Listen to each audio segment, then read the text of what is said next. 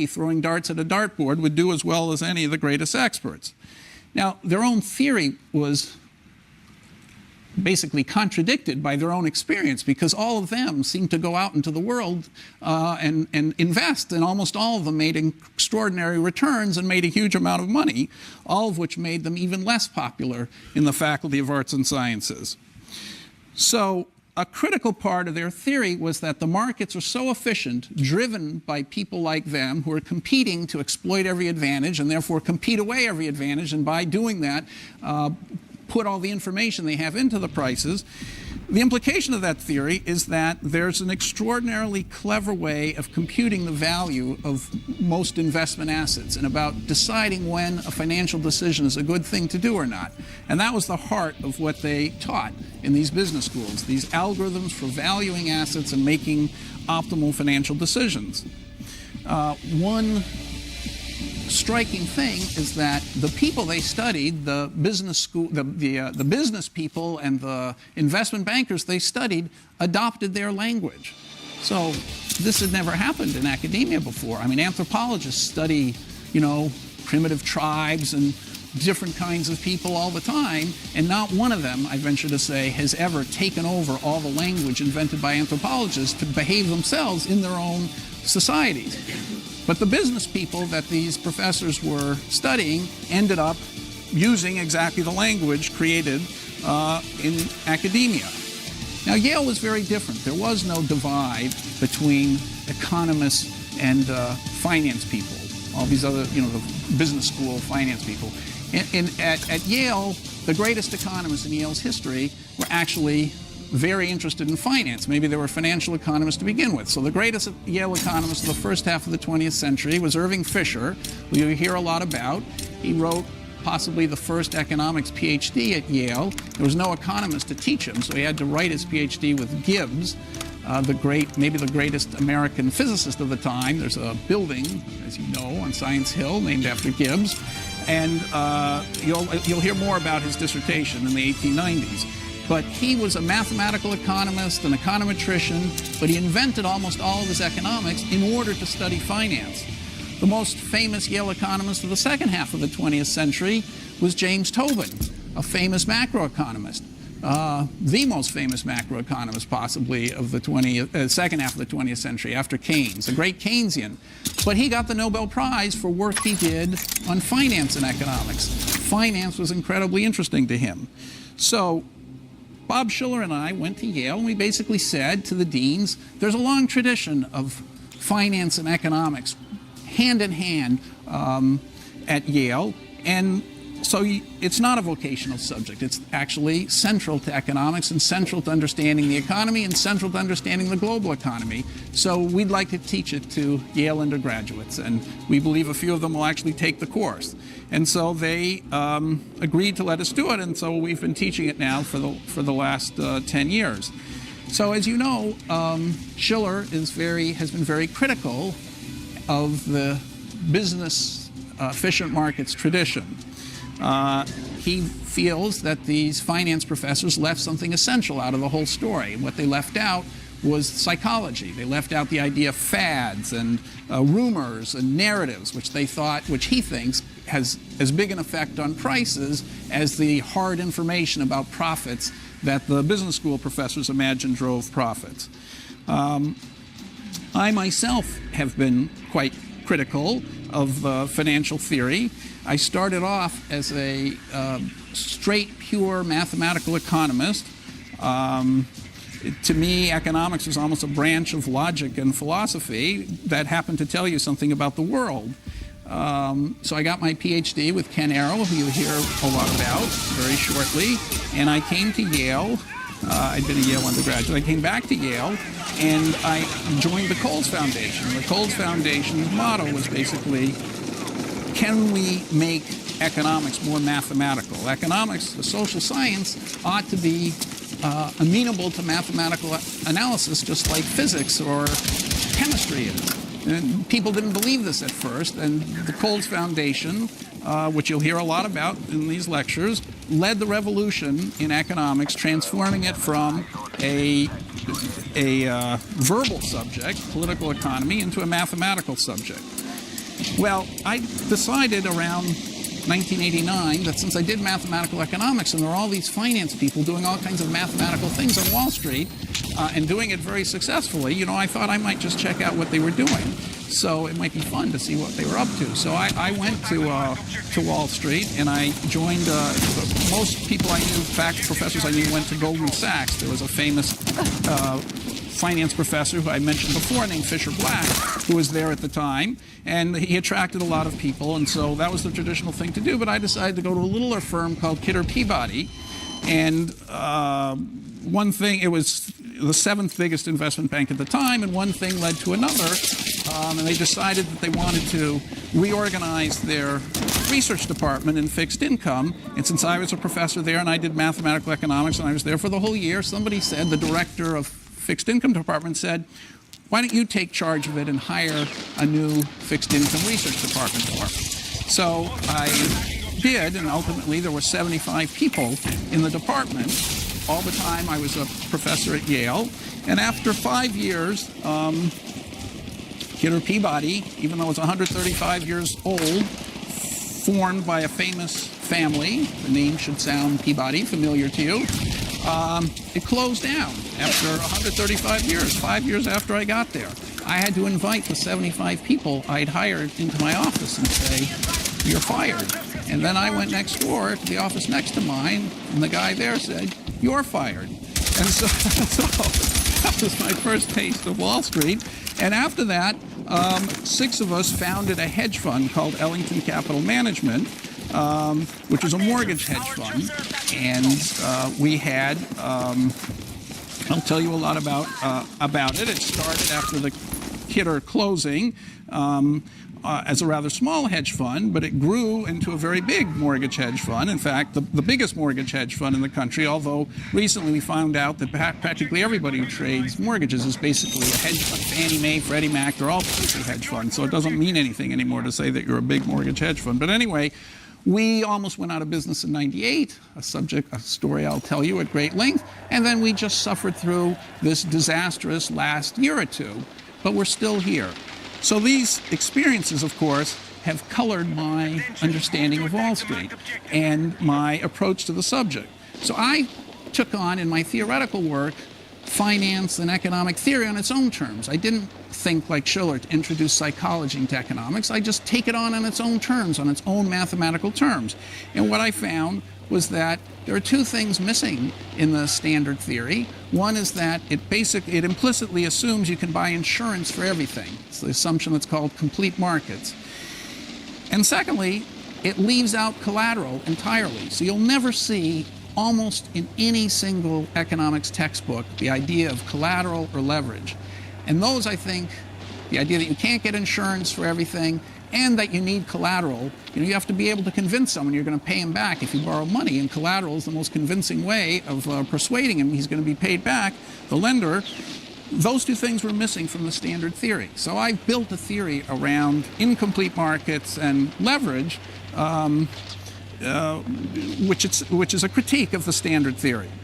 So in a way, Schiller and I have been vindicated by the crash. I mean, so let me just show you a picture here. Well, maybe I will, how bad the crash was.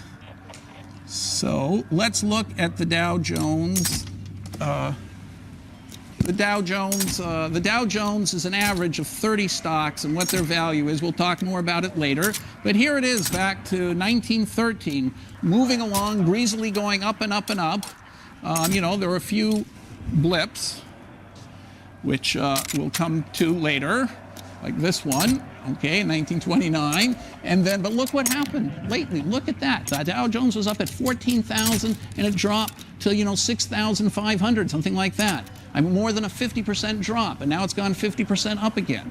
So if you believe these finance professors, you'd have to say that everybody realized that future profits in America were going to be less than half what they thought they were going to be before, and that's why the stock market dropped. And then miraculously, when it hit a bottom, everybody figured, oh my gosh, we misunderstood things. Actually, it's not nearly that bad. And things are 50% higher because now people think that profits really weren't going to go, didn't drop in half. They only didn't drop by 50%. They only dropped by 25%. And that would be the only way, according to the old theory, to explain what happened. Now, Schiller would just say, well, everybody's, they're crazy. They got this into their head that the world was just going to be great. And then, some rumor started and things were so high and people, the narrative changed and they thought things were terrible.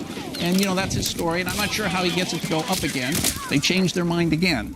But, okay, so, all right, now, by the way, it's a little bit better to look at the Dow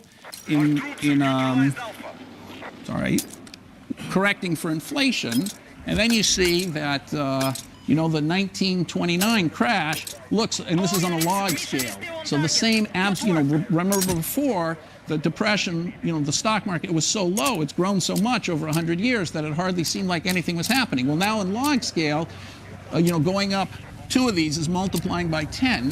You see that in the depression in 1929 through the early 30s, the stock market fell. I don't remember what it is. It looks like it's almost 2 things. It looks like it's 80 or 90%.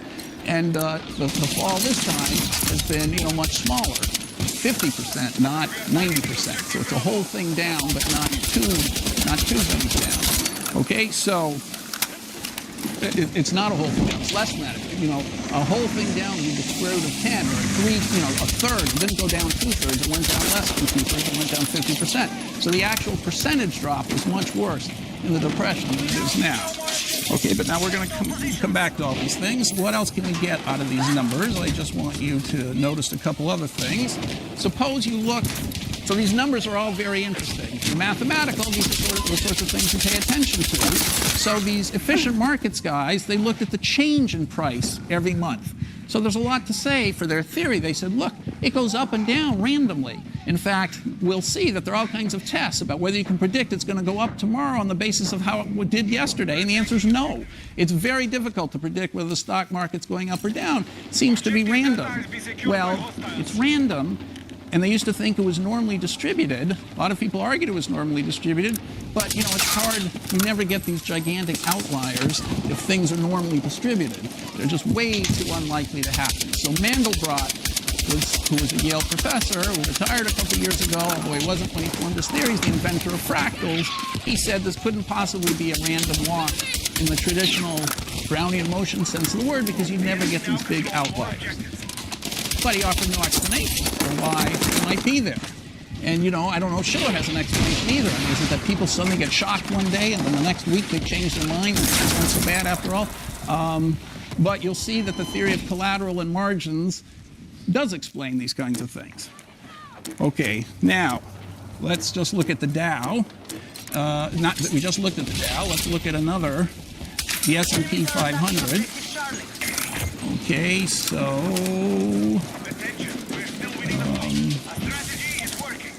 where's the S&P 500?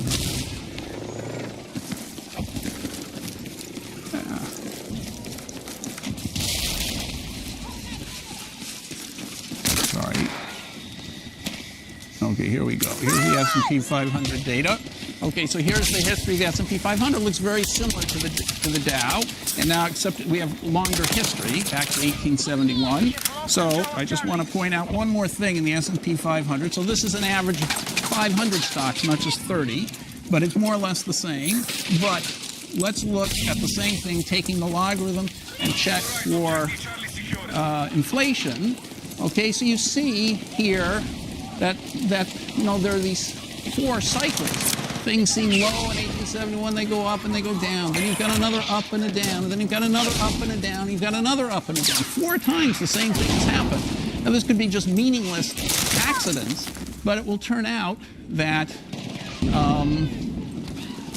the demography of the country, the baby boom cycle, we haven't had just one baby boom, we've had 4 of them. So this cycle of stock prices happens to, which is they're each time a generation long, happens to correspond exactly to the rise, the different age distribution in the population. So another theory of the stock market, which wouldn't have been entertained by these original financial theorists, is that demography has something to do with the stock market. Not information about profits and returns, but the distribution of ages in the population. So I'm not saying this theory is correct, although I was one of the proponents of it, but it shows that there's room, I think, in economics, in finance, for economic things, for demography to matter, for leverage to matter, and not just for expectations about future profits. So let me show you another picture. So this is a second way in which Shiller became famous. He said, well, look at housing prices, the Case-Shiller Housing Index. So he's also famous because he had the idea of collecting housing prices. So, you know, it's quite amazing. Every town has to record, you know, by law, you have to record in the town directory, and they're often on the internet, what the price is of every sale of every house. So everybody has it. It's all publicly available on the internet.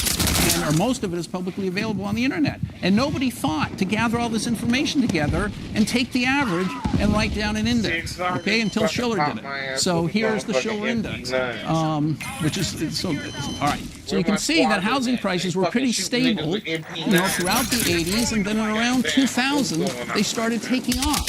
So this is when the stock market was taking off too. So Shiller says this is irrational exuberance. People just went crazy. They somehow think things can never go down, and they're just going to keep going up, and they keep buying because they think things are going to go up. And it's crazy, and things are going to, you know, psychology, eventually people are going to, a new narrative is going to start. Somebody's going to say, oh, they've been going up so long, they can't continue to go up, things have to go down. Okay, and things went down. Now, I think there's something to psychology, so there was something missing in the original finance story. The finance guys, by the way, they would say, well, the rise is not so surprising. Look at the mortgage rates. This is the interest rate you have to pay if you get a mortgage. There's been an incredible decline in mortgage rates over the years. So it's easier, less costly to buy housing. You take the present value of your expenditures on buying the, you know, you just have to pay less. So that's why,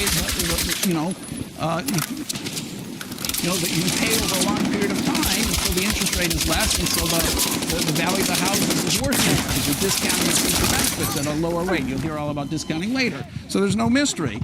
On the other hand, they don't have nothing happened to interest rates. They kept getting lower. So there's no reason why the market should have crashed. So again, this seems like an indication for Shiller. Now, it also, in a way, is a vindication for my theory, which is non-psychological. So I'm distrustful a little bit of psychology because it can be anything, although I agree it's important. So my theory is it's when you take a loan, you have to negotiate two things: the interest rate and how much collateral you put up. Who's going to trust you to pay back? When you buy a house, they say, you can't just borrow the whole value of the house. They say, well, make a down payment of 20%, borrow 80% of the value of the house. Okay, and so what I say is that instead of paying all your attention to the interest rate, think about the collateral rate. Why is it 20% that you have to put down? Maybe it should be 10% or 40%. In fact, that number changes all the time. So here what I've done is the pink line from 2000 to the future. That pink line is Shiller's housing index inverted. You notice the scale on the right is the housing prices, but I've inverted it. Okay, and on the left, I have the down payment percentage. So it starts at 14. These are these are non-agency loans. So I'm not going to explain. We'll come back to the graph later. I don't have time to explain exactly how I got it. But anyway, what you see is that from 2000 onwards, the down payment people were asked to make to buy their house got lower and lower and lower and lower. And it got down to 3%. You could put down 3% of the value of the house and borrow the other 97% of the value of the house to buy it. So, amazingly, the prices go down just with what's called the leverage.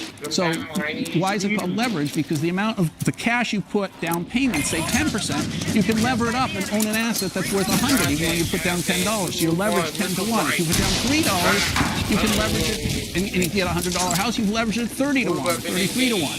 So that's why it's called leverage. So anyway, the point is that leverage went way up. The margins kept going down and down and down. And just at the peak of the housing cycle, which is the bottom of that curve, that's when collateral started getting tougher and people started asking for more money down again. And sure enough, the prices turned around. So if you look at the prices of mortgages, again, the inverse on the right, and you look at the margins on the left, not for buying houses, but for buying securities, and I don't have time to explain this whole graph, but the blue line is the buying securities. So 98 is a big crisis. The margins spike up. I don't have pricing data back till then. That's the blue line. And now from 2007 to 2009, you see the margins spiking up. So to buy a toxic mortgage security, investors don't pay cash. They borrow part of the money to buy it. They used to put down only 5% to buy it. Now they have to put down 70% to buy it on average. Well, what happened to prices? Prices, this is the inverse of prices, in 2007, they started to collapse. Okay, so this going up means prices are collapsing. So once again, the margins, tougher margins means lower prices. And as the margins came down recently, the prices have gone up recently. So it's an alternative theory. So, all right. So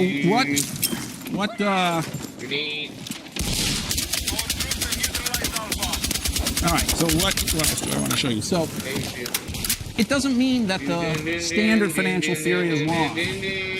After all, I helped run a hedge fund. 6 of us founded it, and we've been in business for 15 years. We must believe in standard financial theory because that's how we've been making a lot of our money. I mean, we exploit all those algorithms, and those are the things I'm going to teach you. So I certainly believe it, and it's very important to teach you that again today. There's more this semester, but there's more to the theory than just that. So let me show you the Dow. I want to show you one more thing in the Dow Jones or the S&P, which I forgot to mention. And where is this? What kind of cheap ass shit on the that? Let's try Dow. Okay, so Dow. Okay, where was the peak of the Dow? It was right over here. Now, what was the date? The date's supposed to flash here. Okay, so it's October 1st, 2007. Okay, now, so that's when people started to realize something was wrong with the world and things headed down. Okay, now why? But if you look at, and until then, nothing bad seemed to be happening in the world. But suppose that you look not at the Dow. Suppose you looked. Sorry. Okay, here's a graph. Suppose you looked at the subprime mortgage index. You see it's 100. You'll understand what these things are. So 100 means nobody thinks there's going to be a default. Over here, January 2007, that's 10 months before the stock market starts to go down, before it hits its peak. The stock market's still going up here. A month later, this is April 2007, a month later, the subprime index starts to collapse. You see it goes from 100 to 60. We're already in February or March 2007. So that means the people, those experts trading mortgages, already realized there was a calamity about to happen. This was long before anyone else perceived anything happening, long before the stock market moved, long before the government did anything to correct the problem. So, just as financial theory says, if you pay attention to the prices, you can learn a lot about the world. The people trading those things, their life depends on fixing the right prices. Probably they know stuff that you don't know. The prices are going to reflect their opinion. If the price collapsed, part of the reason it collapsed, maybe margins and something had something to do with it, but part of the reason it collapsed was because they knew something bad was happening. So for 2.5 years, we've known there's going to be a major catastrophe in the mortgage market. It'll go from 100 to 60, and since to 20 is a total calamity. So you know that there's 1.7 million people who've already been thrown out of their houses. Another 3.5 million aren't paying their debts and are seriously delinquent. Probably all of them will be thrown out of their houses, and another 4 or 5 million after them might default and have to be thrown out of their houses. So it's a major catastrophe, and the market told us and warned us about it 2.5 years ago, and nobody's done anything about it, basically, until now, as we'll find out. So it's not that I think financial theory, the standard financial theory, is wrong. I think it's incredibly useful. I just think it has to be supplemented by a more general and richer theory. So, by the way, maybe I should show you how my hedge fund is done, so that you don't think that was a total failure. Dear, where is my return? Here we go, EMG returns. It's sort of interesting. So we started in the Killer Peabody went out of business in 1994. There was a tremendous crash in the market, a low of the leverage. Purple is Ellington, that's the hedge fund. You'll see that these are other investment opportunities. The S&P 500 is the green thing. It looked like it was doing great for a while. Emerging markets is the blue one, and high yield is the green one, and then there are a bunch of other things like treasuries, and this is LIBOR, which is what banks lend to each other at. So this says if you put your money into any of those strategies, in LIBOR, keep buying, lending your money each month to a bank and seeing what interest you get and seeing how much money you accumulate, or putting your money in Ellington and looking at purple, or putting your dollar into the stock market and see what happens, the S&P 500, seeing what happens. So you see there was a crash here. You're fired. So we start Ellington, and Ellington does great. And so we have all these years we're doing great. From '98, there's another crash. Look what happened. Overnight practically, we lost a huge amount of money. We almost went out of business. Long-term capital, which by the way was run partly by two Nobel Prize winners, Myron Scholes and Robert Merton, two of the guys I mentioned, who were the leaders of the financial crisis. They bankrupted their company, and they went out of business. And why did they go out of business? Because they weren't aware of the leverage cycle, in my view. Anyway, so the prices collapsed. Then look at all these returns shoot up again, and the world seems to be doing great. The stock market, everybody's doing great. Then there's another crisis in 2007. Everything plummets, all together this time, and then everything's going up again. So, it's hard to see this and to live through that. So I remember in '98, for example, when there was a margin call, our lenders called and said, we want more money. We don't believe that the assets are worth as much as they were, and so the collateral's not covering the loan anymore.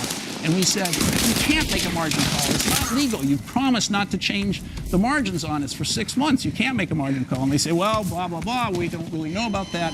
We're making a margin call.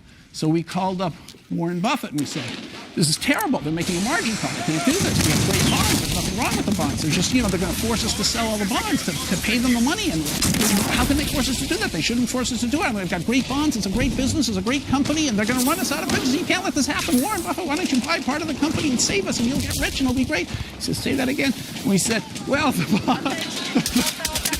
they're going to force us to sell all the bonds on Tuesday to meet their margin call, and we'll get terrible prices for the bonds, and we'll be driven out of business even though they're great bonds just because they're making a margin call. You can't let this happen to us. Buy part of the business and save us, and you'll get rich. You'll own part of a great company.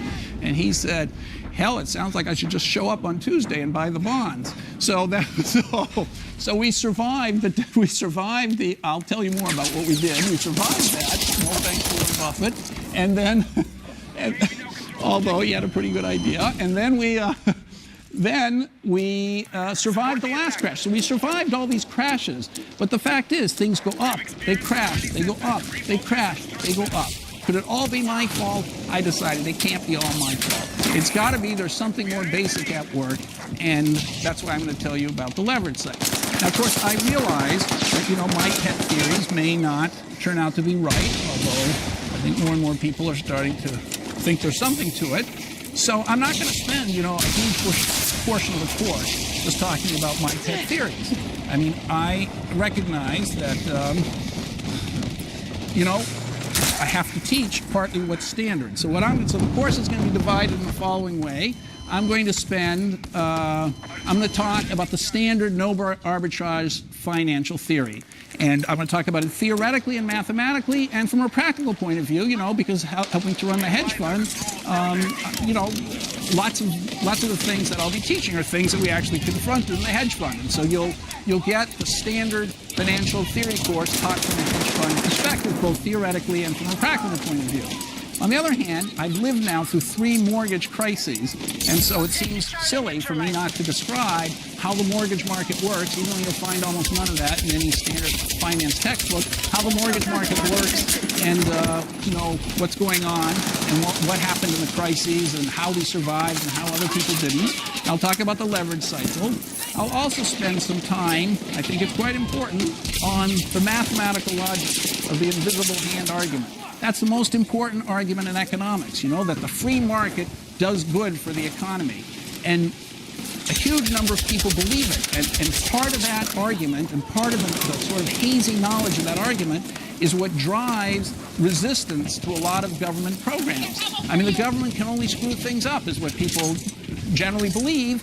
And is it a prejudice or is there some actual argument behind that? Well, I want to go over that argument and show you precisely how it works and how it doesn't work in the financial sphere. And then I want to talk about Social Security. That's one more program. That's the biggest program in the budget. It's as big as defense, and the two of those are much bigger than everything else, vastly bigger than every other thing in the budget. So I want to talk about Social Security and, should it be privatized and should it be reformed and why did it go bankrupt? It's also an interesting mathematical problem because Social Security critically involves the belief that things will go on forever. So there's an infinity in it.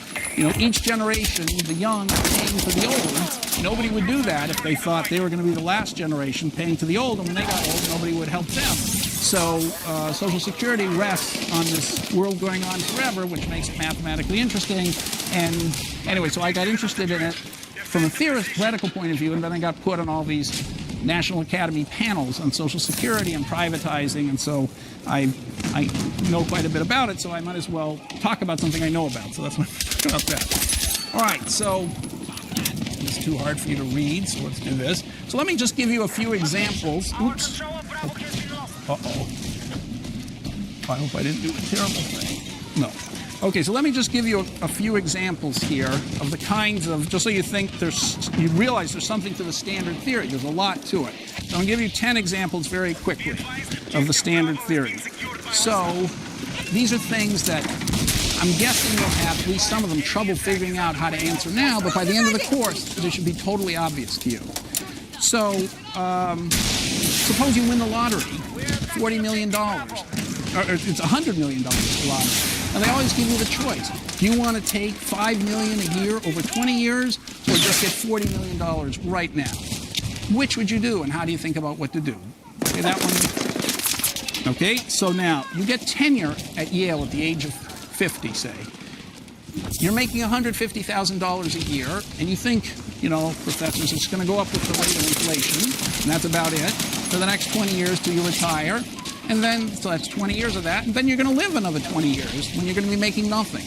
Okay, so how much of the $150,000 is, and let's say inflation is 3%, and what you'd like to do is consume inflation corrected the same amount every year, after you retire and before you retire. So how much of the $150,000 should you spend this year, and how much should you save? Okay, that's another, you'll learn very quickly how to do a problem like that. Okay, now President Levin wrote a few months ago, the end of last year, if you remember, he said that, well, the crisis was bad. Yale was going to weather it, but Yale had lost 25% probably of its endowment. That's $5 billion almost, a $23 billion endowment. So how much should he choose to cut? It's his decision. How much should Yale reduce spending every year? The total spending at Yale is a little over $2 billion. The endowment goes down by $5 billion. What cut should you take to the budget? Should faculty salaries be cut, be frozen? Should, TAs, should you have 3 TAs instead of 4 TAs? What should you do? How big a cut should you take? Now, the same question faced Yale in 1996 or so. I've forgotten exactly the year, 10 or 12 years ago. The previous president, Benno Schmidt, he suddenly noticed that there was deferred maintenance, as he called it. $1 billion to fix the Yale buildings. That's why, incidentally, every year another college gets fixed. They decided there was deferred maintenance of $1 billion. It had $100 million over every year for 10 years had to be spent. The whole endowment then was $3 billion. And now we had a $1 billion deferred maintenance problem. The budget was about $1 billion then. So how much should you cut the Yale budget at that time. So Benno Schmidt said, I'm firing 15% of the faculty. He announced he was firing 15% of the faculty. That was on the front pages of the New York Times, Yale to fire faculty. Well, did he make the right decision? Rick Levin took over as president 3 months later, so probably not. But what mistake did he make in his calculations? What should he have done? What was the right response? Okay, so we're going to talk about it. Okay, so that's something you should be able to. So it's not that hard a problem. Now, let's take a slightly more complicated one. You're a bookie, and the World Series is coming up. The Yankees are playing the Dodgers, let's say, and you know that the teams are evenly matched, and you've got a bunch of friends who you know every game will be willing to bet at even odds on either side. If they think it's, let's just toss it. Well, one of your customers comes to you and says, he's a Yankee fan, he's sure the Yankees are going to win, he's willing to put up $300,000 to bet on the Yankees. If he loses, so if the Yankees win, he gets $200,000, but if the Yankees lose, he loses $300,000. So 3-2 odds he's willing to bet on the Yankees win. Well, you say, this guy's sort of a sucker here. I can take a big advantage of him. On the other hand, the guys, it's a lot of money, $200,000 I might lose, if I have to pay off and the Yankees win. So even though I think that, the odds are in my expected profit is positive because he's putting up $300,000 to make only $200 when they're even odds. In fact, the fact is it's such a big number, I'm a little worried about that. So what do you do? So what can you do? You've got these friends who are willing to bet at even odds, each game by game. So how much money, presumably the first night, you're going to bet with one of your friends. And you take the guy's bet, the customer, you take his $300,000, you promise to deliver him $500 back if the Yankees win, and to keep it if the Yankees lose. What should you do with your friends? Should you bet on the Yankees with your friends? Should you bet on the Dodgers with your friends? And how much should you bet at even odds the first night? Okay, so so the answer is, well, I don't want to give all the answers now, but so there's a way of skillfully betting with your friends and not betting $200,000 or $300,000 the first night with your friends at even odds. You bet some different number than that, which you'll figure out how much to bet so that if you keep betting through the course of the World Series, you can never lose a penny. Okay, but how do you know how much that is? Well, that's the kind of clever thing that you're going to, these finance guys develop to know how to do. So let's do another example like that. I'm running out of time a little bit, but an example. Suppose there's a deck of cards, 26 red and 26 black cards.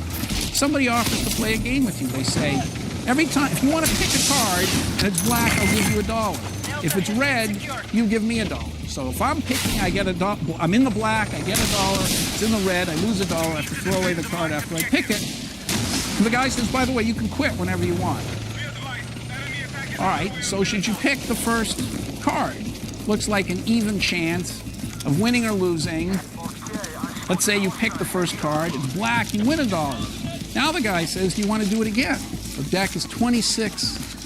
You picked a black one, so there's 26 red left and 25 black. So now the deck is stacked against you. Should you pick another card? Well, it doesn't sound like you should pick another card, but you should pick another card. And I can even tell you how many cards to pick. Even if you keep getting blacks, you should keep picking and picking. So how could that be? It sounds kind of shocking. Well, it's going to turn out to be very simple for you to solve halfway through the course. So let's suppose, that's a more basic question. Let's suppose that there are 30-year mortgages now you can get for 5 3/4% interest. There are 15-year mortgages you can get for less, like 5.3% interest. And one's lower than the other. Should you take the 15-year mortgage or the 30-year mortgage? How do you even think about that? Why do they offer one at a lower price than the other? Okay, one more example. Suppose you're a bank and you hold a bunch of mortgages. That means the people in the houses, you've lent them the money. They're promising to pay you back. And you value all those mortgages at $100 million. The interest rates go down. The government lowers the interest rates. Half of them take advantage to refinance. They pay you back what they owe, and they refinance into a new mortgage. So now you've only got half the people left. Let's say all the people had the same size mortgage and everything. Half the people are left. Is that shrunken pool half as big as the original pool? Is that worth $50 million, half of what it was before, or more than $50 million, or less than $50 million? How would you decide that? Again, this is a question which Might be a little puzzling now, but actually you should be able to get the sign of that today, and start to analyze it. So that's what mortgage traders have to do. They see interest rates went down, a bunch of people acted. The people who are left in the pool are different from the people who started in the pool. Now we've got to revalue everything and rethink it all. So how should we do that?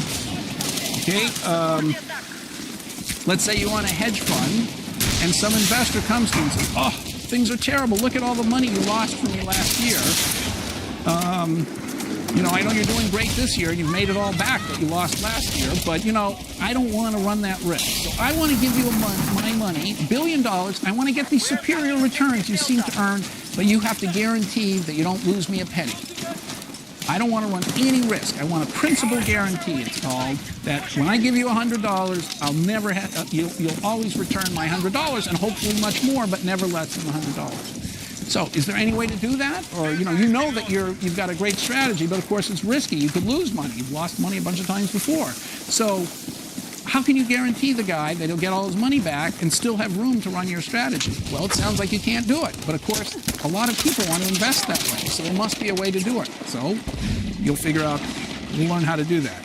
So 3 more short ones. A scientist discovers a potential cure for AIDS. If it works, he's going to make a fortune. He started a company. He's a Yale scientist. He's in medical school, started this startup company. Yale, of course, is going to take all his profits. But anyway, he's startup company.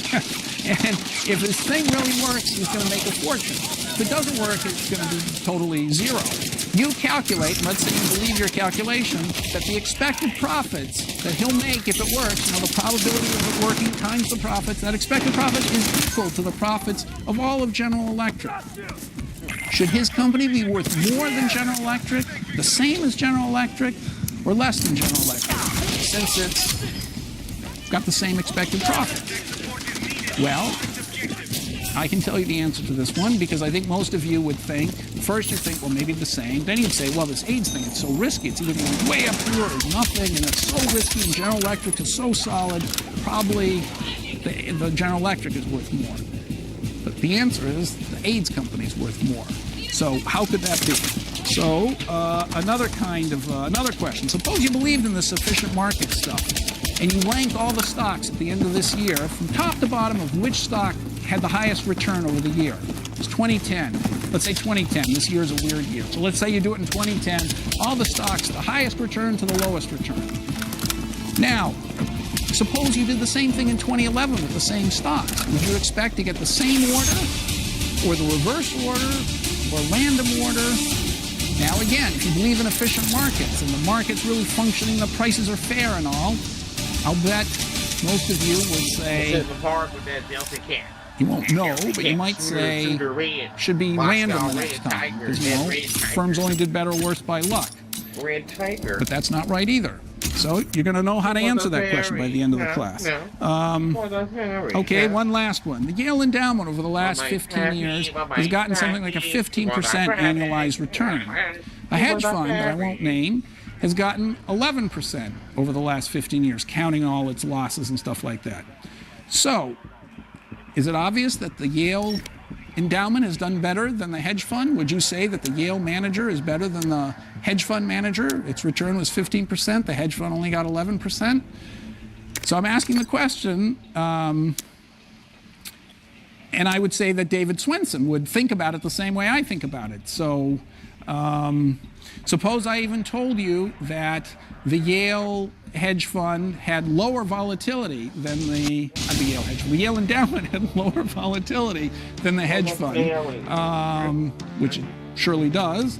Would that convince you now that the Yale Endowment had been managed better than the hedge fund? Well, we're going to answer this question again, and you're going to see that the answer is a little surprising.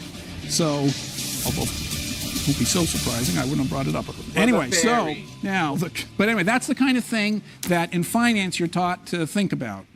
So the crisis of 2007, which we're going to spend a long time talking about, I just want to get back to that subject. Okay, so those list of questions were the kinds of things that I used to teach for years before I was confident about my theory of crises, and it's the kind of questions you have to face all the time in hedge funds, and decisions you have to make, and things you have to tell investors, and so that's the basic part of the course. But I want to say more, so I want to talk about the crisis of 2007, 2009. It started as a mortgage crisis. Okay, now how could it be that everything goes wrong in mortgages? I mean, they're 4,000 years old. The Babylonians invented mortgages. You know, what is a mortgage? You lend somebody money, they put up collateral, they don't pay, you take the house or you take the guy's life. You know, he's a slave or something, but it's the same thing. You borrow money, and the guy promises you can confiscate something if he doesn't pay. 4,000 years, and we screwed it up. How could that, how could that be? So, why should a screw up in the mortgage market have such a big effect on the rest of the economy? You know, were subprime mortgages a terrible idea? Was there some logic to it? You know, and how did we get out of the crisis? How is it that everybody was saying this is the worst crisis since the Depression, maybe another depression, and things seem to have turned around? What is it that we did to get things to turn around? I don't think we're out of it yet, but things are a lot better than they were a year ago. So what is it that the government did to turn things around? It didn't do nearly enough, I think, but it did something. What exactly did it do? Now, Schiller, you know, would talk about the whole thing was irrational exuberance. I'm going to say is all the leverage cycle. But anyway, so that's the mortgage crisis. Now, are free markets good? Okay, I want to talk about the argument. The argument was first made by Adam Smith about the invisible hand. The modern mathematical argument is Ken Arrows, my thesis advisor. And, you know, of course, everybody knows that monopoly and pollution and things like that interfere with the free market, and they have to be regulated. But the financial markets, there's no monopoly. You know, as long as there's no monopoly and there's no pollution, shouldn't the free market function there? So I want to go over that argument and show you what was missing in it, as I said before. And then lastly, we're going to talk about Social Security and, you know, how could that system be going bankrupt? I mean, it just seems shocking. You know, there's a $2 trillion trust fund. It's going to run out in 2024 or something, and after that, the system will be broke. And so how did it happen? Why is it broke? What can we do to fix it? You know, so George Bush said, well, it's terrible. Even if we manage to sort of get the trust fund rehabilitated, young people like you are going to get a 2% rate of return. If you put your money in the stock, even allowing for the last crash, over the long haul, the returns have been 6%. So it's terrible, Social Security. Something's wrong with the system. We should privatize it and let everybody, young people like you, put your money in stocks instead. Well, Gore, in the debate in 2000, said you can't do that, because then the old people are expecting their money, can't get paid. And both of them agreed that, you know, it was all the baby boomers' fault. You know, people like me, we're getting old, we're going to retire, that's why the system's going to get broke. So that's the conventional wisdom. All three of those things are wrong. So we're going to find out why. Okay, so that's the big, so in summary, you know, why study finance? It's to understand the financial system, which is really part of the economic system. It's to make informed choices. You know, is privatizing Social Security a good or bad thing? You know, is regulation of financial markets a good thing? You know, the language that you learn is the language that's spoken on Wall Street. It was created by professors, and yes, practitioners use it. I think, for me, it's incredibly fun. All these little puzzles, as J.P. Morgan said, money's just a way of keeping score. You have to figure out what something's worth in the end. You get it right, you've solved the puzzle, right? And, you know, it'll help you make good decisions in a potential career. That's the standard reason to take finance. Now, the prerequisites of the course, so I want to make this clear, you don't really need Econ 115. It will be helpful because this logic of the free market being good or bad, you know, that was already started in Econ 115. That's what they call it now, right? It's still called 115. Yeah. So I used to teach it, but I haven't done it for years. So anyway, what you really need is mathematical self-confidence. It's not going to be high math, it's going to be simple math, but it's relentless over and over again. And I can tell you that every year there's the 5% of this, you know, of you, let's say 5 or 10 out of the 100, 20 are going to just get bored doing problem after problem, and they're probably not that, you know, those 10 maybe haven't that much experience doing it, don't feel very confident doing it, stop coming to the class, and then really have no idea what's going on. So if, you know, my sister is probably much smarter than I am, but she doesn't like math. I wouldn't, you know, she wouldn't take this course.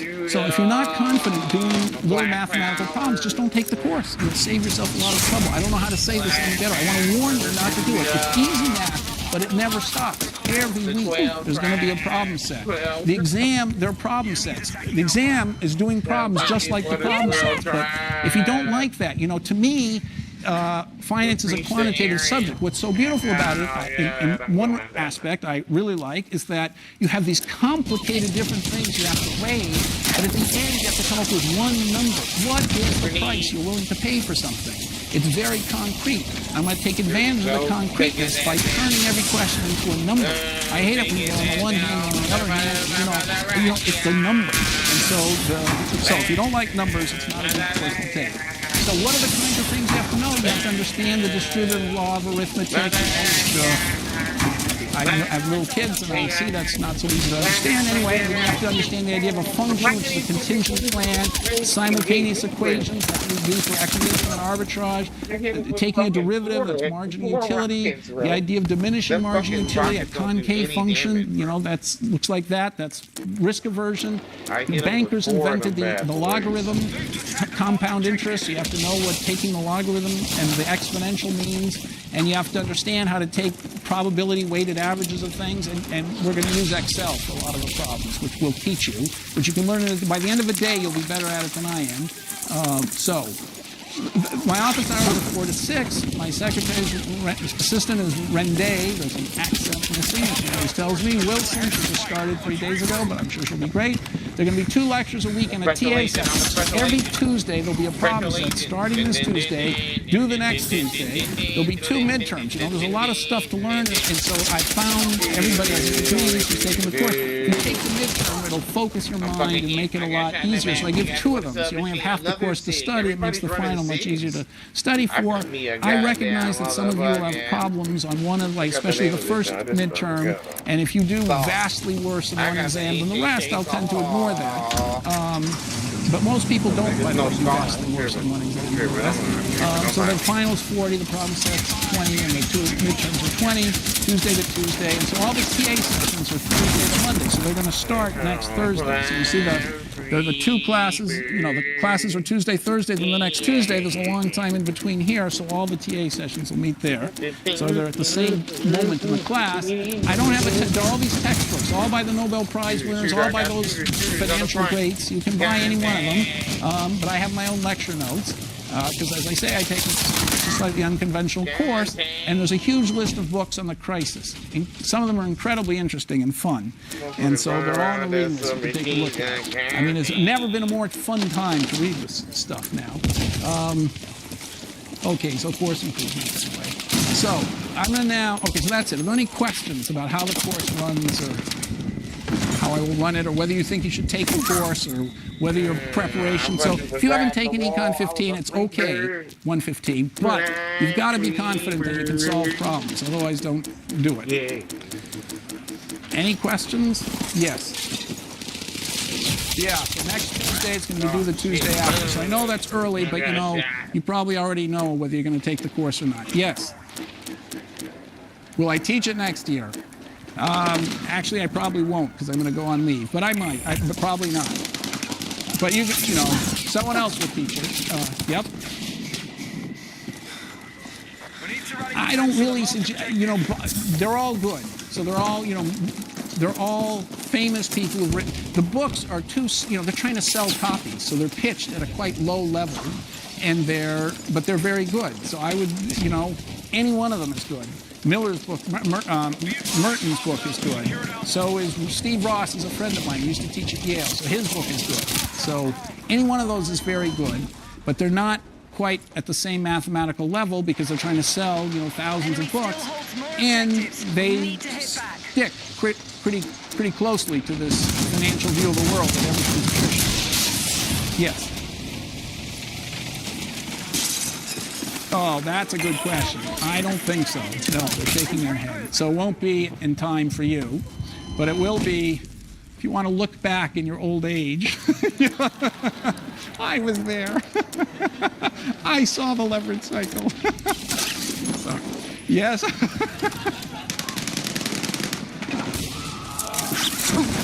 Oh, the lecture notes are all posted already before the class. So the first 12 of them are there, and I'm changing them each year, so there'll be some change. So last year's first 12 are there, and they might change a little bit, but you can already get an idea of what they're about. This first lecture is not on, but the rest of them are. Any other questions? Yes. Oh, you should be signing up now. I don't know how to do this. It's online or something, right? You sign up online. Yeah, so you should pick your sections. We might add another section if all of you stay, but, you know, probably you won't. So, but if we do, we'll add another TA section. Okay, yes. The grade distribution. I don't know. The standard Yale junior level course grade distribution, which is, you know, when I was at Yale, things were much tougher.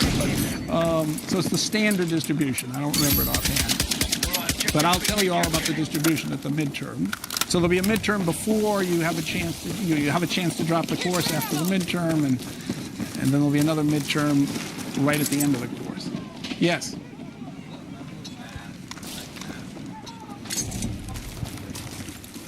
Okay, I was trying to say that. I'm glad you asked me again. So I went over the things you have to know. You have to be able to take, if you have 3x minus 4x squared, you have to be able to take the derivative of that, which is 3 minus 8x. If you've got the log natural of x, you have to take the derivative. It's 1 over x.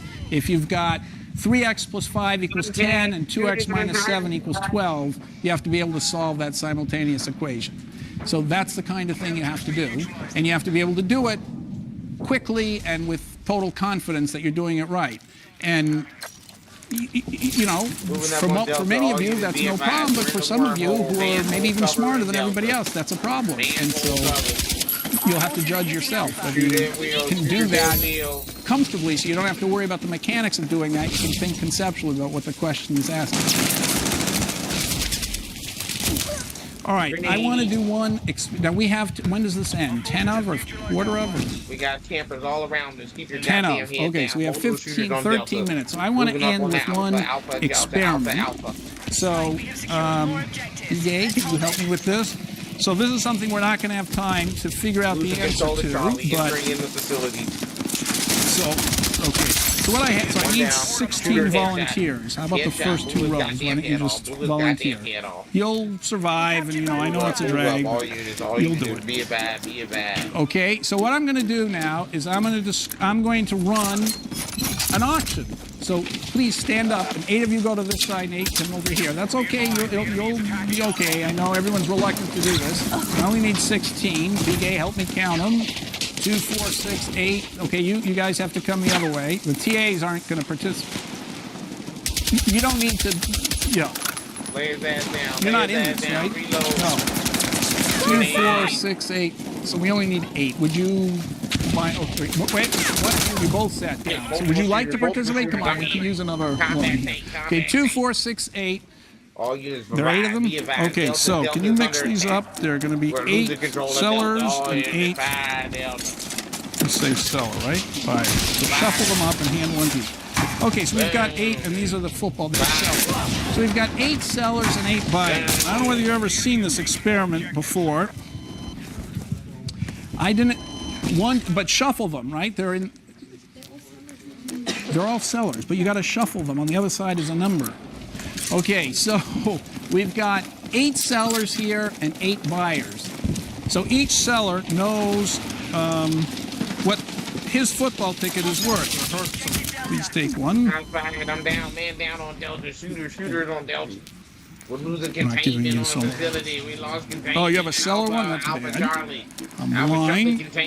Buyer, thank you. Does this say buyer or buyer? Okay, you should be one short. Here's an extra. Okay, so there are 8 sellers and 8 buyers. They've got the football tickets. Each of them knows what the football ticket is worth to her. Okay, there are 3 women here, only 2. So these are the hers. Each one of them, she knows exactly what it's worth to her. So say it's 15. The football ticket's worth 15. Now, if she can sell it for more than 15, she's going to do it. She's going to make a profit. If she sells it for less than 15, she's not a very good trader. Okay? She's not going to do that. She's going to say, if I can get more than the football ticket is worth, I'm going to sell it. If I can get worse, if I can't get more than it's worth, I won't sell it. Okay? So everybody knows what the football ticket is worth to herself. All these guys, they know what the ticket is worth to them. So say someone thinks it's worth 30. That guy's going to say, if I can get it for less than 30, like for 15, I'm going to get it. if I can get, that'll give me a profit of 15. If I can only get it for 40, I'm sure not going to do that because I'm paying more than I think it's worth. Okay, so you all got that? You have a reservation value yourself. You don't want to pay more than it's worth because then you're losing money, and they want to sell it for more than they think it's worth because then they're making money. Okay, so nobody knows anybody else's valuation. The information is distributed completely randomly across the class. Now, this is a famous experiment. I'm not the first one to run it, although I've done it for 10 years. I do it in my graduate class and my undergraduate class. The undergraduates, by the way, always do better than the graduate students. But anyway, so this knowledge is distributed in the whole environment. And we're going to see what happens when I start a chaotic interaction between all of these 16 people. What's going to happen? And you would think it'd be total chaos. Nothing sensible is going to happen. And that does happen. It's very embarrassing for me. But what the efficient markets guys would say is something amazing is going to happen. The market is going to discover what everybody thinks it's worth and figure out exactly the best and right thing to do, and that's what's going to happen. Now, it's hard to believe that with this little preparation that you've had, zero training, zero experience, and they're only going to have 2 minutes to do this. So you see the class has got 8 minutes to go.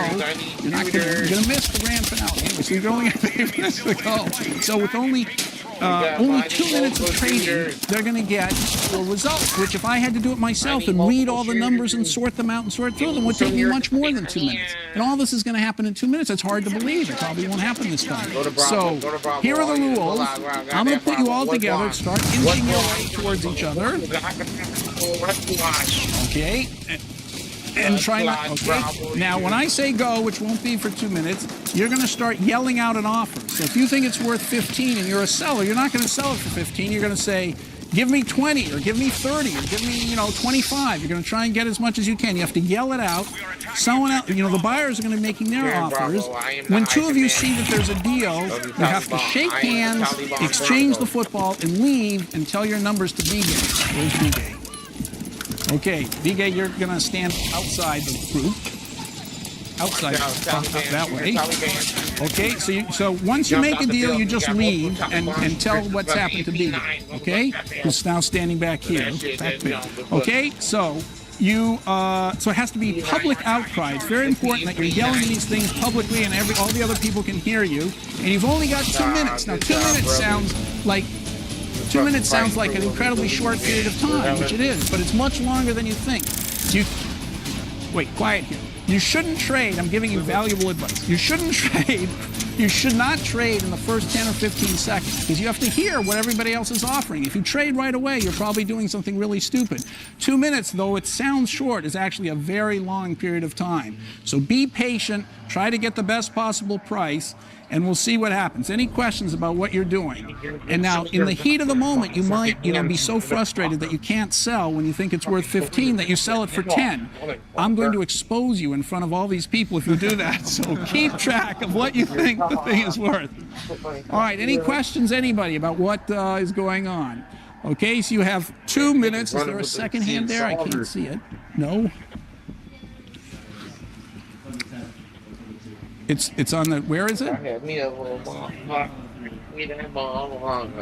It's on the 3. Okay, I think I see something. Okay, so when it gets to the 4, we're going to start. So, start, go. 40, 56.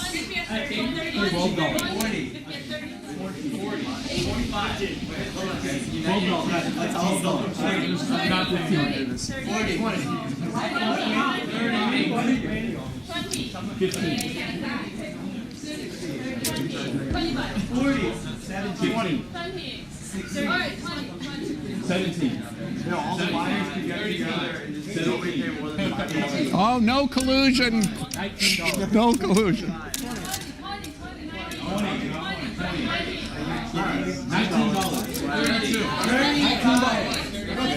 Okay, come out and tell Bigay. If you made a deal, tell Bigay.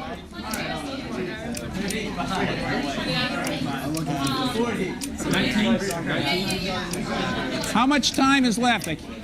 1 minute left. Okay, plenty of time. 1 minute.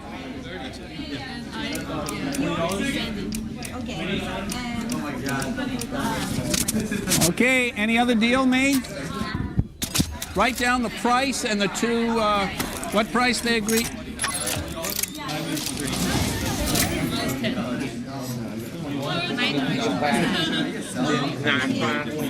How much time? 15 seconds. 25 seconds. Stay cool. Medic!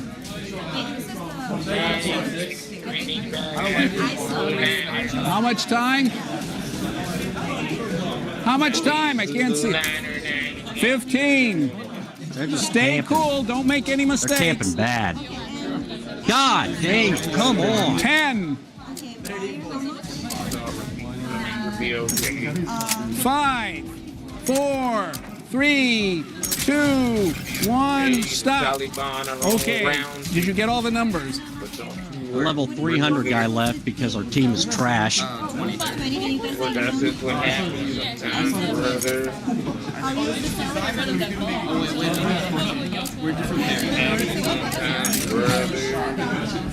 Okay. Give me back the tickets. Okay. Give Yeah, me back stand the right in front of tickets me. and the- Designed this to make it look bad on camera. No, you're going to look great on camera. You are. Okay, give me all the tickets back. All right. Go down. Okay, Big A, you getting done there? Okay, all the tickets, I need them all back. All the stuff. God, your big folders here. You know, these tickets have lasted 10 years. Till you guys took over. Okay, there they're all crumpled up. Okay, all the tickets. Here, I need them all back. Okay, you can sit down now. Everybody's reported in.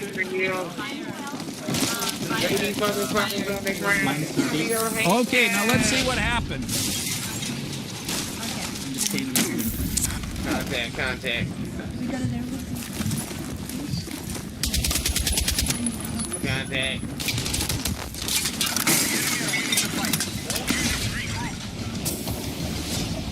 Okay, you got them all? Five traded. Five, yeah. 5 bought and sold. Okay. Okay, so stand. Okay. So here's what happened. Here were the numbers. Okay, so we have 5 minutes just to look at this. So all the buyer prices are blue, 44, 40, 36. You should recognize these as buyers. And the red ones were the sellers. So you notice that every seller, for every buyer, there's a seller who's underneath. Okay, so it could have happened that 38 sold to 44, and 34 sold to 40, and 37, and 28 sold to 36, that's 32. All that you could have had 8 trades. So what did happen? Nothing like that happened. You had 5 trades, 5 pairs of people traded, and there was 3 poor schlumps, pairs of people at the end looking despondent, hopeless, unable to trade, worried that they were on camera. So, is there... Now, There's no let's way see this dude is who are the cheating. people who traded. So, B-Gate, name the buyers who bought. You don't need the buy. The fight. No. Take cover, multiple shoots. Okay, here. It was all quick, so I don't know everybody. They were all Russian. You didn't get the. You got them. That's everything. Okay, great. Okay, so here's what happened. Mr. Seller 10 sold to 36 at a price of 20. Mr. Seller 9 sold to buyer 20. So 9, there is no 9. Oh, 6? 9 sold to 20 at a price of what? 20. 6. That's okay. So, seller 6 sold at a price to 20 at a price of 20.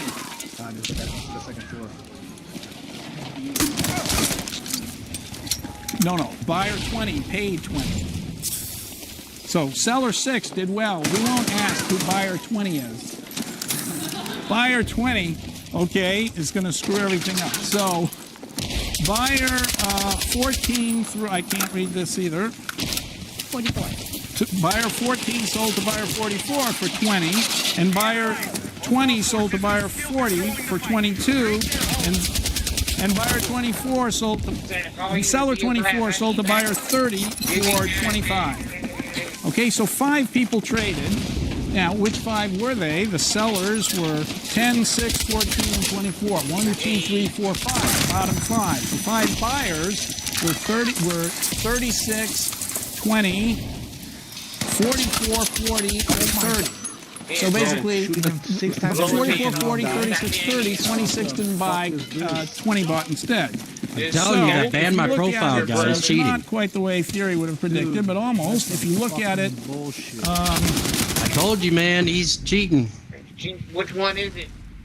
Is it all Ban of my them? profile. if you look at it, Yep, just did it to me again. He just played. you put the sellers instead of from top to bottom, you put them from bottom to top, you get what looks like a demand curve and a supply curve. And so what happened? All these 5 people ended up selling. 1, 2, 3, 4, 5. Those were exactly the sellers. The price they sold for was all between 20 and 25. And the 5 buyers were 44, 40, 36, 30. 26 didn't manage to buy, but 20 bought. So basically, what is the theory of the free market? The theory of the free market says this chaotic situation where they had less than 2 minutes to decide what to do could be analyzed as if you put a demand curve together with a supply curve, and there was one price that they miraculously used. Here it should have been 25. It turned out to be 20 or 22 that all the trades took place at. At that one price, you get all the trades happening. The people who have the highest valuation buyers, they're the ones who get the tickets. The people with the lowest valuation sellers sell it. So the people who end up with the tickets are these red guys at the top and the blue guys at the top. All the tickets go from the least good guy, the least, not good, least people who value the stuff least to the people who value it more. So the market has done an extraordinary thing. In 2 minutes, so there was one mistake.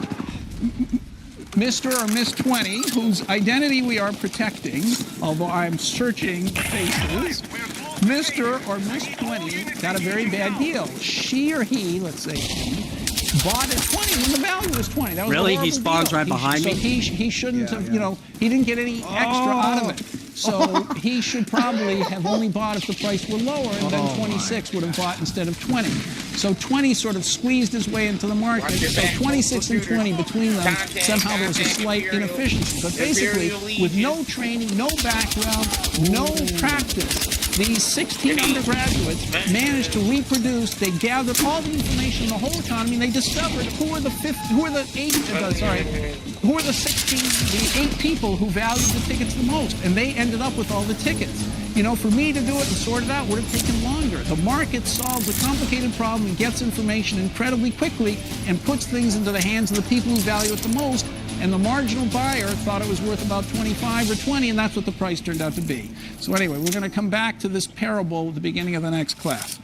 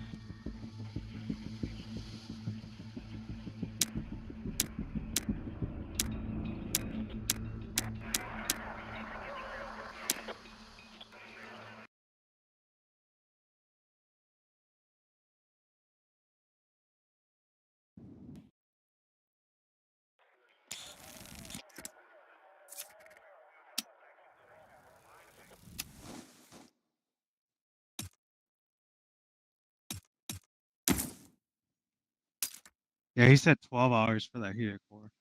You see that motherfucker thumper, that little thumper on there? I'm a real GI goddamn Joe.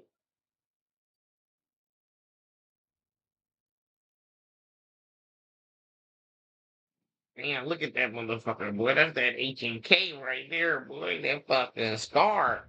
That motherfucker with that desert camo on that motherfucker, boy. I thought y'all see that desert camo on that motherfucker, boy. Contact. Zulu 1 is Zulu 1. Make sure that Hyperion. Oh yeah, this jump dumping, boy. This jump dumping. Ready,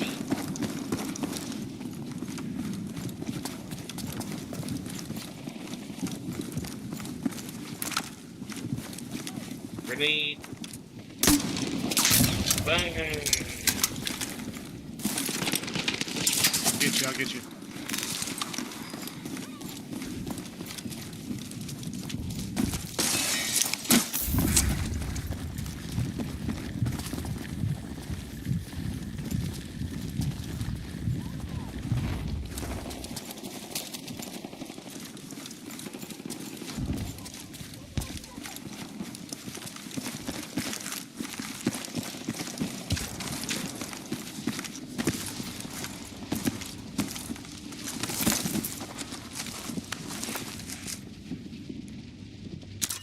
They camping? What the fuck?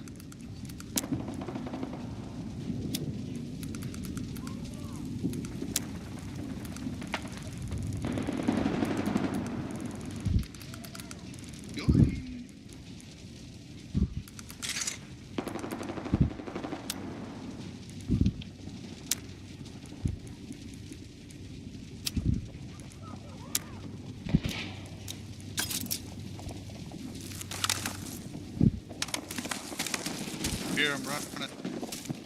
Fuck, I didn't know that.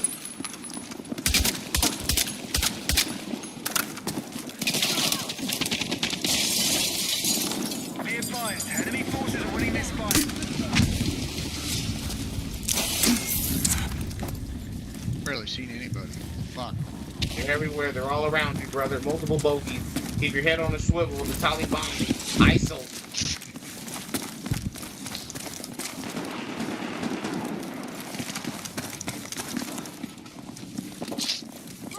They're coming in. Reload, reload.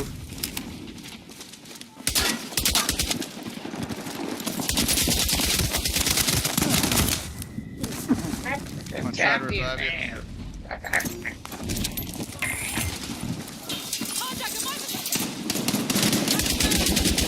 Oh shit, behind you guys, behind you guys. Ready.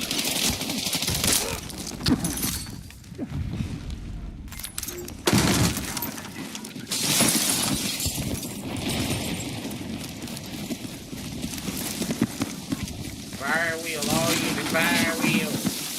Multiple bogeys, multiple bogeys. Grenade. Coming to revive you. 10-4, it's all gravy, brother. Just to the right of you.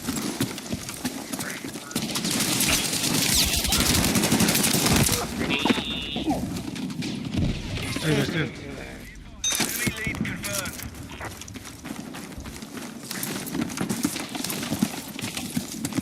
Come on, get me up, medic. Yeah, I'm trying to get 10 revived. It's fucking hard in this game mode.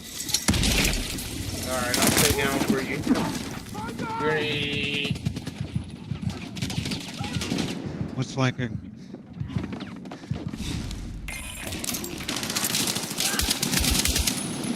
God damn, you're all around us.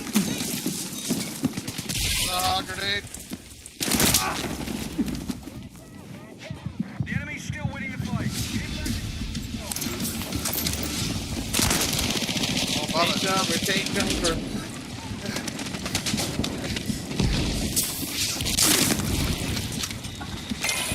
Oh, Yeah, the flying tourniquet. Oh damn, we're only 2 kills down. Keep going, boys. Fire wheel. Only 2 kills down.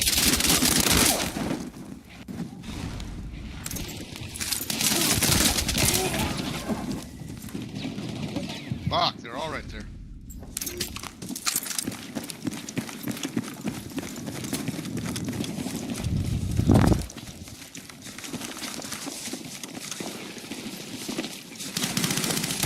Behind you, buddy. Multiple bogeys, multiple bogeys.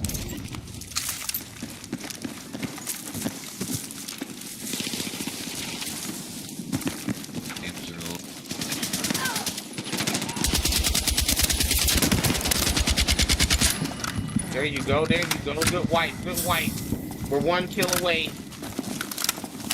on me. I'll try to revive you. There we go. Fight Shit's on the bad. street. Did not mean to press skip.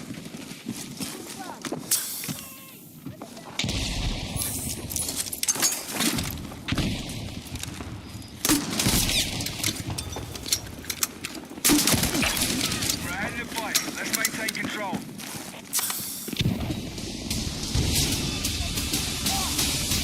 place. Keep going. Steady as she goes.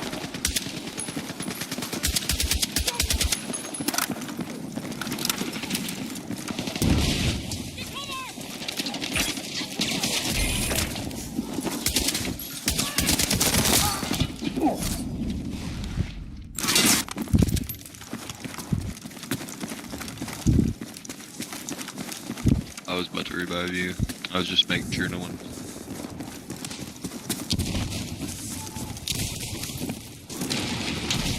Wait, he's jumping out.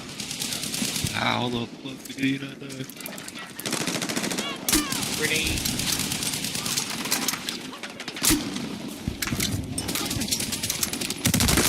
Whole bunch of enemies on this build. Grenade. They're juiced up. That middle building's packed full. Fire wheel. Bring that bitch down. Hostiles have the lead.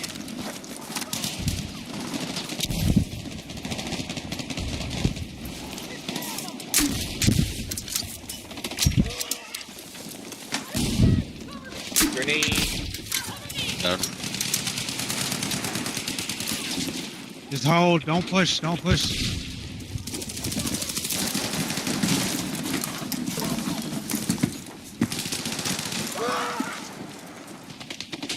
5 enemies still in play. Just hold. Just hold.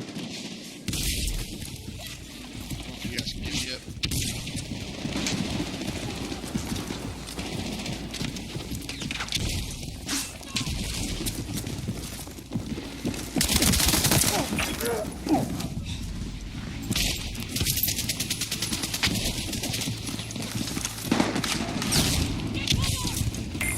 Fuck. Be advised, enemy forces have taken the lead. Down by 1 kill.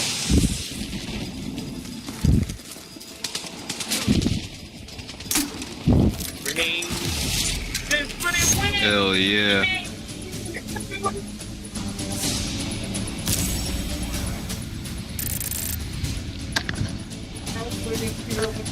Barely, just barely.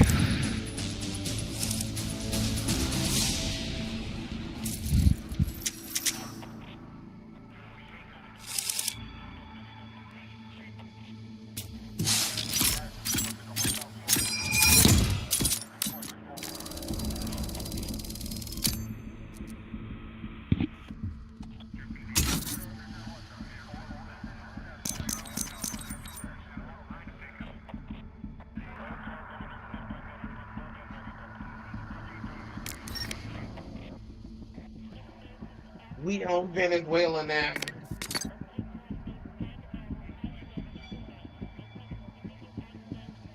Grenade.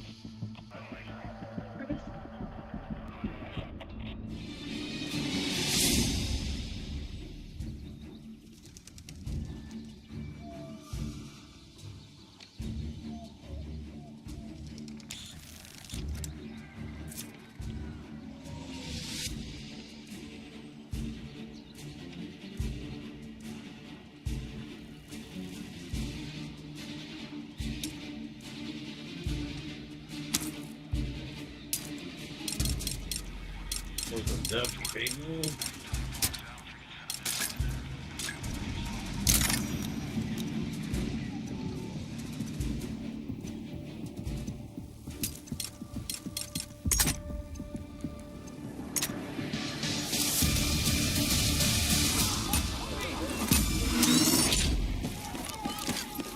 Kill order confirmed. Destroy all targets.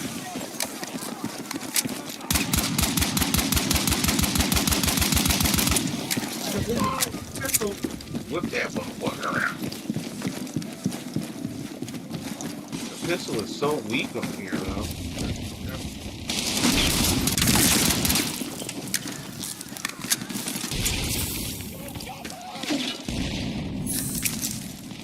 Grenade.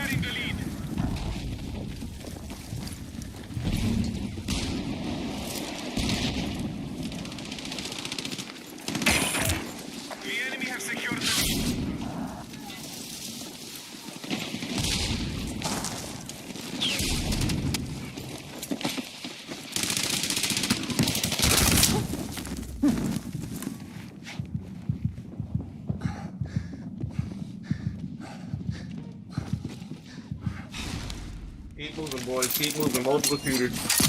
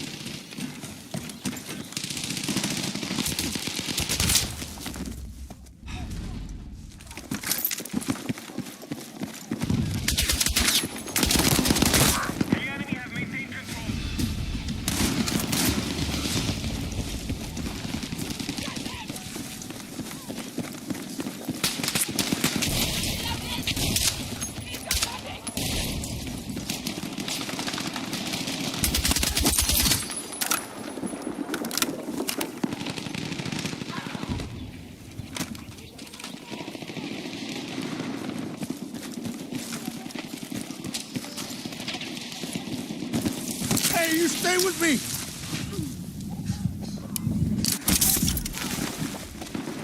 Cheers! Thank you!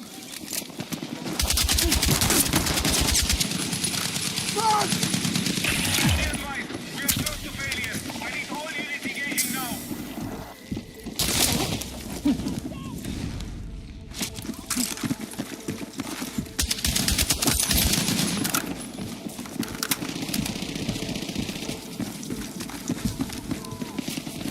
We have 5 soldiers left.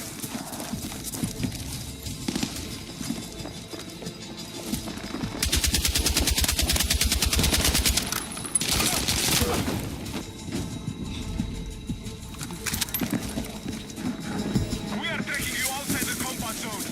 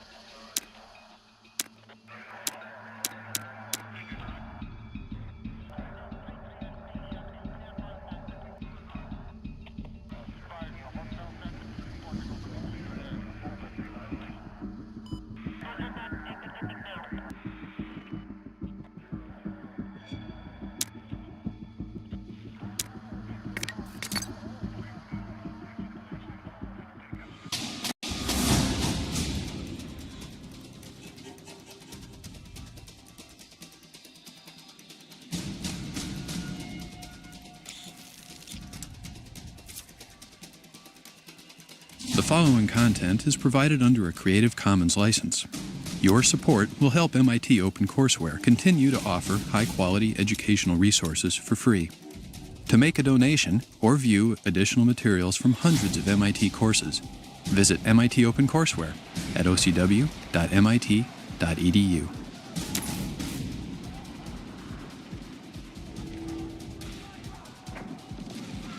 All right, let's start.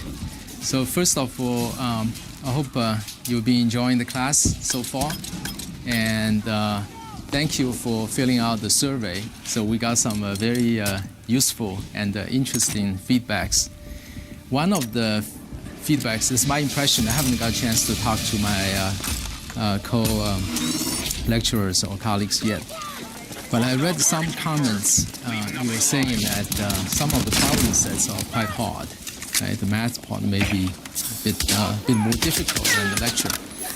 So I'm thinking, so this is really the application lecture, and from now on, after 3 more lectures by Chumbo, there will be essentially the remainders are all applications. The original point of having this class is really to show you how math is applied, to show you those cases in different markets, different strategies, and in the real industry. So I'm trying to think, how do I give today's lecture with the right balance? You know, this is after all the math class. Should I give you more math, or should I? You had enough math. It sounded like from the survey you probably had enough math. So I probably want to focus a bit more on the application side. And from the survey, also seems like most of you enjoyed or wanted to listen to more on the application side. So anyway, as you've already learned from Peter's lecture, the so-called modern portfolio theory. And it's actually not that modern anymore, but we still call it modern portfolio theory. So you probably wonder, in the real world, how actually we use it. Do we follow those steps? Do we do those calculations? And so today I'd like to share with you my experience on that, both in the past, different area, and today probably more focused on the buy side. Oh, come on in. Yeah. Actually, these are my colleagues from Harvard Management, so, so they will be able to ask me really tough questions. Thank you. So anyway, so how I'm going to start this class? You wonder why I hand out each of you a page. So does everyone have a blank page by now? Yeah. Actually, yeah. So, yeah. Could you also pass it? Yeah. So I want every one of you use that blank page to construct a portfolio. Okay. So you say, "Wow, I haven't done this before." That's fine. Do it totally from your intuition, from your knowledge base as of now. So what I want you to do is to write down, to break down the 100% of what you want to have in your portfolio. Okay, you said, give me choices. No, I'm not going to give you choices. You think about whatever you like to put on, wide open, right? And don't even ask me the goal or the criteria, based on what you want to do. And so, totally free thinking, and but I want you to do it in 5 minutes. So don't overthink it, and just hand it back. Okay, so that's really the first part. I want you to show you intuitively how you can construct a portfolio. Okay, so what does a portfolio mean? Okay, that I have to explain to you. Let's say for undergraduates here, so your parents give you some allowance. You manage to save $1,000 on the side. You decided to put into investments, buying stocks or whatever, or gambling, or buy lottery tickets, whatever you can do. Just break down in percentage. That could be $1,000, or you could be a portfolio manager, have $100 billion, or whatever. Or Dan and Save, they raise some money, start a hedge fund. They may have $10,000 to start with. How do you want to use those money on day one? Right? You think about it. Then, so while you're filling out those pages, so please hand it back to me. It's your choice to put your name down or not. And then I will start to assemble those ideas and put on the blackboard. And sometimes I may come back to ask you a question, why do you want to put this? So that's okay. I don't feel embarrassed. I'm not going to put you on the spot. But the idea is I want to use those examples, right, to show you how we actually connect theory with practice. I remember when I was a college student, I learned a lot of different stuff, but I remember one lecture so well. One teacher told me one thing. I still remember vividly well, so I want to pass it on to you. So how do we learn something useful? Right? You always start with observation. Come on! So that's kind of the physics side. You collect the data, you ask a lot of questions, try to find out patterns. Then what you do, you build models. You have a theory, you try to explain what is working, what's repeatable, what's not repeatable, right? So that's where the math comes in. You solve equations sometimes, but in economics, a lot of times, unlike physics, the repeatable patterns are not so obvious. So what you do after this, so you come back to observations again. You confirm your theory, and verify your predictions, and find your error. Then this feeds back to this room. And a lot of times, the verification process is really about understanding special cases. That's why today I really want to illustrate the portfolio theory using a lot of special cases. And so can you start to hand back your portfolio construction by now? Okay, so just hand back whatever you have. Even have one thing on the paper, that's fine, or many things on the paper, or you think as a portfolio manager, or you think as a trader, or you think as simply as a student, or as yourself.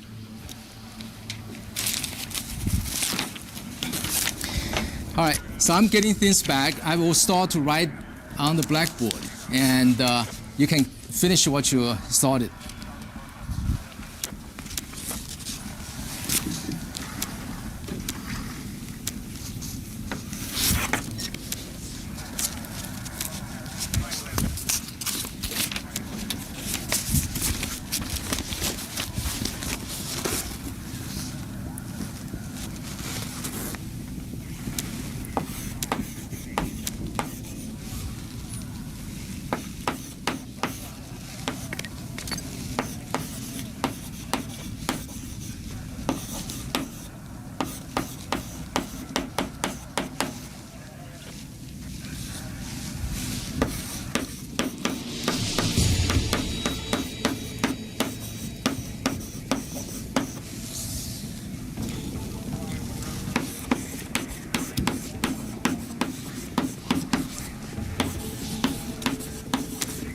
By the way, that's the only slide I'm going to use today. I'm not, because I realize if I show you a lot of slides, you probably can't keep up with me. So I'm going to write down everything, just take my time. And so hopefully you get a chance to think about questions as well.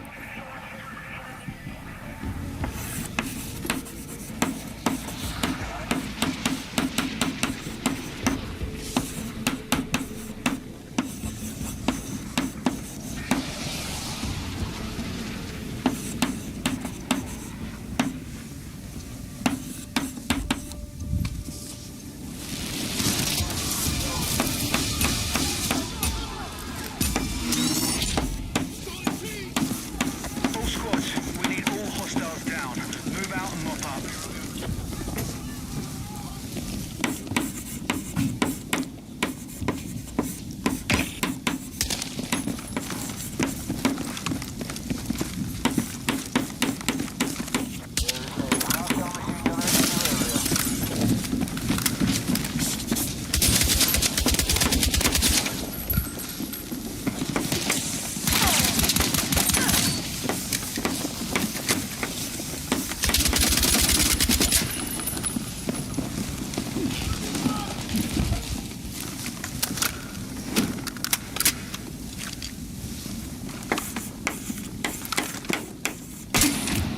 Okay, we're in the lead.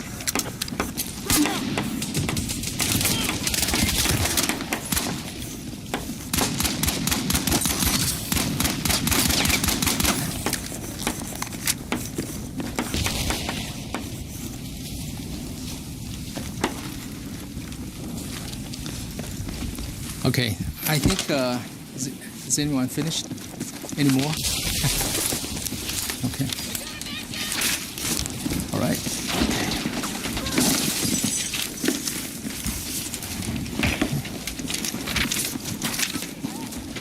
Okay, great. You guys are awesome. Okay, so let me just have a quick look to see if I missed any. Okay. Wow, very interesting. So I have to say, so some people have high conviction, 100% in one of those.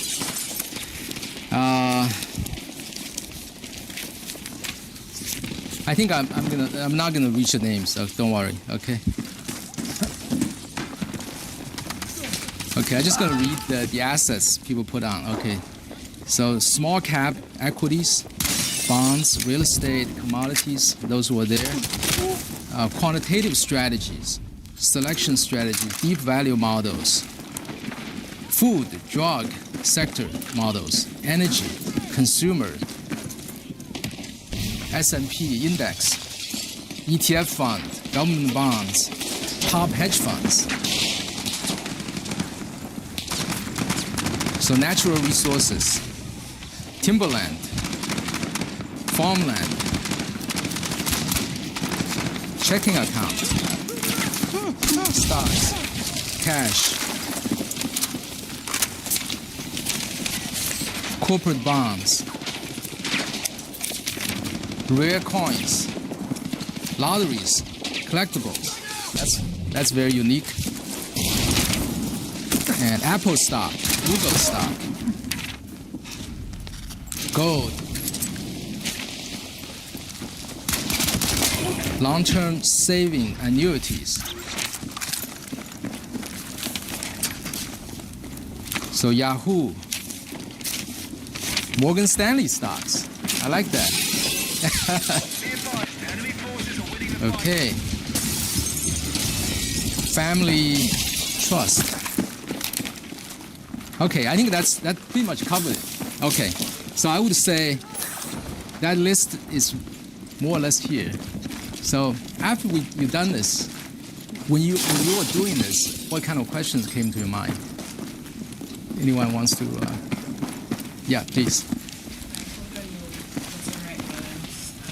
To draw in my portfolio, like cash, deals, stuff like that. Yeah.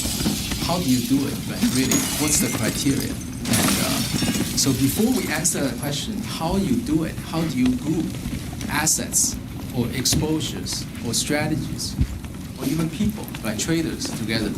I mean, before we answer all those questions, we have to ask ourselves another question. What is the goal? What is the objective, right? So we understand what portfolio management is. So here in this class, we are not talking about how to come up with a specific winning strategy in trading or investments, but we are talking about how to put them together. So this is what a portfolio management is about. So before we answer how, let's see why. Why we do it? Why do we want to have a portfolio, right? That's a very, very good point. So let's understand the goals of portfolio management. So before we understand goals of portfolio management, let's understand your situations, everyone's situation.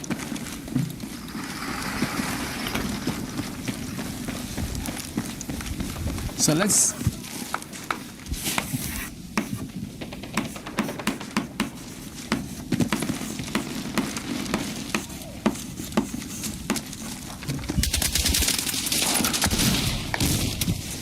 let's look at this chart.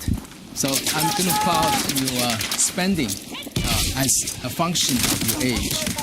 So when you are age 0 to age of 100, so everyone's spending pattern is different. So I'm not going to tell you this is the spending pattern. So obviously, when kids are young, they probably don't have a lot of hobbies or tuition, but they have some basic needs. So they spend. Then the spending really goes up. Now your parents have to pay your tuition, or you have to borrow loans, scholarships, and then that's college. Then you married, you have kids, you need to buy a house, buy a car, pay back student loans. You have a lot more spending. Then you go on vacation, you buy investments, you just have more spending coming up. So, but it goes to a certain point, it will taper down, right? So you're not going to keep going forever. So that's your spending curve. And the other curve you think about is what's your income? What's your earnings curve? You don't earn anything when you're just born. But you're earning, so this is spending.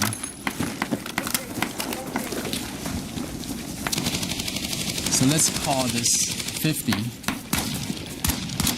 Your earnings typically peaks around age of 50, but it really depends. Then you probably go down, back up, right? So that's your earning. And do they always match well? They don't. So how do you make up the difference, right? You hope to have a fund, have an investment on the side, which can generate those cash flows to balance your earning versus your spending. Okay, so that's only one simple way to put it. So you got to ask you about your situation. What's your cash flow look like? So you say, my objective is I'm going to retire at age of 50. Then after age of 50, I will live free. I travel around the world. Then I calculate how much money I need. So that's one situation. The other situation is I want to graduate and pay back all the student loans in 1 year, right? So that's probably another. And typically, people have to plan this out. And or if I'm managing a university endowment, so I have to think about what the university's operating budget is like, how much money they need every year drawing from this fund. And then by maintaining, protecting the total fund for basically a perpetual purpose, right, ongoing, and keep growing it. You ask for more contributions, but at the same time generate more return. So that's if you're a pension fund, you have to think about at what time frame a lot of the people, the workers will retire. They will actually draw from the pension. Right? And so every situation is very different. I mean, let me even expand it. So you think, oh, this is all about investment. No, this is not just about investment. So I was a trader for a long time at Morgan Stanley, and later on a trading manager. So when I had many traders working for me, the question I was facing is how much money I need to allocate to each trader, let them trade, how much risk is it? Right? So they always say, I have this winning strategy, I can make lots of money. Why don't you give me more limits? No, you're not going to have all the limits. You're not going to have all the capital we can give to you. Right? So, I mean, I'm explaining. You have to diversify. At the same time, you have to compare the strategies with different parameters, liquidity, volatility, and many other parameters. And even you are not managing people. Let's say I was giving Dan, Save, Martin, and Andrew. So they started a hedge fund together. So each of them had a great strategy. Dan has 5, Andrew has 4. So they all together have 30 strategies. So they raise a certain amount of money, or they just pull together their savings. But how do you decide which strategy to put more money? Right? So on day one. So those questions are very practical. So that's all. So you understand your goals.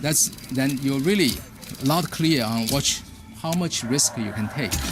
So let's come back to that. So what is risk? As Peter explained in his lecture, right? So risk is actually not very well defined. So in the modern portfolio theory, we typically talk about variance or standard deviation of return.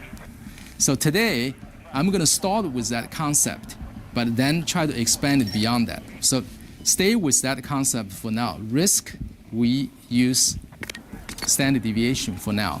So what are we trying to do?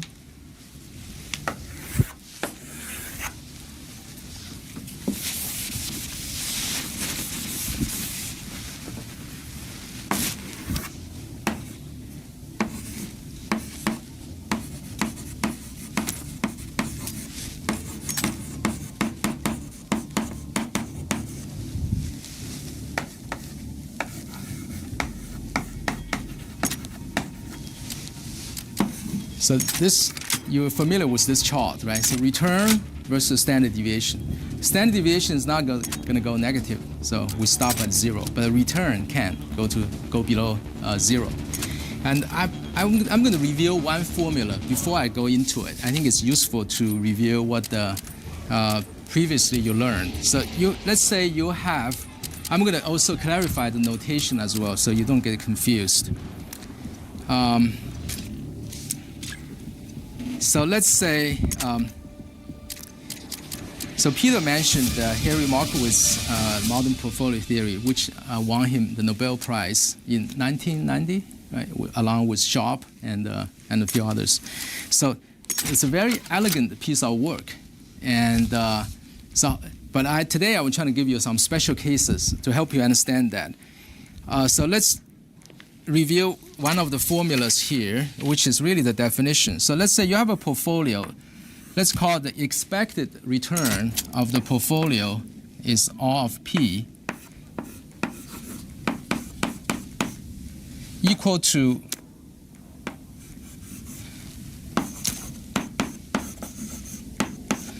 the sum, a weighted sum of all the expected returns of each asset.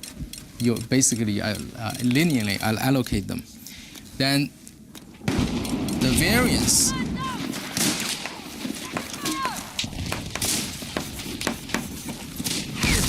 let's just look at the variance. Sigma p square. Let's move.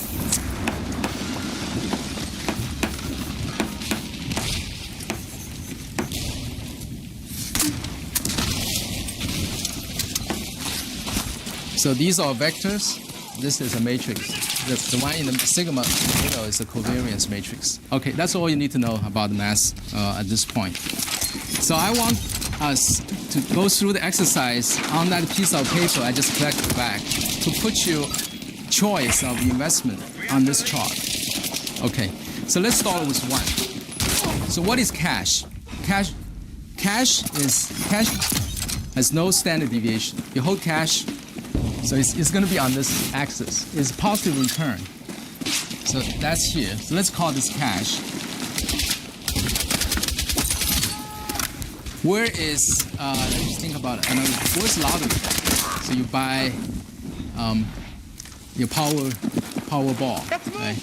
So where's lottery for? Let's assume you put everything in lottery. So you're gonna lose, so your expected value is very close to lose 100%. And your standard deviation is probably very close to 0. So you'll be here. So you're somewhere, oh no, it's not exactly 0. So okay, fine. So maybe it's somewhere here, okay. So not 100%, but you still have a pretty small deviation from losing all the money. What is coin flipping? So let's say you decide to put all your money to gamble on the fair coin flip. Fair coin. So expected return is 0. What is the standard deviation of that? Good. So 100%.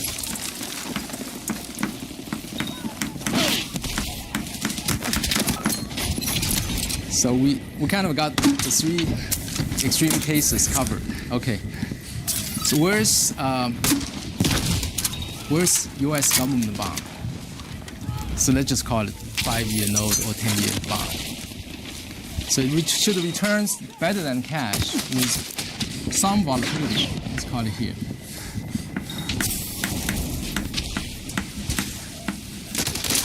What is investing in startup venture capital fund like? Pretty up there, right? So you probably feel very high return, but you can lose all your money. So probably somewhere here. Let's see. Buying stocks, let's call it somewhere here. Last application lecture, you heard about investing in commodities, right? Trading gold, oil. So that has higher volatility, so sometimes higher returns. So let's call this commodity. And the ETF is typically lower than single stock volatility. So just like index funds. So here. Are there any other choices you'd like to put on this map?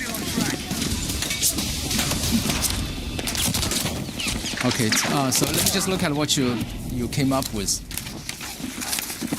Real estate. Okay. Real estate, I would say probably somewhere around here. Private equity, probably somewhere here. Or investing in hedge funds, right, somewhere. So I think that's enough example to cover. So now let me turn the table around, say, ask you a question. Given this map, how would you like to pick your investments? So you learned about the portfolio theory. As a so-called rational investor, you try to maximize your return at the same time minimize your standard deviation, right? I hesitate to use the term risk, okay, because as I said, we need to better define it. But let's just say you try to minimize this and maximize this, the vertical axis. Okay, so let's just say you're trying to find the highest possible return for that portfolio with the lowest possible standard deviation. So will you pick this one? Will you pick this one? Okay, so then eliminate those two, but for this, that's actually all possible, right?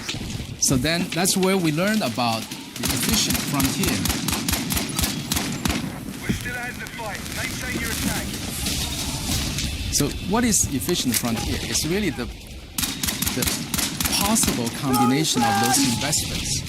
You can push out the boundary that you can no longer find another combination given the same standard deviation. You can find a higher return to reach the boundary. And same is true that for the same return, you can no longer minimize your standard deviation by finding another combination. Okay, so that's called efficient frontier.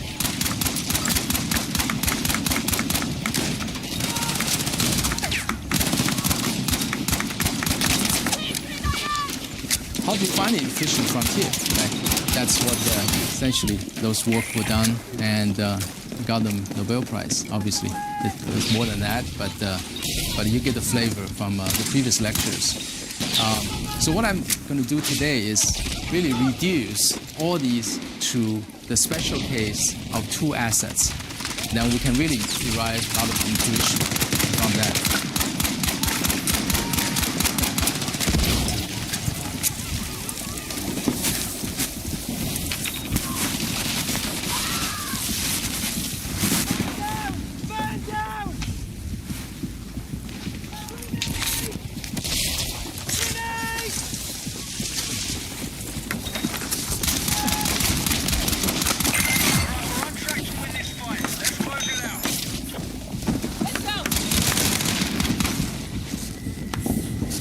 So we have sigma R.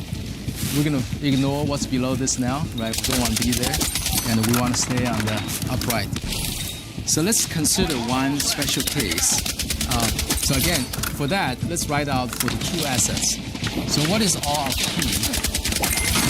It's W1 R1 plus Y minus W1 R2, right? Very simple math. And what is sigma P? So the standard deviation of the portfolio, or the variance of that, which is a square, we know that's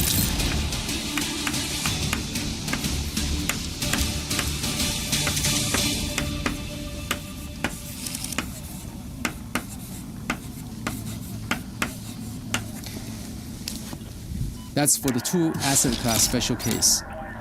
So let me give you further restriction, which let's consider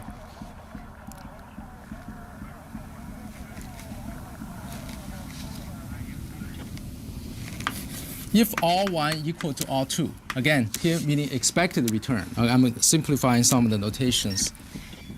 And sigma 1 equal to 0.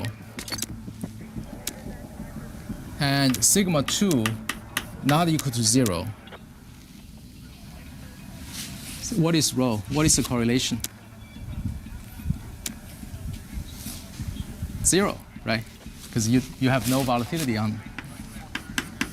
Okay, so what is, so what's that?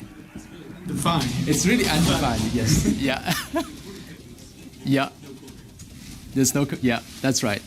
Okay, so let's look at this. So you have sigma 2 here. Sigma 1 is 0. And you have R1 equal to R2. What is R of P? It's R, right? So because the weighting doesn't matter. So it's going to, you know it's going to be fall along this line. So here is when weight 1 equal to 0, so you weigh everything on the second asset. Here, you weigh the first asset 100%. So you have a possible combination along this line, along this flat line. So very simple, right? So I'd like to start with really a simple case. So what if sigma 1 also is not 0, but sigma 1 equal to sigma 2, and further I impose the correlation to be 0, okay? What does this line look like? So I have sigma 2 equal to sigma 1. And 1 still equal to all 2, so all P still equal to all 1 or all 2, right? What does this line look like?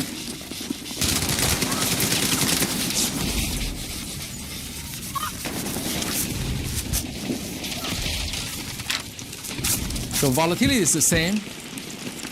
Return is also the same of each of the asset class. You have 2 strategies or 2 instruments. They are zeroly correlated. How would you combine them?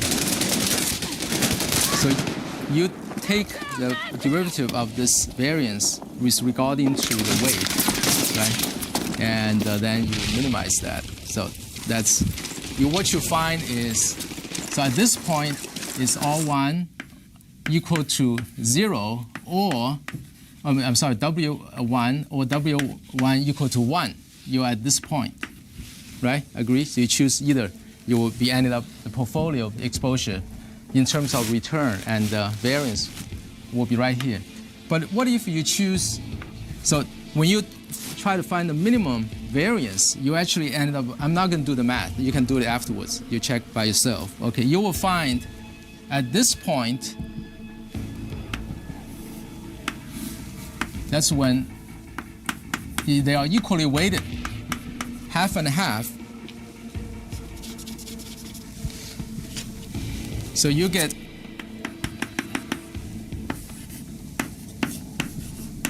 square root of that. So you actually have a significant reduction of the variance of the portfolio by choosing half and half, zeroly correlate the portfolio. So what's that called? What's that benefit? Diversification, right? When you have less than perfectly correlated, positively correlated assets, you can actually achieve the same return but having a lower standard deviation. I'll say, okay, that's fairly straightforward. So let's look at a few more special cases. I want really to have you establish this intuition. So let's think about, what if, in the same example, what if rho equals to 1, perfectly correlated?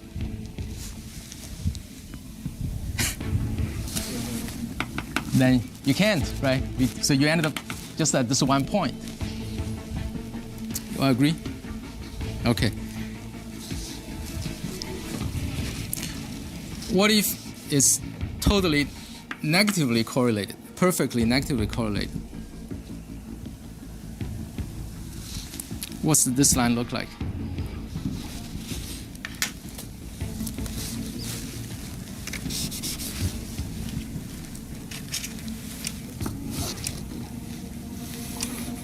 Right?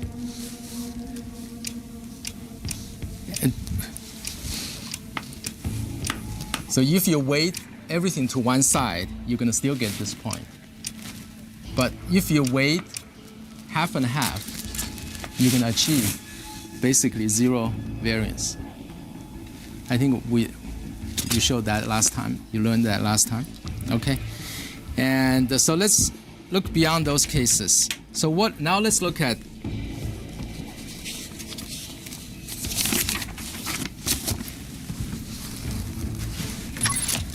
so all 1 that's not equal to all 2 anymore.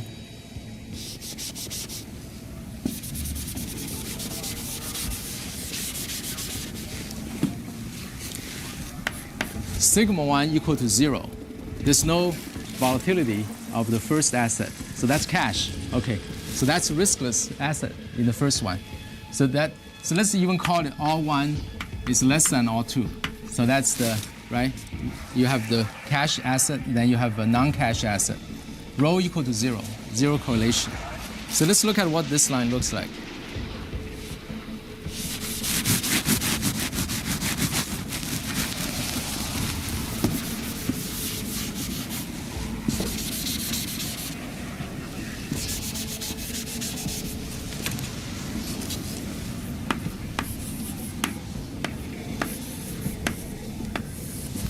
So all 1, all 2, sigma 2 here. When you weight asset 2 100%, you're going to get this point, right? When you weight asset 1, 100%, you're going to get this point, right? So what's in the middle of your return as a function of variance? Can someone guess?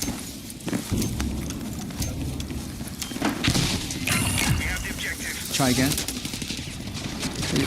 Yeah, I know. Thank you. Are there any other answers?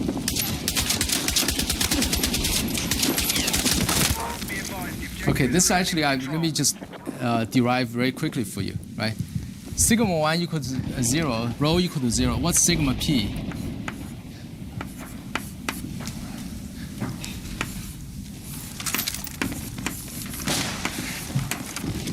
Right? Our forces have secured the objective. And sigma p is essentially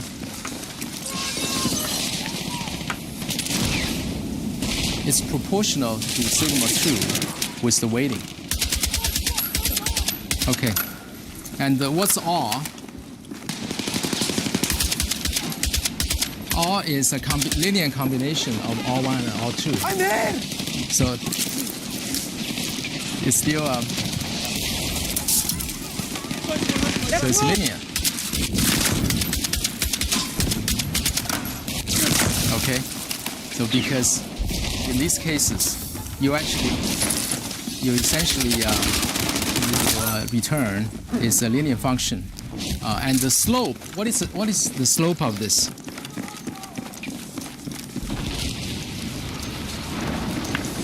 Oh, let's wait on the slope so we can come back to this, because this actually relates back to the so-called capital market line or capital allocation line. Okay, because last time we talked about the efficient frontier. That's when we have no risk assets in the portfolio, right? Because when you add on cash, then you can select, you can combine the cash into the portfolio by having a higher boundary, higher efficient frontier, and essentially higher return with the same exposure. So let's look at a couple more cases, then I will tell you. So I think let's look at, so R1 is less than R2, and volatilities are not zero. Also, sigma 1 is less than sigma 2, but it has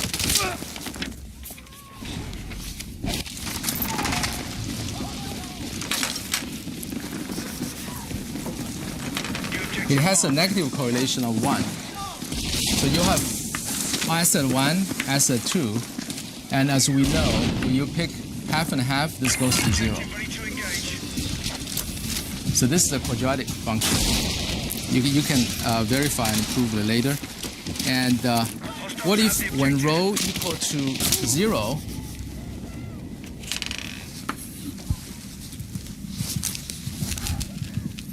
and so sigma 1 should be here. Okay. So when rho equal to 0, this no longer goes to, the variance can no longer be minimized to 0. So this is your efficient frontier, this part. The objective is under control. I think that's enough examples of two assets for the efficient frontier. So you get the idea. So then, what if we have 3 assets, right? So let me just touch upon that very quickly. If you have one more asset here, essentially you can solve the same equations. And when the special case, you can verify afterwards. All the volatilities are equal, and zero correlation among the assets. You're going to be able to minimize sigma p equal to 1 over the square root of 3 of sigma 1. Okay. So it seems pretty neat, right? The math is not hard and straightforward, but it gives you the idea how to answer your question, how to select when you start with two. Right? So why two assets are so important? What's the implication in practice? It's actually it's a very popular combination. A lot of the asset managers, they simply benchmark to bonds versus equity. And one famous combination is really 60-40. They call it 60-40 combination. 60% in equity, 40 in bonds. And even nowadays, any fund manager, you have that people still ask you to compare your performance with that combination. So the two asset examples seem to be quite easy and simple, but actually it's a very important one to compare. And that will lead me to get into the risk parity discussion. But before I get to risk parity discussion, I want to reveal the concept of beta and Sharpe ratio.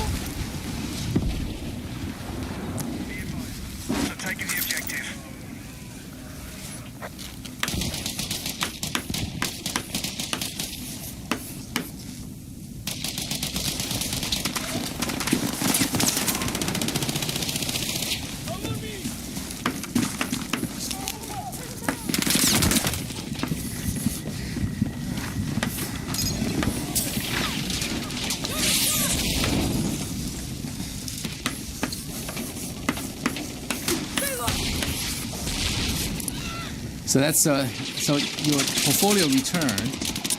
This is the benchmark return, RFM, expected return. This is the RF is the risk-free return. So essentially cash return, and alpha is what you can generate additionally. So let's not to worry about this small other terms, or not necessarily small, but for the simplicity, I will just reveal that. So that's your beta. What is your Sharpe ratio?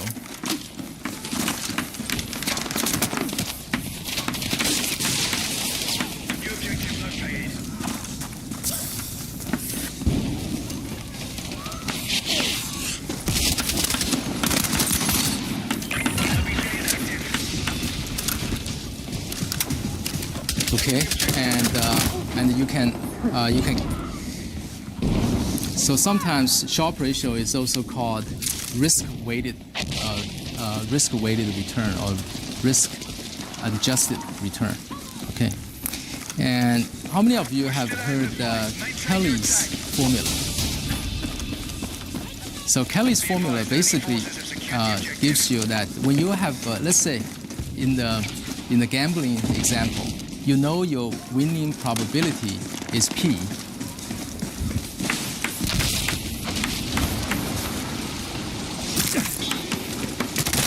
So how this basically tells you how much to size up, how much you want to bet on.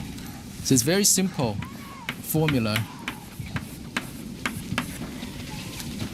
So if you have a winning probability of 50-50, how much you bet on? Nothing. So if you have P equal to 100%, you bet 100% of your position. If you have a winning probability of negative 100%, so that what does it mean? That means your 100% probability of losing it. What do? You bet the other way around, right? You bet the other side. So when P equal to negative, I'm sorry, actually what I said, when P equal to 0, your losing probability becomes 100%, right? So you bet 100% the other way, okay? So that I leave to you to think about. That's when you have discrete outcome case. And but when you construct a portfolio, this leads to the next question is: in addition to the efficient frontier discussion, is that really all about asset allocation? Is that how we calculate our weights of each asset or strategy to choose from? The answer is no, right?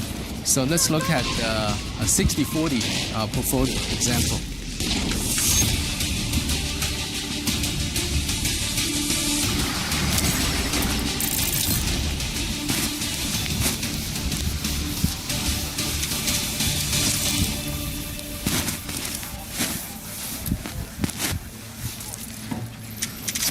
So again, two assets. Stock has, let's say, 60%,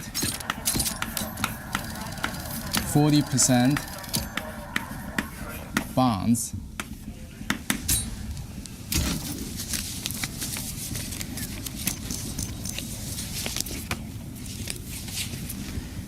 so on this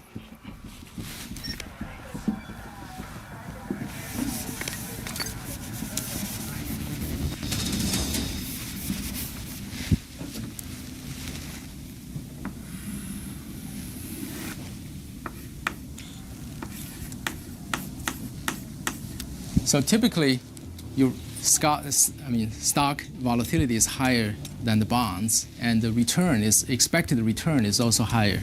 So your 60-40 combination is likely fall on this on the higher return and the higher standard deviation part of the efficient frontier. So the question was, so that's typically people do before 2000. A real asset manager, the easiest way or the passive way is just to allocate 60-40.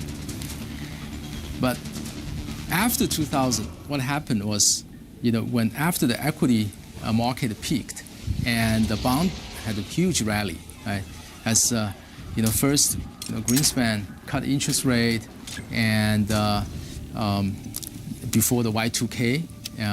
Year 2000. You think it's kind of funny. At that time, everybody worried about the year 2000 coming up. All the computers going to stop working because all the software were not prepared for crossing this millennium event. So they had to cut the interest rate for this event. But actually, nothing happened. So everything was okay. But then left the market with plenty of cash, and also after the tech bubble bursted.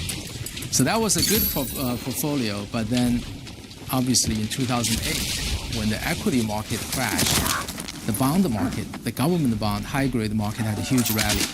And so that made people question that is this 60-40 allocation of asset simply by the market value the optimal way of doing it, even though you're calling on the efficient frontier?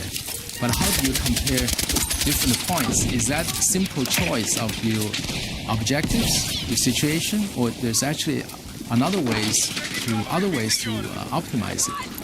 So that's where the risk parity concept was really.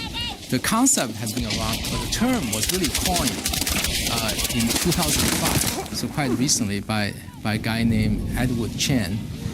He basically said, okay, instead of allocating 60-40 based on market value, why shouldn't we consider allocating risk? Instead of targeting return, targeting asset amount, let's think about a case where we can have equal weighting of risk between the two assets. So risk parity really means equal risk weighting rather than equal market exposure. And then the further step he took was, he said, okay, so this actually, it's equal risk. So you have lower return and the lower risk, a lower standard deviation. But sometimes people really want a higher return, right? How do you satisfy both? Higher return and lower risk. Is there a free lunch? You are thinking, right? So there is actually. So not quite free, but it's the closest thing. You probably heard this phrase many times. The closest thing in investment of free lunch is diversification. Okay, and so he's using a leverage here as well. So, but let me talk about a bit more about diversification. Give you a couple of more examples. Okay, that that phrase about the free lunch and the diversification was actually from, is that from Markowitz? Yeah, people gave him that. Okay, but anyway, so let me give you another simple example. Okay, so let's consider two assets, A and B. In year one, A goes up to basically doubles, and year two goes down 50%. So where does it end up?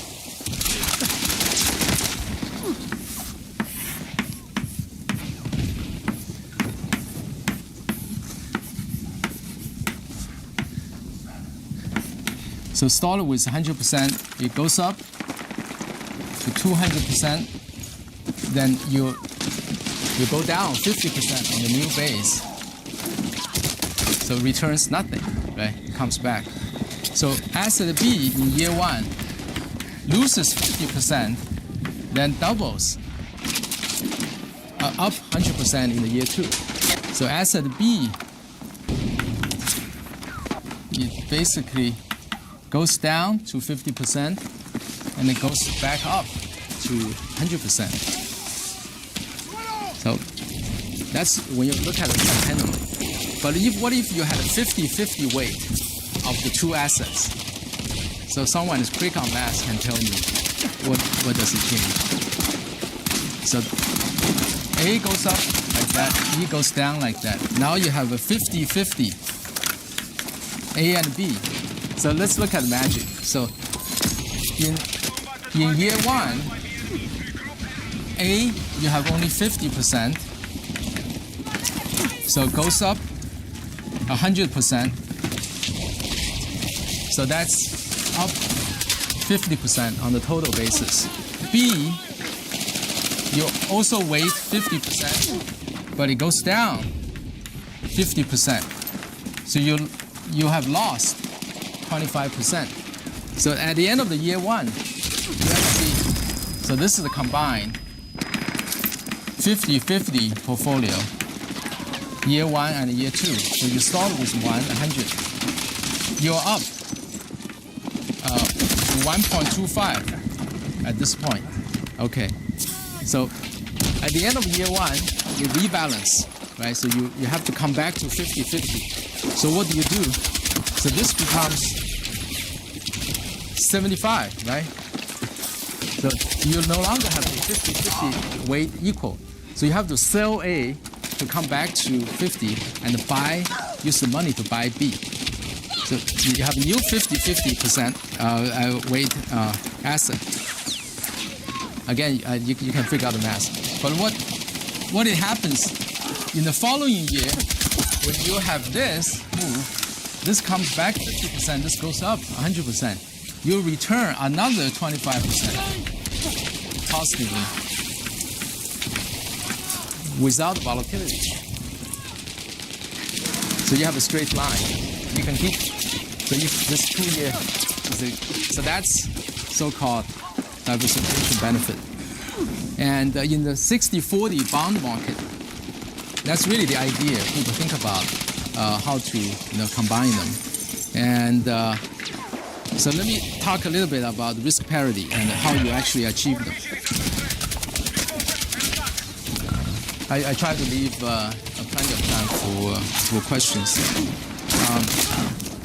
So that's the return, and so let's forget about these.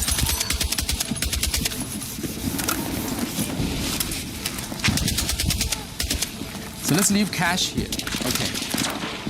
So the previous example I gave you, when you have two assets,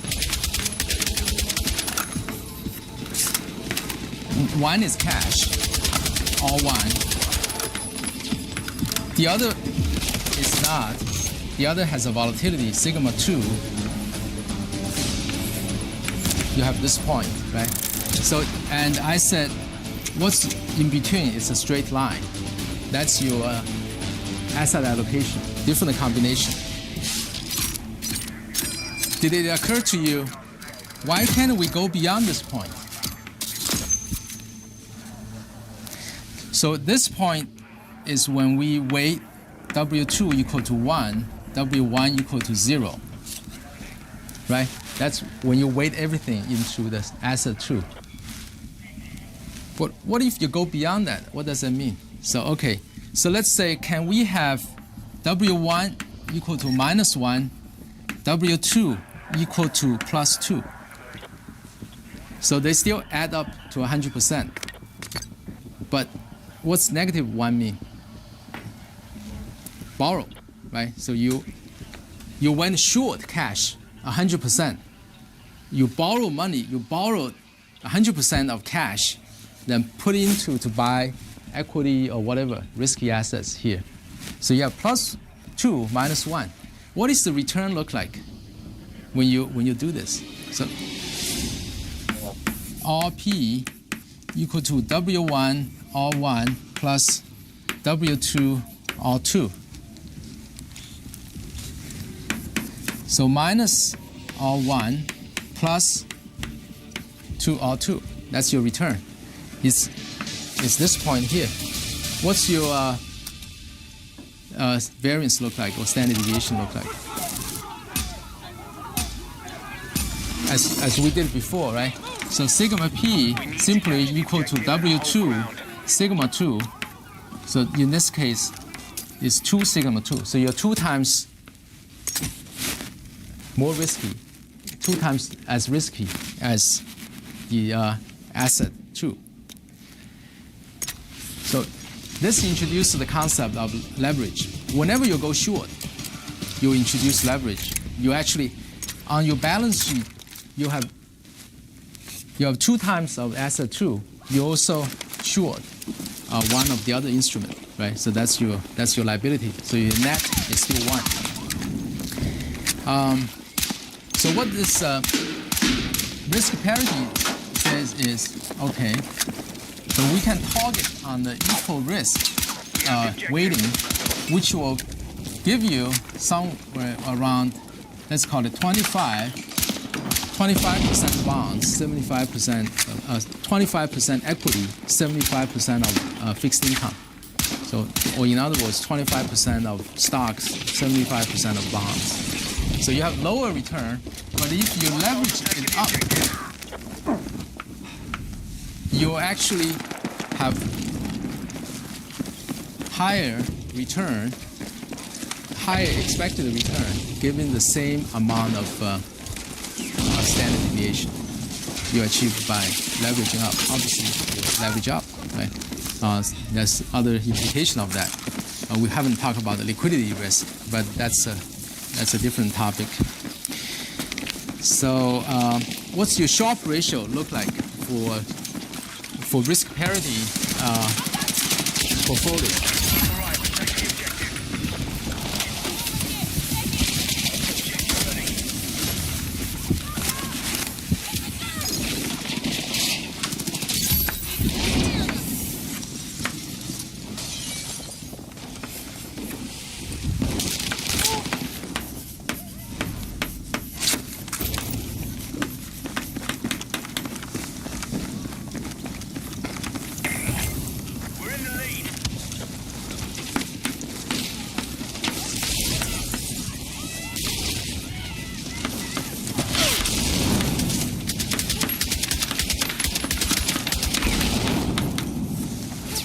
So you essentially maximize the Sharpe ratio or risk-adjusted return by achieving the risk parity portfolio. So 60-40 is here. You actually maximize that, and this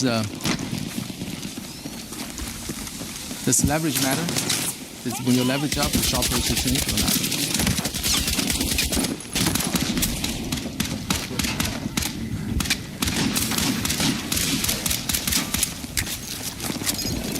So let's look at that straight line, this example. Okay.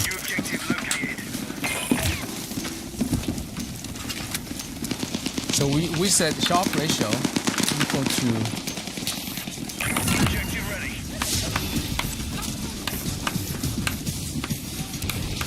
right?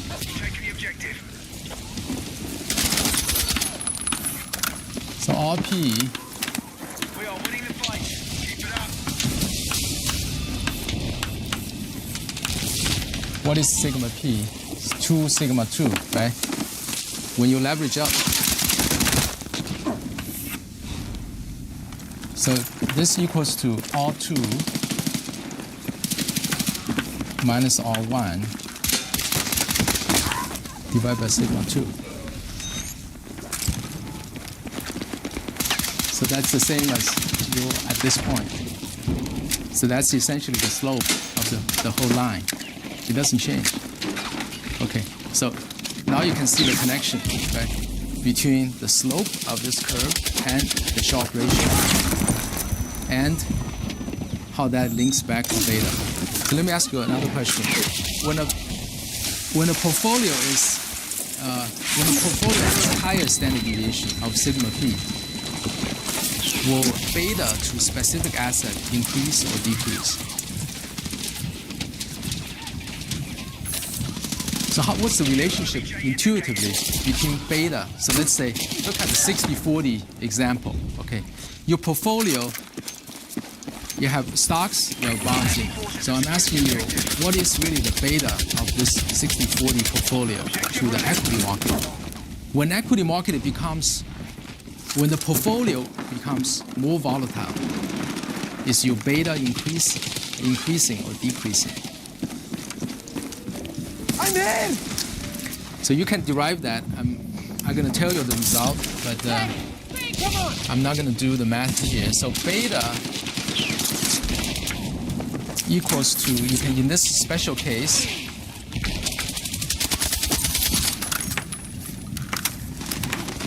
the sigma p over sigma 2. Okay. All right. So much for all these. I mean, sounds like everything is nicely solved. And so coming back to the real world, let me bring you back. Okay. So are we all set for portfolio management? You know, we can program, make a robot do this. Why do we need all these guys to work on the portfolio management? We're still ahead in the fight.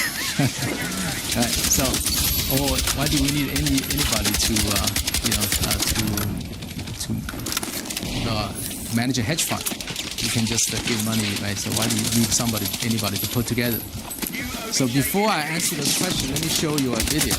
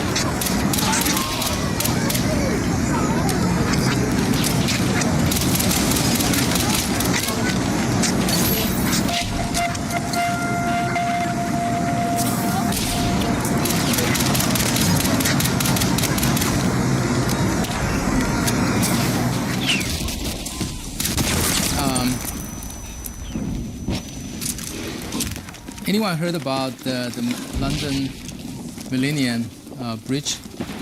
So it was a bridge built around that time, and thought it had the latest technology, and it would really perfectly absorb. You know, you heard about soldiers marching across crush the bridge.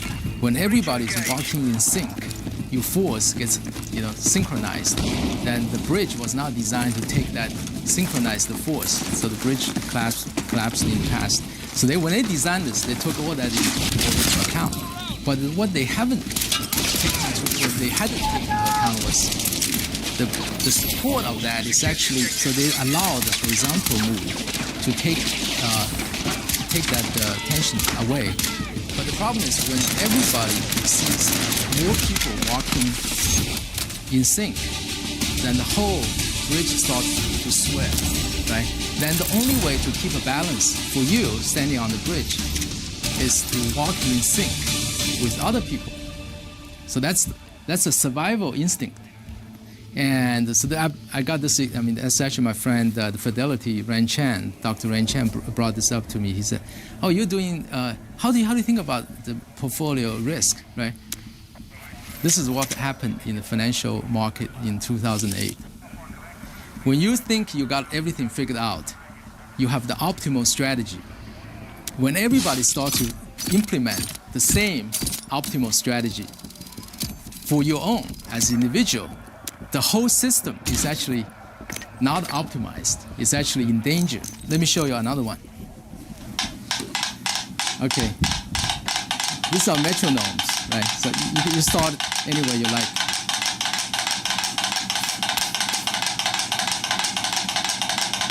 Are they in sync? Not yet.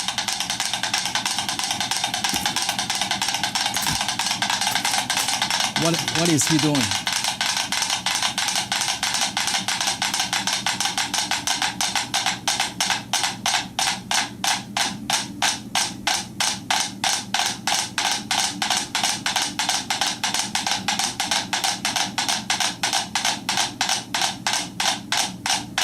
You just have to listen. You only have to listen to it. You don't have to see it. So what's going on here? This is not the metronomes don't have brains, right? They don't really follow the herd. Why are they synchronizing?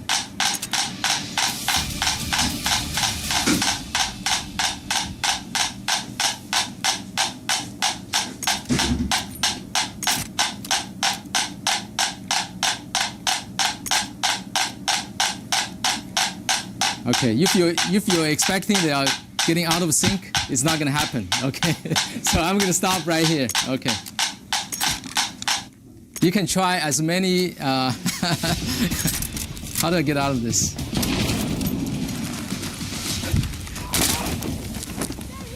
Okay, so you can try. You can look at. I mean, there's actually a book written on this as well. So, but. The phenomena here is nothing new, but when he did this, what's that mean? When he actually raised that thing on the plate and put on the Coke cans, what happened? Why is that so significant? They are connected, right? So they are interconnected. Before they are individuals, now they are connected, and. Why did I show you the London Bridge and this at the same time? What this to do with portfolio management? What's this to do with portfolio management?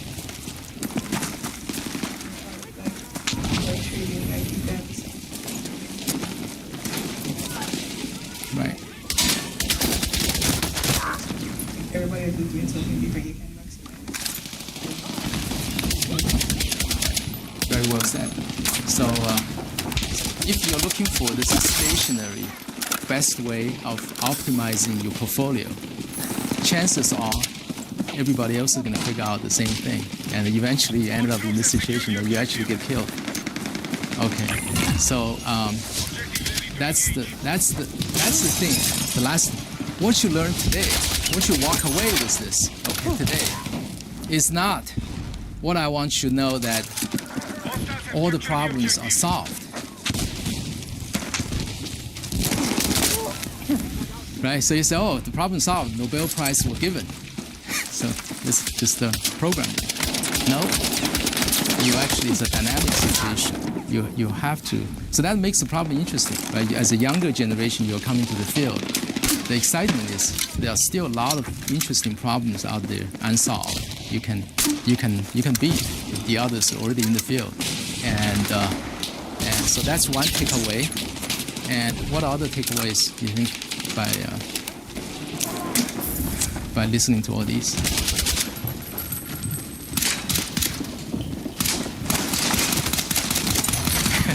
Basically, it's a free lunch, yeah. So not so free, right? In the end, it's free to a certain extent, but but it's something, it's better than not diversified. It depends on how you do it, but there is a way you can optimize. And so I want to leave with you. I actually want to finish a few minutes earlier so that you can ask me questions. You can ask, probably better to have this open discussion. And so I want you to walk away to really keep in mind is in the field of finance and particularly in the quantitative finance, it's not mechanical. It's not like solving physics problems. It's not like you get everything figured out. It becomes predictable, right?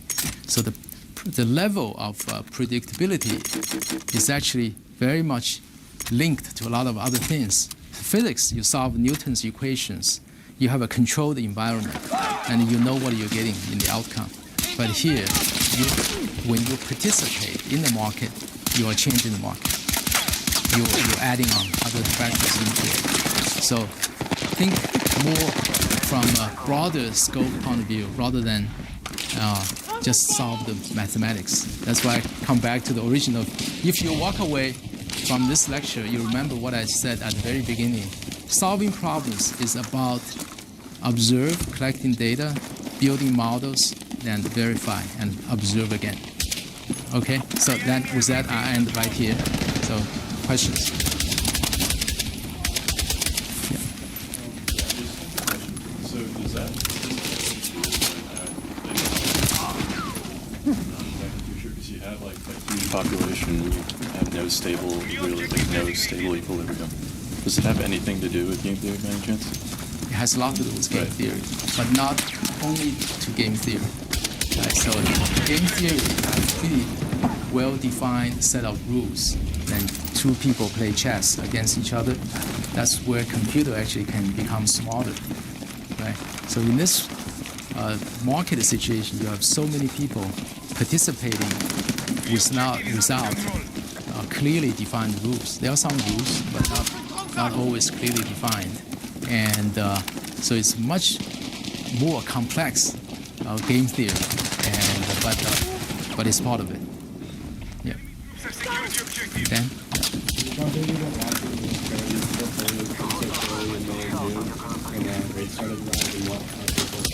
Yeah. Good question. Right. So as you can see here, what the risk parity approach does is essentially to weight more on the lower volatility asset. In this case, the question is, how do you know which asset has lower volatility, right? So you look at historical data, which you conclude bonds have the lower volatility, so you overweight bonds. That's the essence of it, right? So then when bonds start to sell off after Bernanke, Fed Chairman Bernanke said he's going to taper quantitative easing. So bond from a very low high yield, a very low yield level, the yield went much higher, interest rate went higher, bonds got sold out. So this portfolio did poorly. So now the question is, so does that prove risk parity approach wrong, or does it prove right? Does the financial crisis of 2008 prove the risk parity approach a superior approach, or does the June-May experience prove this as a less favored approach? What does it tell us? Think about it, right? So it really is inconclusive. So you observe, you extrapolate from your historical data, but what you are really doing is you try to forecast volatility, forecast return, forecast correlation, all based on historical data. It's like, a lot of people use that example, it's like driving by looking at the rear view mirror. That's the only thing you look at. You don't know what's going to happen in front of you. Yeah, you have another question? Given like all this new information, like, do you find that people are still playing similar games, like strategy with portfolio management? Very much true. Why? Right? So you said people should be smarter than that. It's very difficult to discover new asset classes it's also very difficult to discover, to invent new strategies, and which you have a better winning probability. The other risk, the other very interesting phenomena is most of the traders and the portfolio managers, the investors, they are career investors, meaning just like if I'm the baseball coach, I'm hired to coach a baseball team. My performance is really measured against the other teams when I win or lose, right? A portfolio manager or investor is also measured against the peers. So the safest way for them to do is to benchmark to an index, to the herd. So there's very little incentive for them to get out of the crowd, because if they are wrong, they get killed first. They lose their jobs. So the tendency is to stay with the crowd. It's for survival instinct. Is again not the other example. It's actually the optimal strategy for individual portfolio manager is really to do the same thing as other people are doing, because you stay with the force.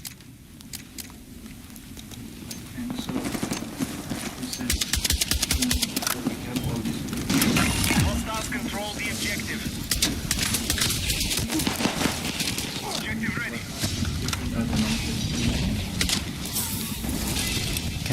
Can you try to answer that question yourself? What's the difference between human and the computer? That's really right. What can human add value to what computer can do?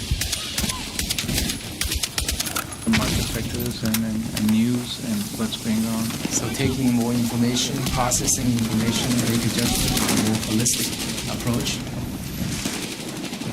So it's an interesting question. I have to say that computers are beating humans in many different ways. Can computer ever get to the point actually beating human in investment? I can't confidently tell you that it's not. It may happen. So I don't know. Yeah. Any other questions? Yeah. We have captured the objective. Like key roles in their HR, key roles in just like managing people and ensuring that they're maximizing their talents, not just commitments you make, but I mean, are you moving forward in your career while you're there? So I think management has a role to play in that as well, not just investment. Yep, I think that's a good point. Yeah. All right, so sure, Jesse. What is your portfolio breakdown? That is my personal portfolio. Well, I'm actually very conservative at this point, because if you look at my curve of those spending and the earning curve, I'm trying to protect principles rather than try to maximize return at this point. So I would be sliding down more towards this part rather than try to go to this corner. So I haven't really talked much about risk. What is risk, right? So I talk about volatility or standard deviation. But as we all know that, as Peter mentioned last time as well, there are many other ways to look at risk. Value at risk, or half distribution, or truncated distribution, or simply maximum loss you can afford to take. Okay? And but looking at a standard deviation or volatility, it's an elegant way. You can see, I can really show you, very simple math about how the concept actually plays out. But in the end, actually, volatility is really not the best measure, in my view, of risk. Why? Let me give you another simple example before we leave. So let's say you have, this is over time. This is your accumulative return,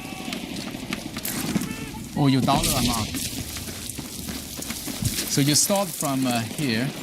If you go flat, then Hostiles have captured the objective. Does anyone like to have this kind of a performance? Combat advantage is Right. still held by the Of course. Right. This is very nice. You keep going up. You never go down. But what's the volatility of that? The volatility is probably not low, right? And then, you know, on the other hand, you could have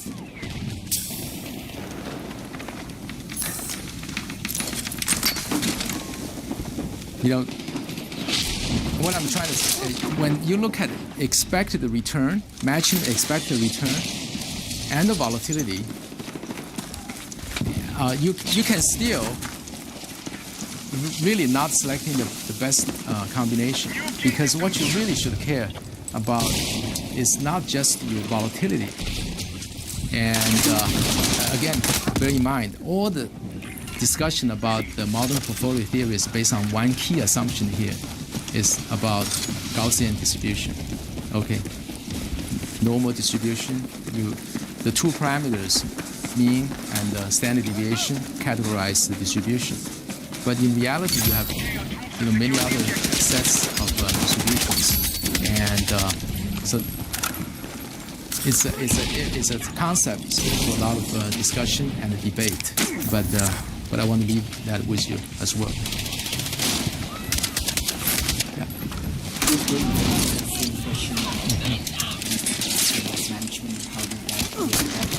I think the people who added value there were some people who added a tremendous amount of value in the financial crisis, and they were doing the same mathematics. But the difference was that their expected return of various assets was different from the broad market. So if you can just know what expected return is that, probably that is the only answer to the whole portfolio management theory. Yes. If you can forecast expected return, then then you know the game. You solve the big part of the puzzle. Yeah. What can do in expected return? Full stop. Okay. Yeah. I disagree on that. That's the only thing, because given two managers, they have the same expected return, but you can still further differentiate, right? So and that's where all this discussion is about. Yeah. But yes, expected return will drive a lot of these decisions. If you know one manager is good, you expect the return 3 years later, he's going to make 150%. You don't really care what's in between, right? You're just going to write it through. But the problem is you don't know for sure. You will never be sure. I'd like to comment on that. Sure. Looked at in simplified settings, estimating returns and volatilities. And the problem, the conclusion to the problem was you basically cannot estimate returns very well, even with more data over an historical period, but you can estimate volatility much better with more data. So there's really an issue of perhaps luck in getting the return estimates right with different managers, which are hard to prove that there was really expertise behind that. Although with volatility, you really can have improved estimates. And I think possibly the risk parity portfolio, those portfolios are focusing not on return expectations, but saying we're going to consider different choices based just on how much risk they have, and equalize that risk. And the expected return, should be comparable across those markets. Yeah. So that highlights the difficulty of forecasting return, forecasting volatility, forecasting correlation. So risk parity appears to be another elegant way of proposing an optimal strategy, but it has the same problems. Yeah. Actually, I also wanted to highlight, you mentioned the Kelly criteria, which we haven't covered the theory for that previously, but I encourage people to look into that. It deals with issues of sort of multi-period investments as opposed to single period investments. And all this classical theory we've been discussing, or that I discuss, covers just a single period analysis, which is an oversimplification of investment. And when you are investing over multiple periods, the Kelly criterion tells you how to optimally basically bet with your bankroll and Actually, there's an excellent book, at least I like it, called Fortune's Formula, that talks about the origins of options theory and finance, but it does get into the Kelly criterion. And there was a rather major discussion between Shannon, a mathematician at MIT, who advocated applying the Kelly criterion, and Paul Samuelson, one of the major economists. Also from MIT. Also from MIT.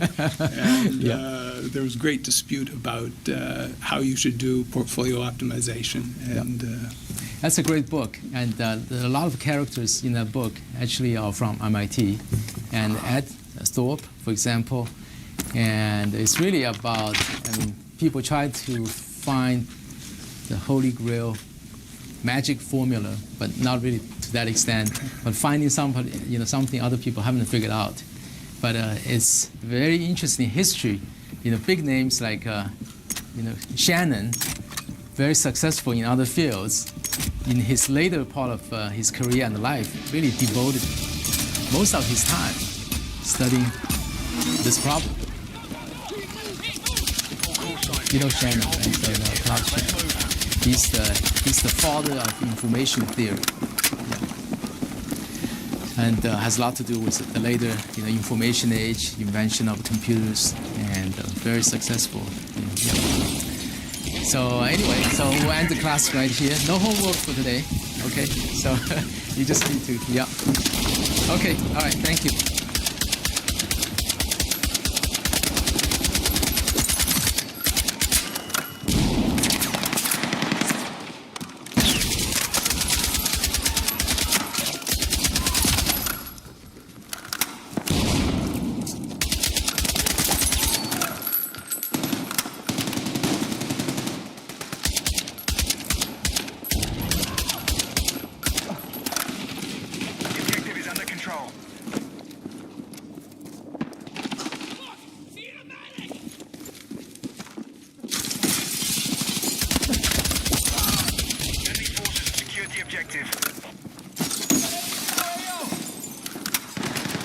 I'm black on ammo. Who's...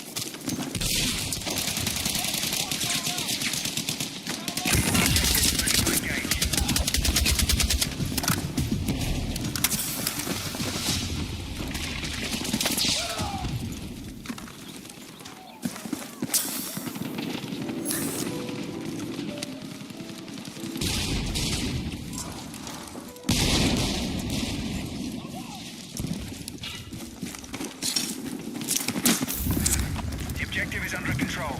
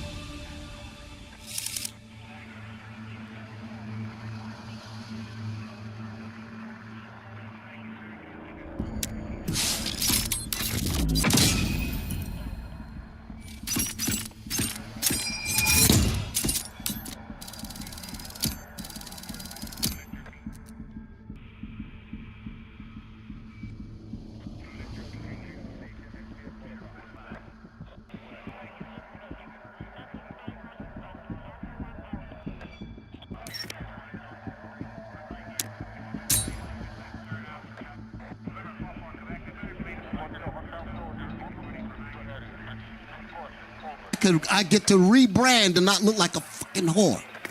You understand? That's what she meant when she said that. She said, I get to rebrand because I can say that he went out. But she created so much hell. Do y'all get this? This is what Satan did to our women. Bishop, and there were sisters here where stuff like that was happening. And this is why that understanding of marriage had to be magnified, because some sisters were trying to use 1 Corinthians 7, evil as hell. I'm going to be evil. I'm going to withhold sex. I'm going to do all types of stuff so that I can drive this nigga away and say the unbelieving departed. That's it. That's the point. That's what I'm saying that. No, that's real. That's what's going on. That's the stuff we deal with. And that's why we had to bring that the waters had to rise on that understanding of marriage to tell y'all, you wish that's gonna happen. I've seen a sister say, please fornicate so I can leave. This was years ago. She said, please cheat on me so I can go. I heard a skate say this live. Hey, there was one that said he tried to reach out to fix the thing with the wife, and she said, oh, I already cheated, so there's nothing for us to talk about. My point is, we got to fight to get these sisters back in their right order. This ain't bashing, and at this point, I don't even care what they say. I've had enough of this scared to speak crap. I never had that spirit. But I'm just saying that we gonna say the things that need to get said, because if you want the kingdom as bad as I do, you're gonna straighten out all this mess. Okay? But play that again. Brother said. Many women think this way. They want to look like the bad guy for leaving a bad person, so they're waiting for him to falter. And I've actually had female clients confess this to me. They withheld sex from men because they knew if they withheld sex from their husband, eventually they would crack and cheat. So they purposely set up the board waiting for him to cheat, monitoring his texts, monitoring his phone, his location. And when the suspicion came about, and eventually he did, because, that's a big part of the relationship, they falter, they cheat, and then they bust them. Many women think this way. They don't want to look. That? So they set up the board game, treat you like crap, do all of what we read about veneration. A lot of men don't even know nothing about that. They said, what? Wow, all that. Somebody's getting that, but it ain't you. They go to work, the man get it. The boss get it. The people that's giving her paycheck, he gets it. Come home to you, you just here. The Lord ain't gonna bless that thing at all. Hey, and Bishop, that right there is a perfect example of a narcissist demon. All right, they're out here looking to destroy a man because they deserve the veneration and the awe and the respect. But since that man may be you mean because a man is expecting that? You lost me. A man is expecting venerance, awe, and he may be an influence, a good influence on the people. But a narcissist demon will want to bring that down to purposely destroy him and make him look like a fool in front of everyone. Exactly.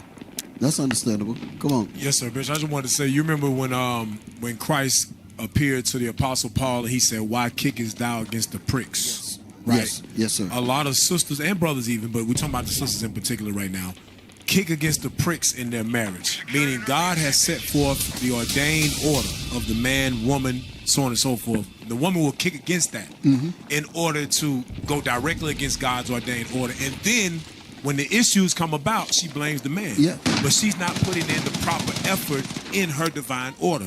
Earlier you read in Wisdom of Solomon 3, you read verse 16 about how the children will come forth. You put up a description of it. Can I read verse 11 real fast? Yes, sir, please. Verse 11, Wisdom of Solomon chapter 3, verse 10 and 11, real fast. Bishop, we're trying to get it going. Wisdom of Solomon 3, verse 11. Verse 10. Oh, verse 10. Go ahead. But the ungodly shall be punished according to their own imagination. Your own mindset of how you deem marriage based on what the world, Bishop was talking about that earlier. Not according to God, but according to the world. Go ahead. Which have neglected the righteous. So this man is trying to put forth the best effort to be a righteous man. He's fixing himself. He's getting himself together, and you neglect him. Go ahead. And forsaken the Lord. And then while doing that, goes back to what Deacon Yashu brought out earlier about in order for a woman to fear the Lord, she must honor her husband. She says, I'm not doing none of that. Go ahead. But whoso despiseth wisdom. See, if she despised God's wisdom. And nurture. And the nurture that comes from that wisdom. He is miserable. Now your life is miserable. Now you complain about your marriage. There was a sister wrote a comment. Oh, yeah, marriage seems miserable in the Israelite community. Yeah. It seems like you're slaves and so on and so forth. These women not slaves. You just don't want to fall up under the wisdom and nurture of God. You want to do your own thing according to the world. Finish it out. And their hope is vain. Their hope is vain. The labor is unfruitful. Now the things you're trying to bring forth, your connection in marriage, your jobs, whatever your businesses with your husband, none of it works. Go ahead. And their works unprofitable. Read. Their wives are foolish. Now your wives are foolish. And their children wicked. And you bring forth wicked children. There you go. This is what we have to deal with. It can't be like we got to leave this on the back burner. This is an issue that got to get dealt with. All of the great works that we seek to do, men and women, if we don't fix this problem here, it's going to falter in some level. It's not going to have the potency that it should have in terms of us going to get the kingdom, going for the kingdom. Y'all follow what I'm saying? These things got to, I want to make sure everybody's understanding what I'm saying. The issue with marriage, that has to be fixed. There's no way that you brothers could truly, even brothers, because you got some brothers that's just not married at all. And they're doing well, but to a degree. And I say to a degree, because they don't have the distraction. Like Paul said, you know, if you could be like me, you know, that'd be good. But everybody ain't got that strength. Everybody ain't got that. Most of the time, I'll just say most of the time, brothers need that comfort. Let's put that word up there. Solace. Because I keep asking about the time. I don't know. Discombobulated.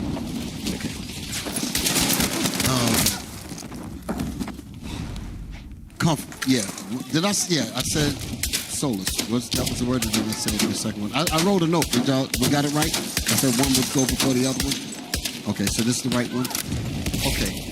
The brother is looking for when he comes, like when we look at reverence. That's comfort. No, you know what I mean? Before we play this in, give me Bishop Kanai's video. Did I send that to you? There's a video. Listen to this. To show you that this has been an issue for a while.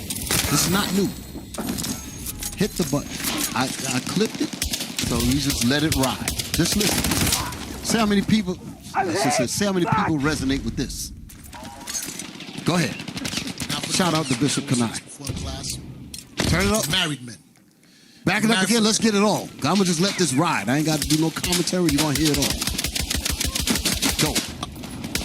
Now for the brothers, I've always said this before in class. For married men.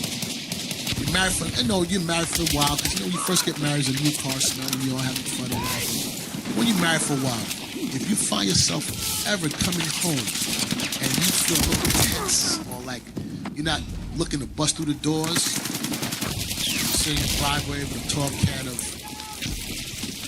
he said Nicholas, he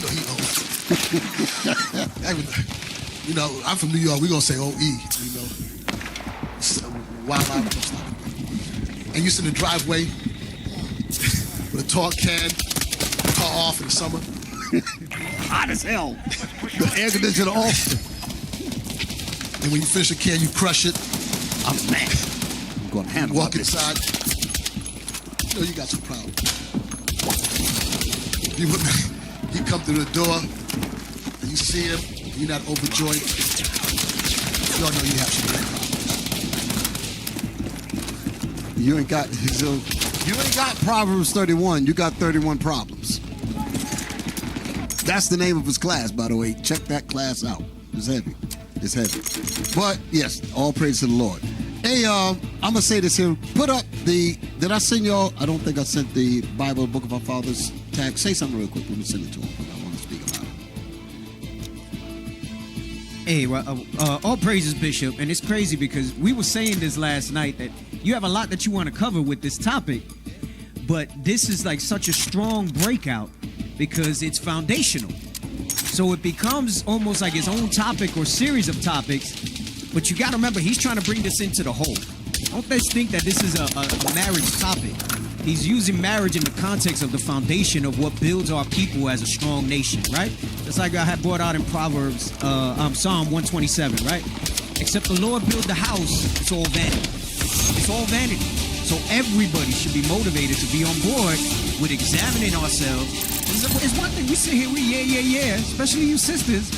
Don't presume you got it right. We should always look and say, is there opportunity for me to apply this more strongly, right?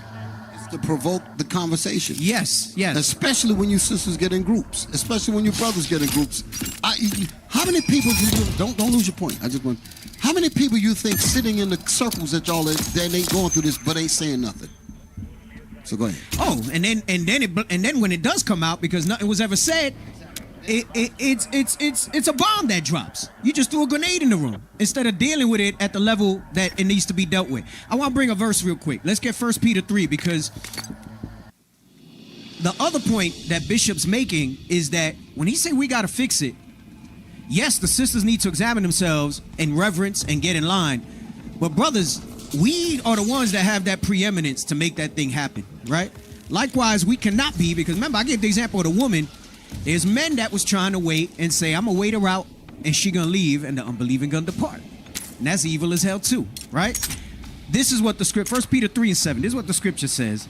And then I got a quick question. If I have to cut it, and when you're ready, Bishop, I'll cut it. But read this. Go ahead, come on. 1 Peter 3, verse 7. Verse 7. Likewise, ye husbands, dwell with them according to knowledge, giving honor unto the wife as unto the weaker vessel. And what happens here is nobody understands what it means to give honor as the weaker vessel. The women thinks that means give me mercy. I'm woman. I'm the weaker vessel. Let me mess up. That's in short. That's how the women interpret that. And then some of you men think that's what that is. But I'm gonna show you what that is. All right. For the sake, I was gonna ask just to see, but for the sake of time, let me get 1 Thessalonians 4 and 4. I'm gonna get to the point. And the brothers got questions after class tonight. We could talk about this. All right. 1 Thessalonians 4 and 4. I'm gonna show you just one portion of what it means, in summary, to dwell with them according to knowledge and what the honor is as a weaker vessel. Read this. 1 Thessalonians 4 and verse 4. Come on. That every one of you should know how to possess his vessel. Right. So firstly, that's talking about you. This is our vessel. You need to know how to possess it. But the scripture tells you when you get a wife, you begin it for possession. So now you possess her vessel too, because women come from man. Come on. So his vessel is your body and her body. Go ahead, come on. In sanctification. Cleansing, in sanctification, come on. And honor. In honor. Ephesians 5 real quick, where he says he presents it to himself. Ephesians 5 and verse 26. Come on. That he might sanctify and cleanse it with the washing of water by the word. Come on. That he might present it to himself a glorious church, not having spot or wrinkle or any such thing. Right. So you can't do like Adam and say it's the woman you gave me. All right? Because you had choices. You had proving processes that should have been done properly and correctly with the right time constraints. And then once that's yours, going back to your point that she was saying, just leave, there is no divorce in that. So that's why I'm harping on that, but there is no divorce in that. You in it, and we can either be happy and function like the way the Lord says we should function, or let's not forget, the man will give you the version of himself that he needs to survive. Did David ever touch Michal again? Right? He said, I ain't gonna divorce her. He said, but that's it, yep. And trust me, a man can tolerate that much longer than a woman can. All right? We got to get this thing together. We should not be bitter. We should not be content. Right? We got to build that thing up. We got to build that thing up. So, put this on the screen because I just want to make this point. The Bible, the Book of Our Fathers, airs Eastern Time, 6 p.m. every Friday. The reason why I'm putting this up here is because I'm going to go further into this particular subject. Just like the brothers dealt with the thumbnail about, put that back up there again. I just want to, the other one that the brothers did. No. Right. Why did I get married? The one that I showed earlier. That one. We got to continue the subject here. And the brothers was in the spirit when they went and put this up there. So we got to go. When he did this and I did my class, I said, no, we got to continue to roll this thing because we got to get to. I mean, the title, Prison or Paradise. We got to deal with that because that is the pinnacle of everything else. We got to fix this here. We got to deal with it. So now let's go back to what I was showing you. The Bible, Book of Our Fathers thing, so I'm just putting that up there, the QR code and all that. Subscribe, of course. Get up on it. Hit that QR code while it's up on the screen, yo. And you can look it up, and but we're gonna deal with this here in depth. We're gonna go all the way in. I'm trying to be PG on many levels on it, but we're gonna go deep on the show. So we're gonna make that point there. So, all right, come out of this. I want to make a point.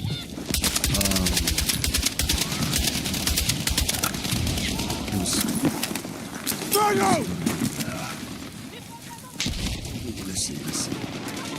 I want to talk about the spirit that man and woman are supposed to have for each other. And whenever there's a separation, just like that video showed, the woman was disconnected with the brother. She said, just withhold sex from him, treat him like garbage, and hope that you can push him to the limits of his morality. And when he goes over the line and goes deal with somebody else, because he's looking for solace, he's looking for comfort. You understand what I'm saying? And he goes out there. He don't really want that. You dig it? But he's pushed her there. Once that's happened, she can quote unquote rebrand herself and say, I'm not a whore, when I really wanted to be a whore. The woman. I really wanted to be a whore. I just needed him to get out of the way. So once we can point the finger at him and say he did this and did that, the woman said that she can rebrand herself, and the people will she get his annuity, she get his pension, even in court. Go to court, the man lose every damn thing. And then she gets to go out here and lay down with Tyrone or whatever. You understand? So I've been really dealing with this because women get completely miserable. When that happens, women go down. They think they'll be all right. They go down, down, down. So I would just leave that there. Yes, sir. Okay. All right. I'm done. I'm just about done. What was I about to say? I'll just make this clear.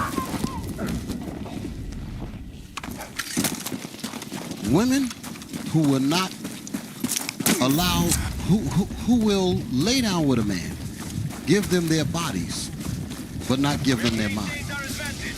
You understand? And that comes from somewhere. The vacant self-esteem is so low that they will put themselves in a vulnerable place to allow a man to impregnate them, give them a disease, but yet they won't listen to him. And that comes from a total level of dysfunction. So I'm going to leave it there. Deal with the rest of this on Bible Book of Our Fathers. Brothers and sisters, I hope y'all got a good amount of information from this here. This subject will take you everywhere. So I know I was kind of all over the place with it, but I was warned that this would do that.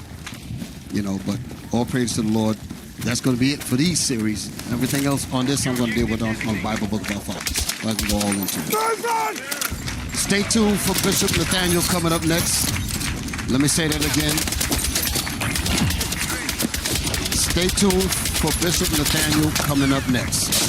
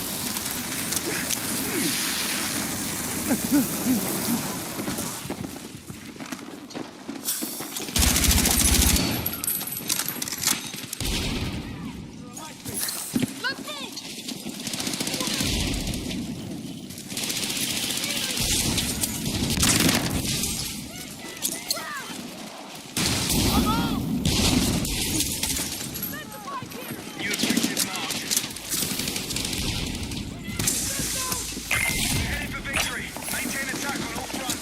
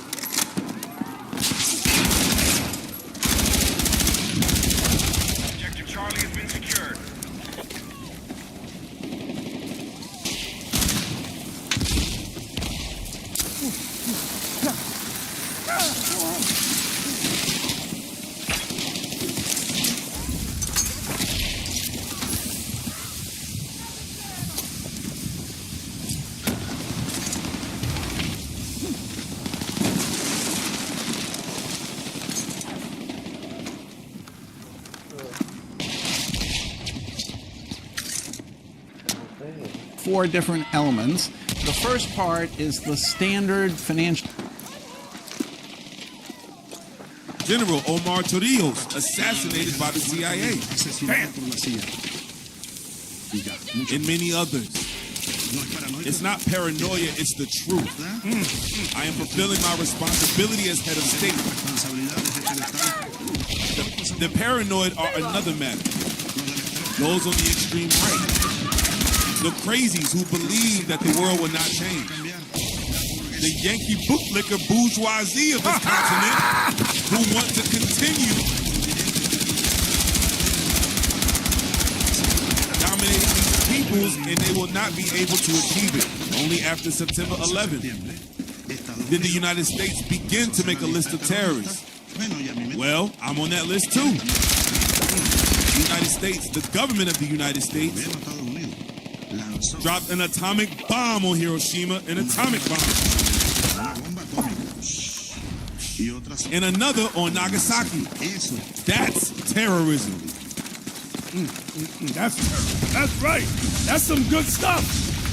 So as I said, he allegedly was murdered. He was allegedly murdered.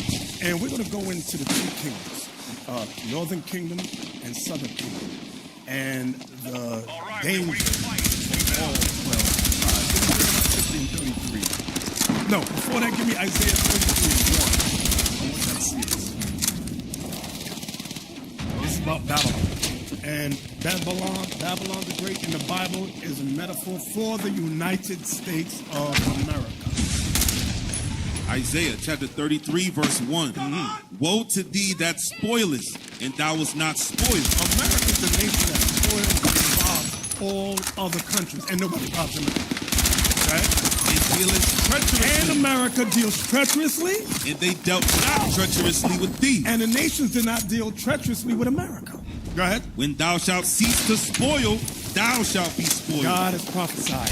When America has filled her belly and has stopped spoiling, because she got enough, it says then that's go ahead.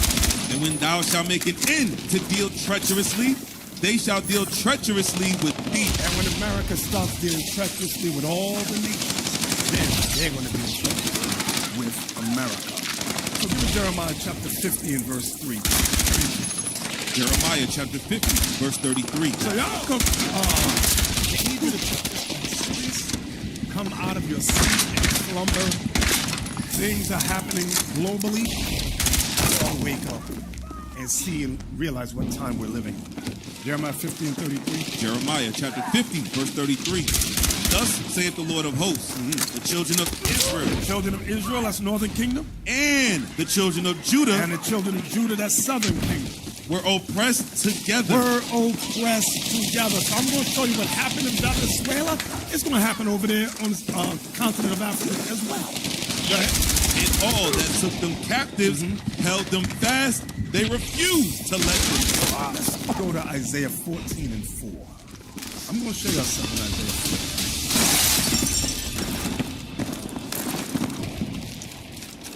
14. Isaiah chapter 14, verse 4. That thou shalt take up this proverb against the king of Babylon. So we're reading about the king of Babylon, prophecies pertaining to Babylon. And this Babylon is talking about is not Nebuchadnezzar. It is the United States of America. Go ahead. Thou shalt take up this proverb against the king of Babylon and say, how hath the oppressor ceased? So Babylon is prophesied to be an oppressing kingdom. An oppressive kingdom. But it says, how hath the oppressor ceased? So when Isaiah is writing this, he sees the aftermath of the fall of Babylon. So he's writing down, he sees the fall of America. Let me show you. Revelation 18 and 1. Everything all right? All right, Revelation 18 and 1.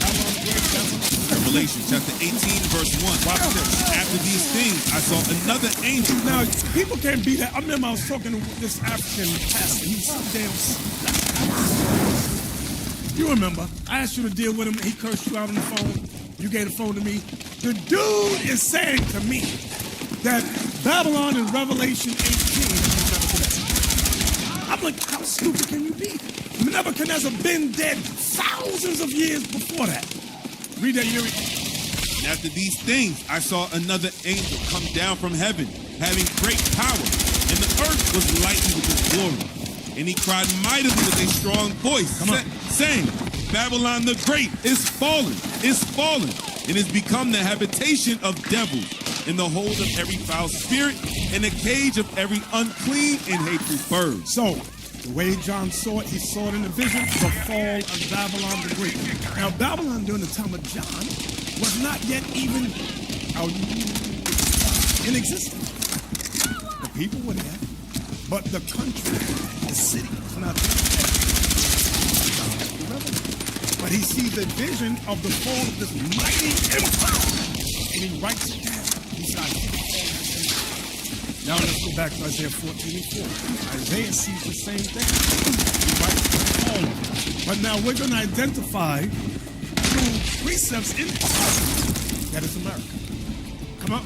Isaiah chapter 14 and verse 4. That thou shalt take up this proverb against the king of Babylon. So you may say, well, who's the king of Babylon? Go ahead. And say, how hath the oppressor ceased? First thing, this would be an oppressive kingdom. Number one, go ahead. The golden city ceased. This would be a golden city. Everybody would want to go to Babylon. I love Babylon. Everybody wants to go to Babylon. That's why, and it's a rich kingdom. That's why it calls it the golden city. Right? The Lord hath broken the staff of the wicked. Babylon is wicked as hell. Go ahead. In the scepter of the rulers. And they are rulers. Go ahead.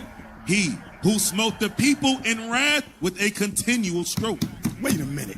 Babylon would smite the people with a continual stroke. They would always be on top of nations and people. Read it again. He who smote the people in wrath with a continual stroke. So when they say, oh, we got to go into Venezuela because they're drug dealers, that's a lie. They're filled with wrath always. When they said Iran had weapons of mass destruction, it was all a lie. That's called wrath. We must control this planet. That's what they want. Go ahead. He that ruled the nations in anger. See that? He that ruled the nations in anger. So Babylon would be the world superpower. You don't get no more world superpower than America. Don't say Russia. Russia don't have this. You see this right here? You see that over 850 bases throughout the world? Russia don't got that. Russia or China don't got that. We don't. He that ruled the nations in anger is persecuted. There's gonna come a time, Isaiah has written, this place will be persecuted. Go ahead. And none hinder it. And nobody's gonna stop the person. When them missiles start shooting here in America, can't nobody stop it. All your prayers, put your prayers, Christian, under the bed because God ain't listening to them.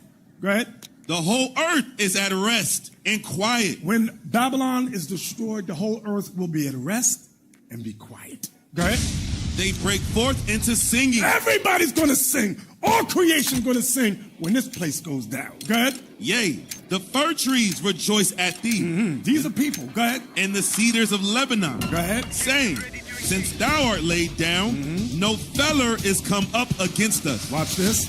Hell from beneath is moved for thee to meet thee at thy coming. I know you think hell is under the ground and there's a red guy with a pitchfork and wings sticking everybody. No, that's not what hell is. This verse is going to tell you what hell is. Read again. Hell from beneath is moved for thee to meet thee at thy coming. At thy coming down. Go ahead. It stirreth up the dead for thee. It stirreth up the dead for thee. We're going to see who's the hell, who's the dead. Watch. Even all the chief ones of the earth. Wait a minute. So the chief ones of the earth are the dead that are in hell. Go ahead. It hath raised up from their thrones all the kings of the nations. All the kings of the nations are the chief ones that are dead that are in hell. So what is that saying? Hell is a low state. America reigns supreme and all nations beneath it. Oh, you didn't believe that? Ask Haiti. Ask Jamaica. Ask all the little, what they call third world countries. We don't. All they shall speak and say unto thee. What the nation's going to say when America falls. Art thou also become weak as we? You are falling down. You've lost your power, your influence, America. You're weak as we are now. Go ahead. Art thou become like unto us? Uh-huh. Thy pomp. Thy pomp means your pride. Thy pride. Go ahead. Is brought down to the grave. Brought down to hell. Go ahead. And the noise of thy bowels. The noise of your bowels. You know, bowels is what make you feel good. So what is that really talking about? That's their influence through their media. They control and manipulate everybody. Go ahead. The noise of thy bowels. The worm is spread under thee. Corrosion, corruption. Go ahead. And the worms cover thee. Now watch what it calls Babylon. The king of Babylon is given another name in verse 12. Go ahead. How art thou fallen from heaven, O Lucifer? Lucifer, he's called.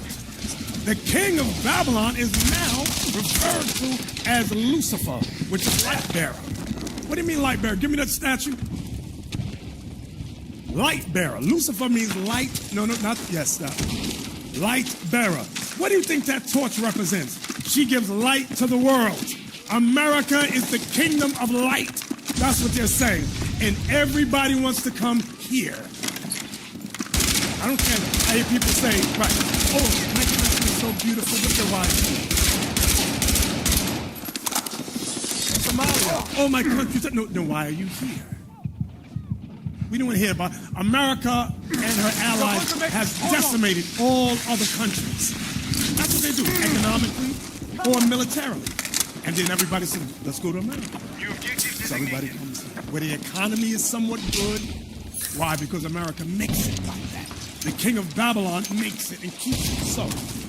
We did get verse 12. How art thou fallen from heaven, O Lucifer, son of the morning? Son of the morning. Go ahead. How art thou cut down to the ground, which didst weaken the nation? So, the king of Babylon, which is Lucifer, has a history of weakening the nations. How so? Let's start with economics. Where is the IMF and the World Bank located? Washington, D.C. They're the ones that says, Jamaica, your money is garbage. Haiti, your money is garbage. I don't care if you got resources in your land. Oh, Africa, your money is worse than Jamaica and Haiti's. It's toilet paper. But in Africa, but we have all the gold. America says, we don't care. We have the bombs. In Africa, okay.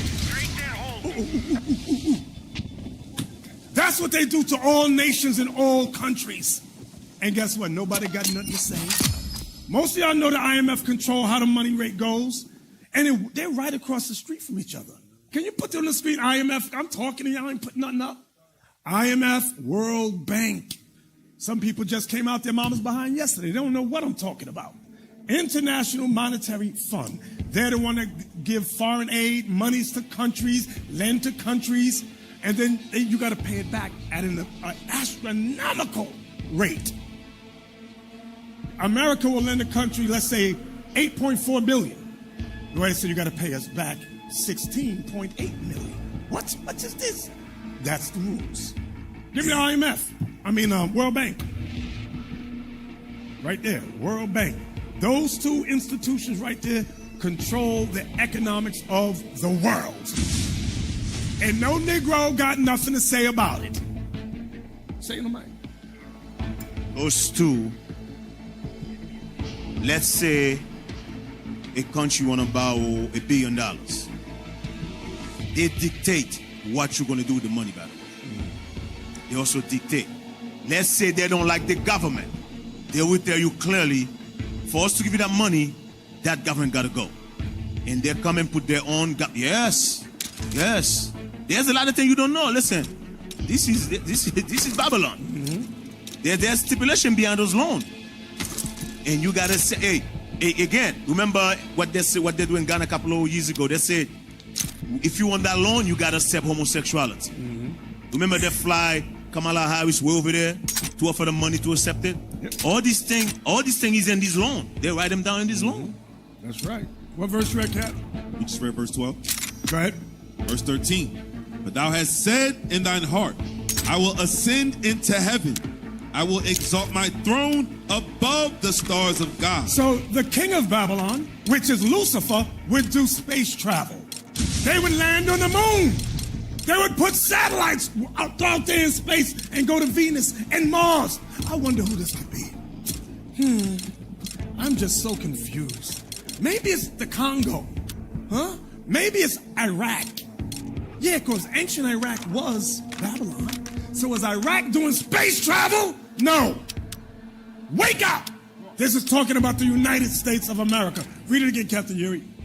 For thou hast said in thine heart, I will ascend into heaven. I will exalt my throne above the stars of God. Go ahead. I will sit also upon the mount of the congregation in the sides of the north. He would sit on God's people in North America. That's what it means, the sides of the north. What is the congregation? Give me that in Exodus 12:47. What is the congregation of God? Who is it? Exodus chapter 12, verse 47. Yeah. All the congregation of Israel. Israel is the congregation. Give me Psalm 74 and 2. That's the one I like better. I like Psalm 74, verse 2. Psalms chapter 74 and verse 2. To explain the congregation. Go ahead. Remember thy congregation, which thou hast purchased of old, the rod of thine inheritance, which thou hast redeemed, this Mount Zion, wherein thou hast dwelt. That's right. So Mount Zion, we are the congregation of the Lord. So you read that line again. I will sit also. I will sit also upon the mount of the congregation in the sides of the north. When you're sitting with someone, you have conquered them. You are ruling them. So God's congregation is here in the sides of the north, North America. Stop looking in Iraq. I had a damn dumb pastor tell me that's talking about Iraq. I said, God's holy people ain't over there in Iraq. What the hell is this? Read on. I will ascend above the heights of the clouds. I will ascend above the heights of the clouds. That's airplanes, jets, helicopters. They put it together. Give me the Wright brothers, 1903. I think it's Henry and Orville Wright. Put it on the screen. Give me the Wright brothers. I need to see the Wright brothers. They were the first ones. Those two devils. The Wright brothers. It wasn't Iraq. America was the first ones to come up with plane travel. That was them, the Wright brothers. It was not Iraq. For you Christians out there, yeah, this is talking about Iraq. And this ain't Satan either, spiritual demon Satan. Satan don't gotta say, I'm gonna ascend into heaven. He goes before the Lord daily. Like, give me that Job 1 and 6, just to prove my point for these dumb Christians. Job 1 and 6. Job chapter 1, verse 6. Let's go. Now there was a day when the sons of God came to present themselves before the Lord. These are the angels. Go ahead. And Satan came also among them. Go ahead. And the Lord said unto Satan, Whence comest thou? Then Satan answered the Lord and said, Wait a minute, stop. In church, you correct me if I'm wrong, they said God and Satan got into a fist fight. God kicked Satan out of heaven, and he's barred from ever going back. So wait a minute. We just read Satan go before the Lord, and they're having a conversation. Hey, what's up, Satan, my man? Have a seat. What's going on? Where you been? What you up to? So Christianity is 100% garbage. All lies. Colonial lies. Go back to Isaiah 14. Isaiah chapter 14, verse 14. I will ascend above the heights of the clouds. Planes. Go ahead. I will be like the Most High. I will be like God. Who's the only one that goes worldwide portraying themselves as God? Put it on the screen. They're the only ones that do this. They're the ones that force their image as the Most High. That's only them. China never did that. Africa didn't do that. Iran and Iraq didn't do that. This white man is the only one that will murder you if you don't worship him as God. That's why when you mention a black Christ, they get angry. It's something in them. It's instinctual. They get mad. Black Christ? What? No, you got to pray to us. It's in all of them. All of them. Where we at, Yuri? Verse 15. Come on. Yet thou shalt be brought down to hell. See? Yet thou shalt be brought down to hell. Conquered. Go ahead. To the sides of the pit. Mm-hmm. Watch this. Watch this. This is for all you Lucifers, the spirit demon. Go ahead. They that see thee. They that see Lucifer. Shall narrowly look upon thee. Narrowly look upon Lucifer. And consider thee, saying, Is this the man? What? Is this the man? What was that, Yuri? The man? Is this the man? The man? The man? that made... What do you mean Christians can't read? It says Lucifer's man. What kind of man? The white man! That's what it's talking about! Yuri, one more again. Is this the man that made the earth to tremble? That did shake kingdoms? Who is making the earth to tremble and shake through bombs, through war? It's the white man doing that. This is war. Hey, give me that article, IT. 2016, America bombed 7 countries under Obama. Y'all keep playing with these people. You keep sleeping on them. 2016, America bombed 7 countries at once. To bomb 7 countries at once, that means you're a bad man. So America saying, I'm not a scared of nobody. We got power like you never seen. We could fight 7 countries at one time. IT, did y'all find that for me? Yep. What up? Read that, Yuri. How many bombs did the United States drop in 2016? U.S. bombs dropped in 2016, all weapons platforms. Syria, 12,192. This is in 2016. Go ahead. Iraq, 12,095. Afghanistan, 1,337. Libya, 496. Yemen, 35. Somalia, 14. Pakistan, 3. Total, 26,172. You know what they never tell you? How many civilians were murdered? They never tell you. How many children died? They don't tell you that. You want to know why the Somalians are in America? Look right there. America destroyed their country. A lot of them are here now. Now, we get mad. Our people get, what you here for? Well, because the Somalis are too afraid to say it. We're here because the white man destroyed our country. They don't want to say that. They'd rather pick a fight with us, though, because we ain't got no power. Yuri, did you read that? Read on. They that see thee shall narrowly look upon thee and pay attention. And consider thee, saying, is this the man that made the earth to tremble, that did shake kingdoms? Watch this. That made the world as a wilderness. The king of Babylon, which is Lucifer, would make the world as a wilderness. And they'll put those Palestinian pictures up again. Yeah, this is a wilderness. Read that again, Yuri. That made the world as a wilderness and destroyed the cities thereof. And destroyed the cities thereof. What man is destroying cities? It's the white man. It's only the white man. Go ahead. That opened not the house of his prisoners. Where are the prisoners?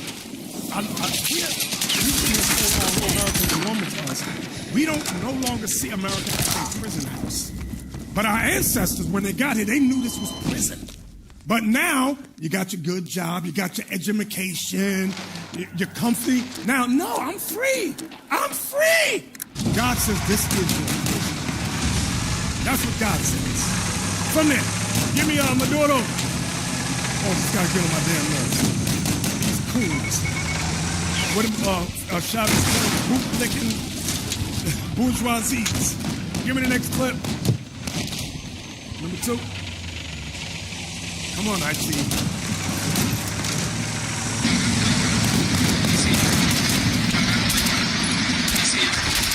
Hey, this is what we were just reading about. Read that, Yuri. Breaking. Suspected U.S. Apache attack helicopters seen totally dominating the skies above Caracas. Caracas is the capital of Venezuela. Venezuela, while explosions ring out. You would think America took over their airspace, took over their land. You would think you would be nervous to go into somebody else's home, their house. America said, we ain't scared, we gonna take this over. That's what happened. And they were dropping bombs. Go ahead, play on. Venezuelan air defenses look to be completely air defense. What kind of technology this man got? And you Negroes online talk about you gonna fight against the government. You stupid as hell. You better shut your black lips. You ain't got no power yet to do nothing. You got your little Glock or your little M16. I'm gonna go shoot you, stupid. You better shut up and sit down and learn the Bible. You probably shoot yourself. Didn't they shoot themselves in what's that group? NFA? NFAC. Yeah, go ahead, play.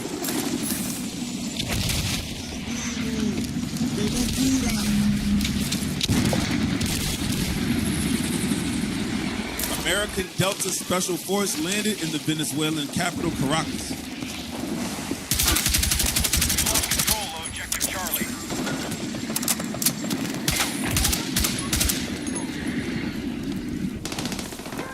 Okay, well, all right. Give me the next one. Maduro. That's Maduro right there. That was at around 5 this morning. 4 this morning.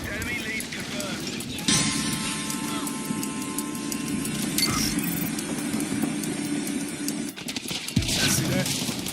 That happened early this morning, around 4-8. Okay, around 4-8. Then I'm trying to spell Venezuela.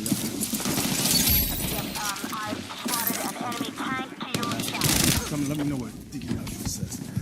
Give me the next one, the next clip. And we're only going to go to 2 minutes and 35 seconds. Go ahead.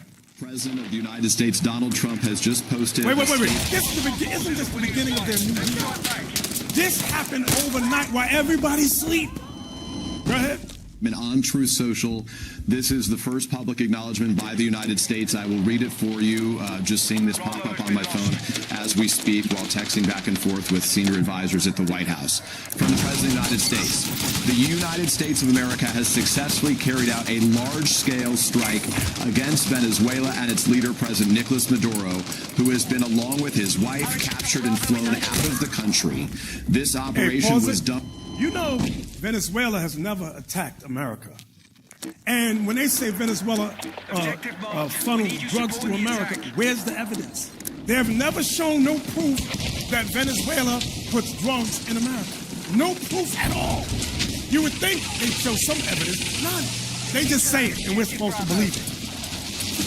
This is an example of what we read in Isaiah 31 about the treacherous dealer that deals treacherously.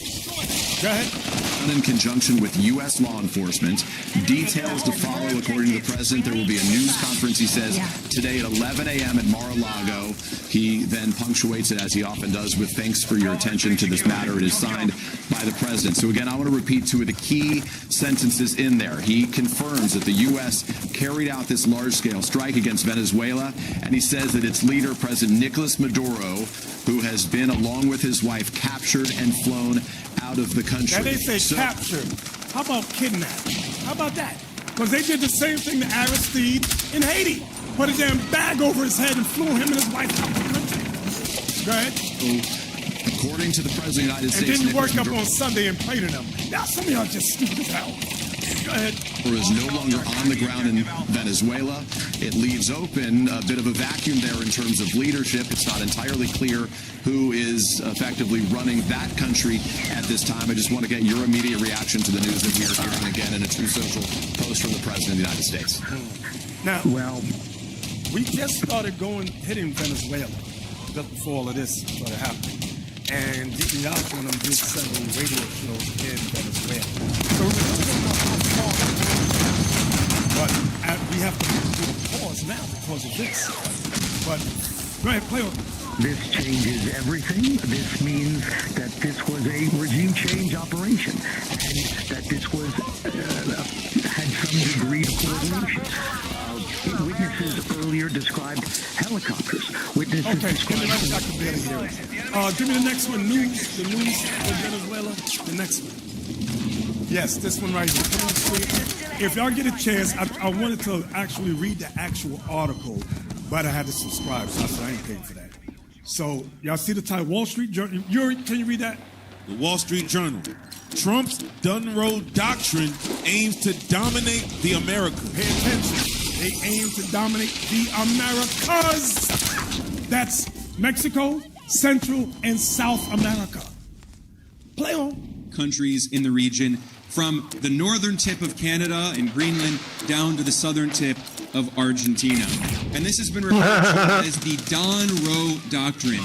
Top U.S. officials themselves have referred to this as the Don Roe Doctrine. And this is, of course, a reference to the colonial Monroe Doctrine that goes back to 1823, in which the U.S. declared that all of Latin America is the U.S. empire's so-called backyard and part of its imperial sphere of influence. And the Trump administration spelled this out very clearly in the National Security Strategy it published in 2025. This document referred to the Western Hemisphere, and particularly Latin America, as the most important region for the U.S. empire, and made it clear that the U.S. wants to cut off Latin America's ties with China, and it wants to control all of the strategic natural resources and geopolitical choke points in the region in order to create this new supply chain that cuts out China. The U.S. National Security Strategy proposed the so-called Trump corollary to the Monroe Doctrine, saying it wants to cut out all non-hemispheric competitors, which is a reference to China. And it added that the U.S. should, quote, own or control strategically vital assets in our hemisphere, end quote. So the message is clear. The U.S. is saying that it owns the entire hemisphere and all of the natural resources and strategic infrastructure in the region. And more specifically, the Trump administration's national security strategy asserts that, quote, the United States must be preeminent in the Western Hemisphere as a condition of our security and prosperity, a condition that allows us to assert ourselves confidently. Pause it right there. That's the bottom on that article. See the bottom? The United States must. You got Jerry? That's what he's reading. The United States must be preeminent in the Western Hemisphere as a condition of our security and prosperity, a condition that allows us to assert ourselves confidently where and when we need to in the region, in the terms of our alliances, in the terms upon which we provide any kind of aid, must be contingent on winding down adversarial outside influence from control of military installations, ports, and key infrastructure to the purchase of strategic assets broadly defined. Right. Look up at the top where it says we want other nations. We want other nations to see us as their partner of first choice. And we will, through vicarious means, It says, and we will through various means, discourage their collaboration with others. What do you think various means mean to this war? It means what? If we got to kill you. That's what America's saying. Various types of weapons we will annihilate. Play on. And in where we need to in the region, winding down adversarial outside influence from control of military installations, ports, and key infrastructure to the purchase of strategic assets broadly defined, end quote. It also says that the U.S. needs to deny non-hemispheric competitors access to Latin America.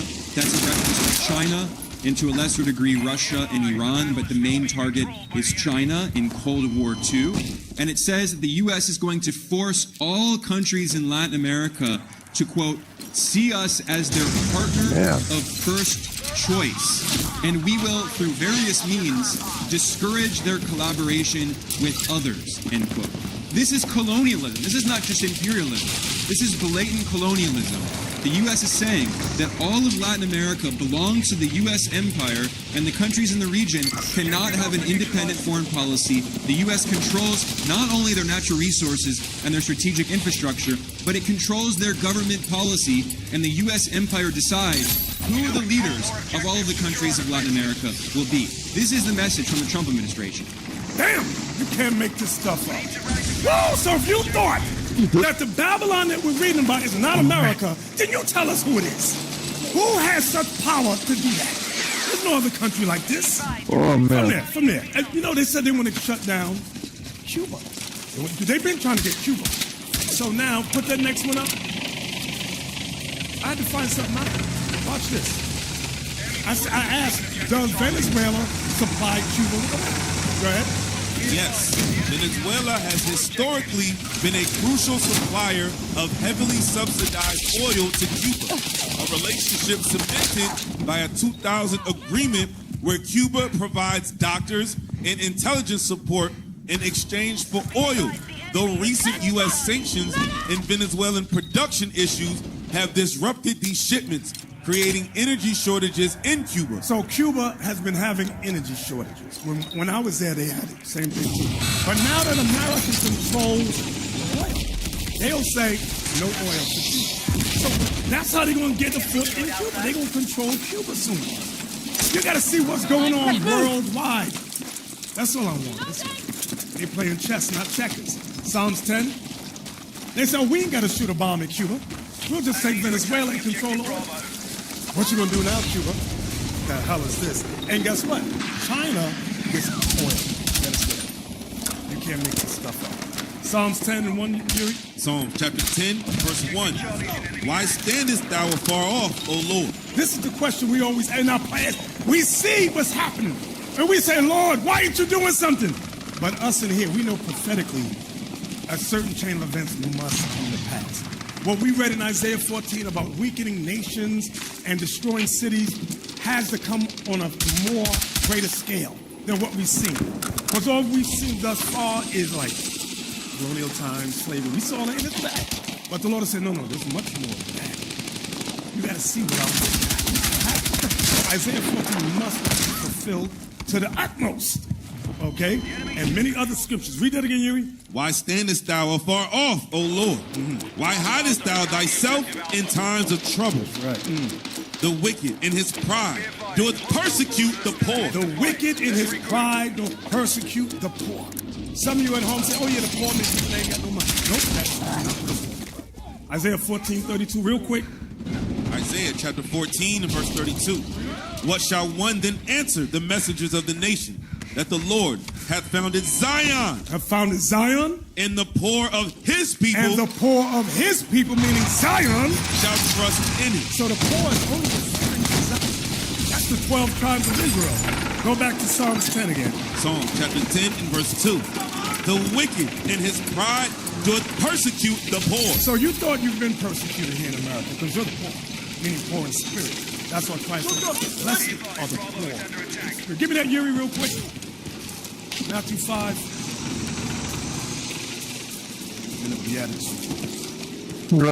Matthew chapter 5 and verse 3. Blessed are the poor in spirit. Why? For theirs is the kingdom of heaven. So the poor in spirit goes back to Isaiah 14:32 about the children of Zion. We're poor in spirit. Because some of you got some money. Listen, LeBron James is poor in spirit. And if whatever he got, the people over him got way more than stuff. You understand it, right? Come on, Yuri. The wicked in his pride doeth persecute the poor. Let them be taken in the devices that they have imagined. David is saying, let the wicked be taken in the devices that they have imagined. Now I know. Who's the wicked? The wicked is China. No! Give me that Malachi 1:4 real quick. Malachi chapter 1, verse 4. Whereas Edom saith, we are Edom, E-D-O-M, meaning red people, right? Which is the take what you think out of right? Whereas Edom saith, we are impoverished, but we will return and build the desolate places. They returned during the Renaissance. Go ahead. Thus saith the Lord of hosts, they shall build. They have built up kingdoms all over, right? But I will throw down. But God's prophecy is that he will throw down. That's in Isaiah 14 and Revelation 18, first two verses. Go ahead. And they shall call them. And they shall call Edom the border of wickedness. The border of wickedness. And the people. Not the let's say person. The people. And the people. That's man, woman, boy, girl. And the people, right? Against whom the Lord hath indignation forever. So you can't change God's mind. I heard a woman call up one of the other Israelite camps talking about IUIC says the white man and his woman is the wicked. I got a lot of European Caucasian friends. So I really don't understand what they're talking. And the brother makes excuses, skip scriptures to manipulate so that he could get a new member in the congregation. This is some BS. BS. Yuri, where we at? Psalms chapter 10 and verse 3. Come on. Verse 2. The wicked in his pride doeth persecute the poor. So Esau in his pride doth persecute the Israelites. Go ahead. Let them be taken in the devices that they have imagined. Let Esau be taken in the very same devices that they have imagined for us. Go ahead. For the wicked boasted of his heart's desire. Don't y'all see Trump boasting of his heart's desire? He tell you what he gonna do. And everybody, he ain't gonna do that. Oh, he just did it. Go ahead. And blessed the covetous. So wait. Don't run by that. The wicked blesses the covetous. You ever see in politics?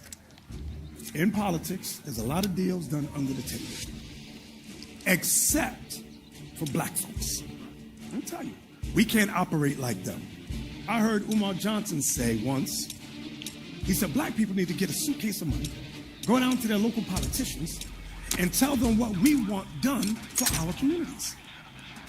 And I'm like, that ain't gonna work. That ain't gonna work. Eric Adams, y'all remember Eric Adams? Mayor of New York, Eric Adams. And there's some black ones in Illinois, Chicago. Some of them were doing deals under the table, which is not unheard of. It's very common. Like somebody want a contract to do construction, right? And it's 26 companies. Okay, whoever is the highest bidder, whoever's doing it, I'm going to choose that. But technically, you're not supposed to do that. You're supposed to just pick one and that's it. But people say, you pay me money, and then I'll give you the contract. So everybody's bidding for this. New York does it all the time. Not just New York, all cities do that. But when Jake get an office, they go, I'm going to do that too. Jake end up threatening to go to jail. Y'all don't see that's going on, all these black women in politics catching hell? Eric Adams, I don't know how many black men are in politics. Not them little girly boys I see. But it's crazy. I'm like, what they did is the same thing white folks been doing for decades, for centuries.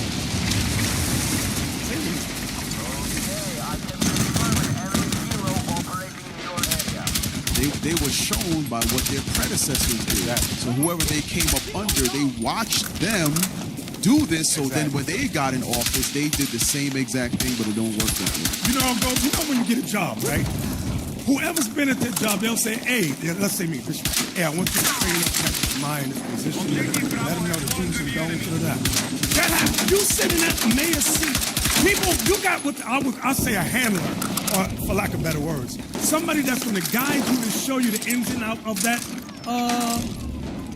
office. They're going to groom you on what to do. Now, when you do an underhanded thing under the table, now you're going to jail. But Bishop, I'm going to give you a perfect example. Almost every single congressman, senators took money from AIPAC. Yes. Now, I'm going to give you a bigger one. Man. Donald Trump, the president of the United States, took $200-something million. And he didn't hide it. Right. He told you exactly. $200 million. How come he didn't go to jail? Mm-hmm. Right. AIPAC is a foreign entity. They haven't even registered in this country. And that's illegal. And when people say it, the president's like, oh, well. The treacherous dealer. That deal of treacherous. This is a treacherous group of people. I'm telling you. So now we just read, Yuri. What did we just read? Verse 3. For the wicked boasteth of his heart's desire, and blessed the covetous. Okay, blessed the covetous. America, remember they said, hey, how many of us in the UN want Israel to start bombing Gaza? All the countries go like that. They had one black woman for America with a big hand. She had a big hand with a big back. And she put her hand up as a veto. You know, it's only like 3 countries that have the power to veto. Yeah, that's all right. That's the big paw right there. They use her to keep the destruction going. Everybody was against America, but because America got power, nobody can do nothing. So Israel kept bombing Gaza. Now, I'm going somewhere. You ask yourself, why didn't America stop what's going on over there? Well, it says they bless the covetous. Israel over there, their people are covetous. Just like with South Africa. South Africa don't belong to white folks. The Dutch went in there and robbed and stole. But America says, you know what? I'm in agreement with it because you know what? I'm going to keep this party going. Let me get started on Venezuela now because I'm going to take that.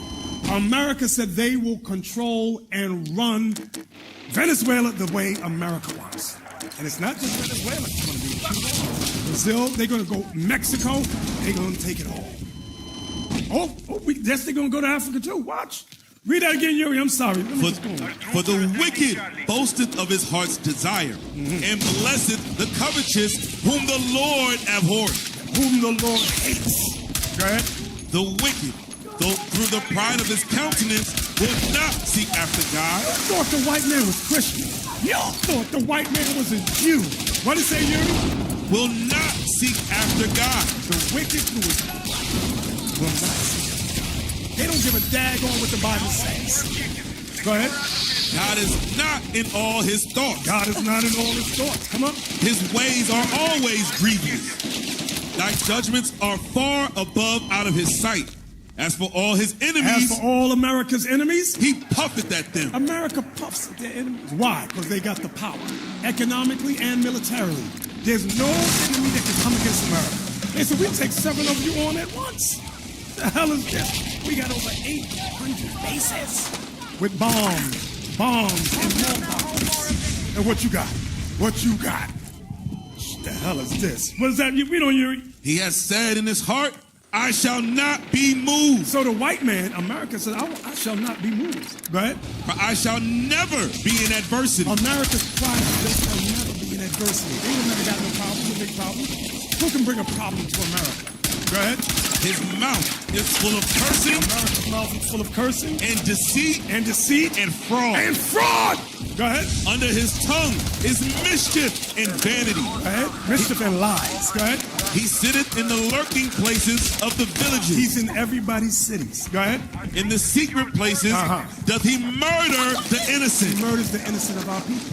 You got to imagine, he had people on the ground with innocent. People on the ground. Go ahead. His eyes are privily set against the poor. His eyes privily means secretly against the poor. They will say they love black people, but secretly they're plotting against our race, our people. That's what the Bible says. You can believe it or not. I don't care. Go ahead. He lieth in wait secretly as a lion in his den. He lieth in wait to catch the poor. He doeth catch the poor when he draweth him into his net. In his net is a crack. It's a political net or a religious net. Crack was a net for black people. They said, let's keep poverty in the black community. Don't give them too many jobs. Because if we don't give them too many jobs, they're going to sell some crack. And then you know what? We'll increase the laws on crack, the crack penalty laws. So they go to jail for a longer time. The police got a job. The correction officers got a job. The judges, the courts got jobs. All you white folks will be taken care of. Don't worry, because black people are not passive. They can make quick money fast selling crack. And they're going to fall for it. That's how it is. Go ahead. He croucheth and humbleth himself, that the poor may fall by his strong one. You know what? Y'all see that verse? He croucheth and humbleth himself. You know what that means? He'll even bow. Hey, show me Black Lives Matter. Police officers bow to black people. Show me that. Yeah. Come on, y'all. Yep, right there. I want the first one right there. It's full black people. They said they really love us. They really, really love. They bowing to us black people. Look! Y'all stupid. That's all a setup. And if we had just read the Bible, we would learn. Read that again, Captain Yuri. He croucheth and humbleth himself, that the poor may fall by his strong ones. You know what strong ones are? His military, his police. They're the strong ones. They got the guns. They got the power. They're the strong ones. And we fall for this. Like, oh no, see, they're not all bad. They love us. Okay, give me the next video. Trump says. Y'all getting warm up here. Y'all excuse me. Yeah, put that on the screen. Nancy Pelosi, Congress bowed to black Negroes, and they're full all black niggas across the country. Just get on my nerves. Look, they're humbling themselves. They're crouching. Don't fall for it. And they got Kente cloth on. Woo! I'm the bunga. And black people fell for this. If we just read the Bible, let the Bible guide our steps, guide our sight, we'll be good. Come on, Icy. The next one. Yes, watch this. We're going to run the country until such time as we can do a safe, proper, and judicious transition. So we don't want to be involved with having somebody else get in, and we have the same situation that we had for the last long period of years. So we are going to run the country until such time as we can do a safe, proper, and judicious transition. And it has to be judicious, because that's what we're all about. So America's running Venezuela, and they're going to put someone who they like in power. Let's show that in the Bible. 1 Maccabees chapter 8, please. If we just let the Bible guide us, but we don't. 8:1. 1 Maccabees chapter 8 and verse 1. Write this down. This is about the Roman Republic. The Roman Republic was Japheth at this time. This is before Julius Caesar came in and took it over, and it became the Roman Empire. Go ahead, read that. Now Judas had heard of the fame of the Romans. That they were mighty and valiant men, such as would lovingly accept all that joined themselves unto them, and make a league of amity with all that came unto them. Jump down to verse 13. Verse 13. Start at 12. Verse 12. But with their friends, with the friends of Rome, and such as relied upon them, they kept amity. They kept friendship. That they had conquered kingdoms both far and nigh, insomuch as all that heard of their name were afraid of them. Watch this. Also that whom they would help to a kingdom, whoever they set up as a leader, a president, a king, those reign. Those reign. And whom again they displace. You know what it means to displace a world leader? A coup. A coup. America got it from Rome. They're the ones behind these coups.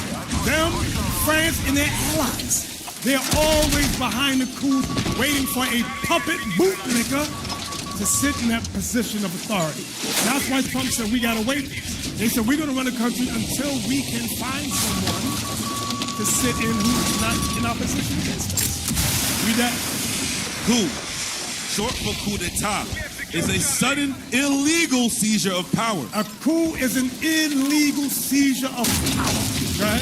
Typically by a small group within the state, like the military or political elites, to overthrow a government or its leadership, often using force or threats of force. It can also refer to a brilliant... No, that's all I wanted.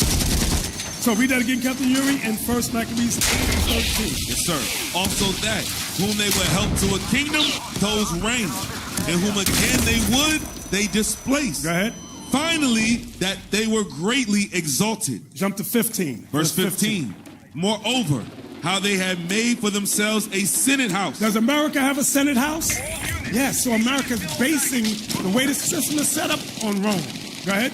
Wherein 320 men sat in council daily, consulting always for the people, to the end they might be well ordered, and that they committed their government to one man every year, who ruled over all their country, and that all were obedient to that one, and that there was neither envy nor emulation among them. Jump to verse 24. Verse 24. Now these are the stipulations if you want to be friends with Rome. Watch, America does the same practice. Go ahead. If there come first any war upon the Romans, or any of their confederates throughout all their dominion, the people of the Jews shall help them, as the time shall be appointed, with all their heart. Neither shall they give anything unto them that make war upon them. So you can't give anything unto a nation that's against Rome. America follows the same Take what politics. you can carry. Go ahead. Or aid them. Or aid them. With victuals. With food. Weapons. Money. Or ships. As it hath seemed good unto the Romans. As it seems good to Rome. Go ahead. But they shall keep their covenants without taking anything therefore. Read. In the same manner also, if war come first upon the nation of the Jews. Like, for example, y'all see that the North American Trade Organization, NATO, they have these same things in place with all of NATO. Go ahead, read. In the same manner also, if war come first upon the nation of the Jews, the Romans shall help them with all their heart, according as the time shall be appointed them. That's why many people were angry. They said, why are you giving weapons to Israel? They're not even a part of NATO. Why are you giving weapons to Ukraine? They're not even a part of NATO. Go ahead. Neither shall victuals be given to them. Neither shall food be given to them that take part against them, or weapons, or money, or ships, as they have seemed good to the Romans. Notice it keeps saying it, as it seemed good to the Romans. Right? But they shall keep their covenants in that without deceit. Keep this agreement without deceit. Watch this. According to these articles, did the Romans make a covenant with the people of the Jews. Watch this, read on. Howbeit, if hereafter the one party. But listen good to verse 30. This is in the article. Go ahead. Howbeit, if hereafter the one party or the other shall think meet to add or diminish anything, they may do it at their pleasure. And whatsoever they shall add or take away shall be ratified. So you know that part was for Rome. Because Rome was the one, because you need Rome's help. So Rome would be the one to add or take away at their pleasure. You can't, these kind of contracts, that's the same thing that goes on in the world today. So, and in case you forgot about Maduro, remember Maduro said that he was an authentic Jew. He said he's not one of these fake Jews like in Israel. Give me that. Venezuelans. Nicolas Maduro claims he is a real Jew, unlike Bibi Netanyahu. Y'all see that? Y'all see that? Jump down to the 4th paragraph. Right there. Yeah, that's right. That's right. Yeah! Come on. Maduro then questioned Netanyahu's Jewish lineage and bizarrely suggested that he himself carries true Jewish. See what they wrote? Bizarrely. Why did they say it's bizarre for Maduro to say he's a Jew? See how Esau is? Read it again, Yuri. I'm sorry. Maduro then questioned Netanyahu's Jewish lineage and bizarrely suggested that he himself carries true Jewish ancestry. I am a Christian, but Jewish blood runs through my veins. Sephardic blood. Now, if you've been watching the classes, the last one I did about the Sephardi and Deacon Ithon, the Sephardi, that was Judah, the kingdom of Judah. They weren't the Ashkenazi. We were the Sephardi Jews. Go ahead. Sephardic blood from the authentic Jews of the 12 tribes. Y'all see that? Y'all see that right there? Go ahead. Those of Moses. Those Jews of the 12 tribes who are not the ones in charge today in the state of Israel. Those who govern today are under Netanyahu are not authentic Jews. He is a hodgepodge who comes from Poland, Maduro said. Y'all see that thing right there?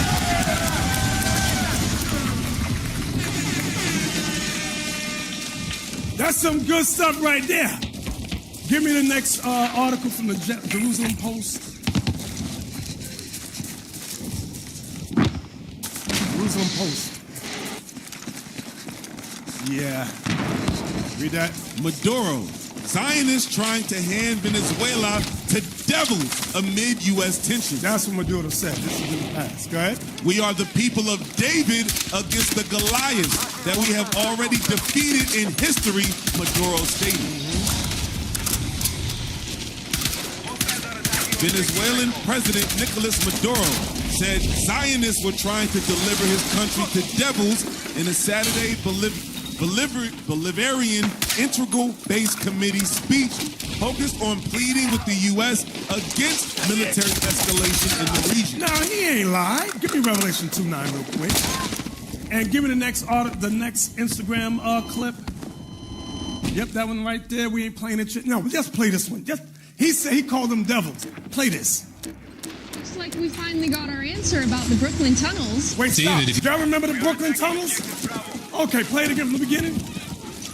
Looks like we finally got our answer about the Brooklyn tunnels. David, if you could, explain why was there a mattress in the tunnels and what is the stain? A lot of folks are wondering Is this stain feces? No, no, it's not feces. What is it? It's blood, and basically, we did rituals, and I said that before. There were some rituals that we do in the tunnels, and sometimes the rituals might involve someone who recently died, and we'll bring him down there, and we're trying to do a ritual to bring back the Messiah, which is a Schneerson. You heard of it? Wait, so let me get this straight. You're doing rituals to bring about a dead person from a dead person in a tunnel underneath the synagogue in Brooklyn.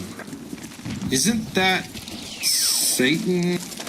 Exactly. That's exactly. Give me that, Yuri, Revelation 2:9. Revelation chapter 2, verse 9. I know thy works and tribulation and poverty, but thou art rich. And I know the blasphemy of them which say they are Jews and are not. They not the Jews. Go ahead. But are the synagogue of Satan. That's who they are. Revelation 3:9. Revelation chapter 3, verse 9. Behold, I will make them of the synagogue of Satan, which say they are Jews and are not, but do lie. Behold, I will make them to come and worship before thy feet, and to know that I have loved thee. Give me so that's future prophecy. Ezekiel 7 and 24. Our troops are still controlling the fight. Ezekiel 7. Because Maduro didn't lie. He didn't lie. Read that for me. Ezekiel chapter 7, verse 24. Start at 23. I like that. Verse 23. Make a chain. When it says make a chain, it's saying prepare ourselves for captivity. There's a prophecy about us going into slavery, right? For the land is full of bloody crime. Yes, we were committing crimes in the land. Like a lot of y'all got mad at the book of plans, because he showed drug use, prostitution, gambling, violence. All that is what we was doing when we were in Jerusalem. You want to look at Passion of the Christ with the white guy, where everybody walks through Jerusalem. Oh, we're just so innocent. We're just so nice. No. Lies on top of lies. Read it again, Yuri. Make a chain. The land is full of bloody crime. The word for means because. Make a chain because the land is full of bloody crime. We were committing crimes. Go ahead. And the city is full of violence. Just like in Chicago. That's right, just like in Chicago. Full of violence. Go ahead. Wherefore, I will bring the worst of the heathen. God said, because of that, I'm going to bring the worst of the heathen. These white people that y'all love, some of y'all, God said they're the worst of the heathen. Oh, you thought the Chinese was the worst. No. You thought Hamites was the worst. No. God said these people. Read again. Wherefore, I will bring the worst of the heathen, and they shall possess their houses. I will also make the pomp of the strong to cease, and their holy places shall be defiled. Our places were defiled. So my point here is that God said they are the worst of the heathen. Go to Isaiah 26 and 10. We've gone over that chapter before.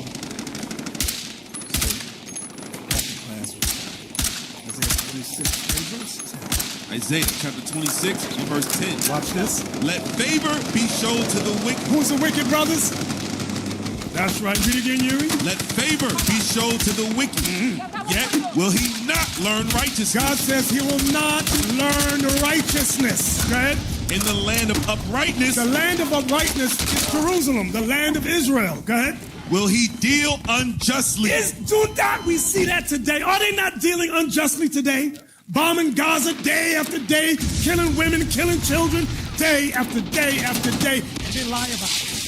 Read it again, Yuri. Own verse. Let favor be shown to the wicked, yet will he not learn righteousness in the land of uprightness. The favor they got was rulership. That's the favor the white man got. They got a position point to rule. Now they're ruling. Are they going to deal right? God says no. Read it again, Yuri. Let favor be shown to the wicked, yet will he not learn righteousness.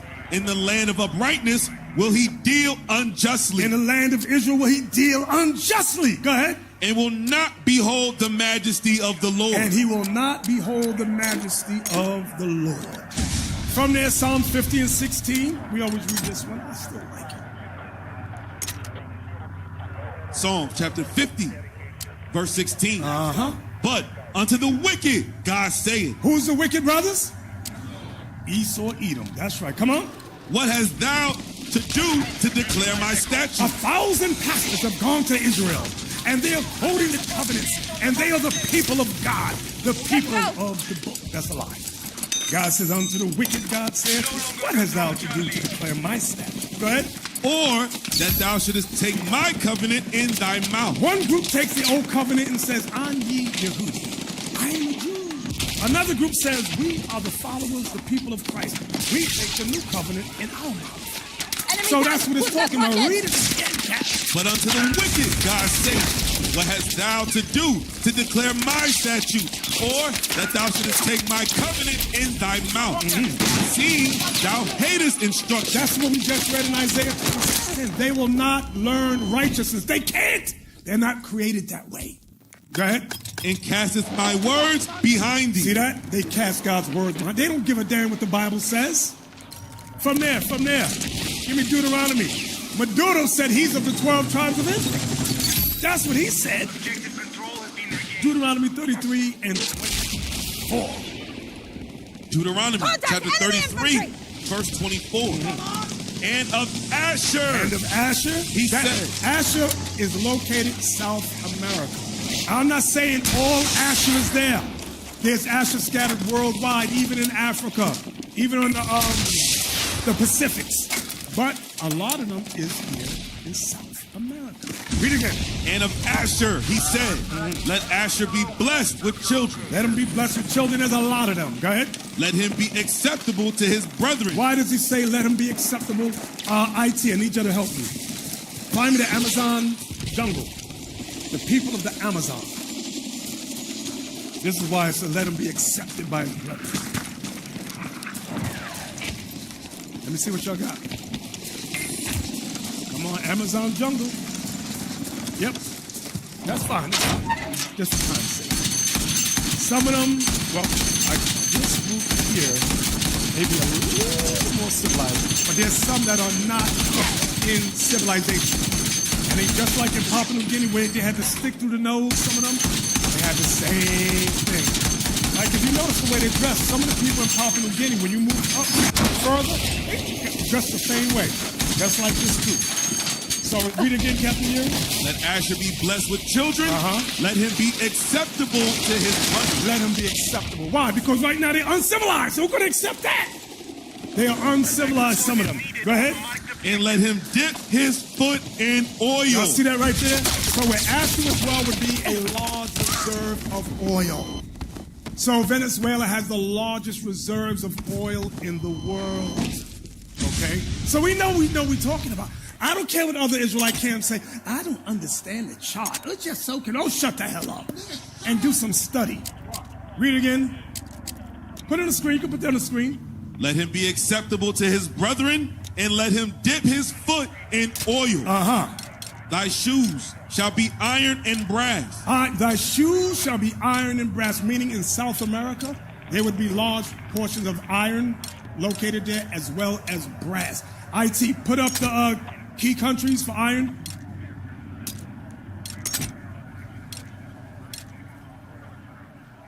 Nope, that ain't it. We're talking about iron and brass. I need y'all to read. It's black and white. I don't want what y'all got. I want what I sent y'all. That way there'll be no mistakes. Come on.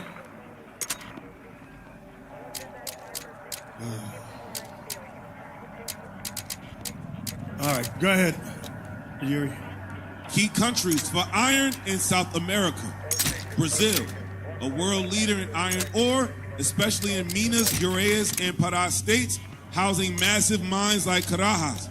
Venezuela and Peru also possesses significant iron ore reserves important for steel making. Raise it up. Chile and Argentina have notable iron deposits, including in the Andes and Sierra Grande, respectively. Brass production. Brass itself isn't mined. It's an alloy made from copper and zinc. South America has rich copper deposits, with Chile being a major producer and significant zinc sources. So, yes, sir. Verse 25. Thy shoes. Read the whole yes, sir. Verse 24. And of Asher he said, let Asher be blessed with children. Let him be acceptable to his brethren, and let him dip his foot in oil. Thy shoes shall be iron and brass. Like in Brazil. And as thy days, so shall thy strength be. They're going to have a lot of strength and a long life. So we know what we're talking about. So now, that was the northern kingdom. You know we read earlier that Israel and Judah would be oppressed together. All right. Give me the first YouTube clip. IT. The next one is a YouTube. Yes, right there. Listen good. Some of you seen this before. Africa, historically, Sub-Saharan Africa has been fundamental to the global prosperity. Pause it. When they say Sub-Saharan, I mean below North America, North Africa. Below the Sahara Desert. Play it again. Africa, historically, Sub-Saharan Africa has been fundamental to the global prosperity of the advanced countries. Okay? And Africa had a role to play. It has a role as a raw material producer. Pay attention. We will not allow Sub-Saharan Africa to escape that. Okay, we do everything. Read, play back. We will not allow Sub-Saharan Africa to escape that. Okay, we do everything to keep Sub-Saharan Africa where it is, also impoverished. It's absolutely So they do. This professor is revealing the powers that be do everything in their power to keep Africa impoverished. Like when we're there, remember some of the schools we visited, all the schools we visited, the books was like from 1950 about British history, and the schools are run down. And then you want to know why, when the children grow up, they seem kind of weird. They're like not on the same level as, I'm trying to be nice, as, let me say somebody to help me out with some nice words so I don't sound insulting. Nobody can help me? You're wrong. All right, just play on, I ain't gonna say nothing. It's also impoverished. It's absolutely vital for the prosperity of everyone else. So let's get clear about that. Okay, and this means all the economic structures, all the global institutions, and the economics we teach everyone is all designed to keep Africa. Pause it. He said that all the global structures, all the economics, all what they teach in these universities, play. The economics we teach everyone is all designed to keep Africa exactly where it is. Y'all see that? The way even their teachings is meant to keep Africa impoverished. So the things they say about Africa puts in all the students' minds, Africa's no good. It's poor. It's nothing there. The reason you see a lot of people right now start looking at Africa different is because of social media. Because back then, when there was no social media, whatever they said, that's what we believe. Remember, they never show Africa they never show like places where Africa build up. They never show nice houses. Hey, when I was little, when Sally Struthers, you remember that white woman? Yes. All she showed was a pot-belly African with flies on an eye. Yes. And Bishop, some of our people still believe that today. Yeah. But what you see today, you start seeing a different Africa. Why? Because of social media. That's it. Play on. And whether it is Europe or US or now China, it's always the same. We need Africa to be impoverished. Why? Because we need those raw materials and we need them dirt cheap. They need the raw materials because we need the raw materials. They need that.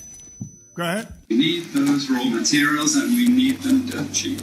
Okay, so that's the message. It doesn't mean to say that there's nothing Africans can do. Of course there is. Okay, but this is the opposition that they're fighting. This is what it's about. Because if Africa does do something different, I assure you living standards of all those in Europe and North America and Asia is going to fall. Okay? And that is a big price to pay. I assure you that the West is not going to allow that without a big fight. Y'all see that right there? That's why Africa, they said there's something Africa can do about it. But if Africa did anything to change this situation, and that the West can't get their raw materials, there's going to be a problem. The West fight against it. That's why a lot of those African leaders are puppets. I'm not saying all of them. Some of them are scared, but the vast majority are puppets put there by France, America, and Britain, and Germany. That's what they do. Was that it, IT? Okay, go ahead. For you, that the West is not going to allow that without a big fight. Okay, so this is what it's fundamentally about. What I want to show you is how these structures are operating. It's just 20 minutes, so we can't do very much, but just to give you a little bit of an idea. And why I keep the ideology part there is because we are part of the producers of ideology. Universities and academic institutions, we are complicit in this whole enterprise. See that? He revealed the professors. He said they're complicit with it too. You know, out of Africa's 54 countries, very few of them are allowed. Listen to what I'm saying this word for real. Very few of them are allowed to manufacture their own weapons. They have to get the weapons from Germany or someplace like that. And very few, none of them are allowed to have nuclear. Pay attention. There's a reason for that.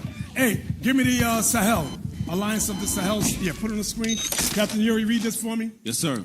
In Africa, the acronym AES primarily stands for the Alliance of Sahel States, or Alliance des États du Sahel in French. Right. Because I used to wonder, what does the E stand for in Alliance of Sahel States? But now I see it's actually a French acronym, Alliance des États du Sahel. So that's États. That's the E. Go ahead. A confederation formed by Mali, Niger, and Burkina Faso for mutual defense and economic integration after they left ECOWAS. ECOWAS is a coon organization with puppet leaders. So those three left, they said, no, this ain't gonna work. This ain't gonna work. We gotta do our own thing and build Africa up. Now, remember ECOWAS wanted to fight them? They wanted to go over there with military. You won't fight against Boko Haram that's stealing the young girls and raping them, but you go fight your brother over here that's trying to build the country. Yeah, go ahead.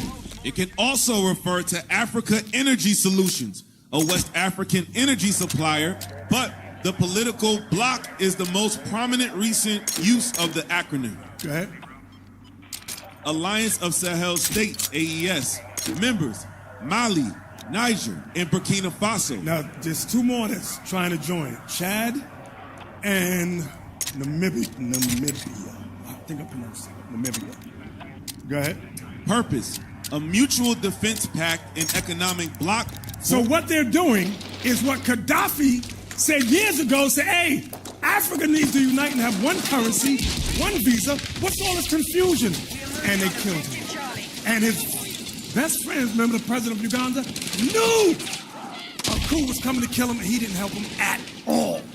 You can't make this stuff up. Black people like that, you don't need as friends.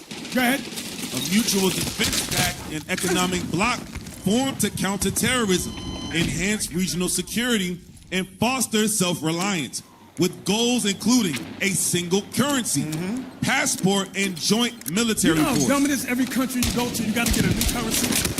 And you got it depends on if America says that country's worse off than this country. It's worth nothing. It's like garbage. You can't make this stuff up. Go ahead. They just start changing right now, but remember, it used to be, if you're in the continent, you're in one country, you have to go back to Europe. Get a visa, go to another country. That makes no sense. You got to fly to Europe to go back to Africa.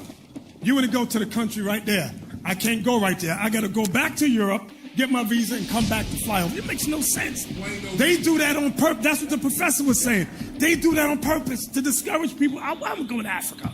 The hell is this? Where we at, Yuri? Origin, formed in September 2023, following the coup. Next YouTube clip, it's a short.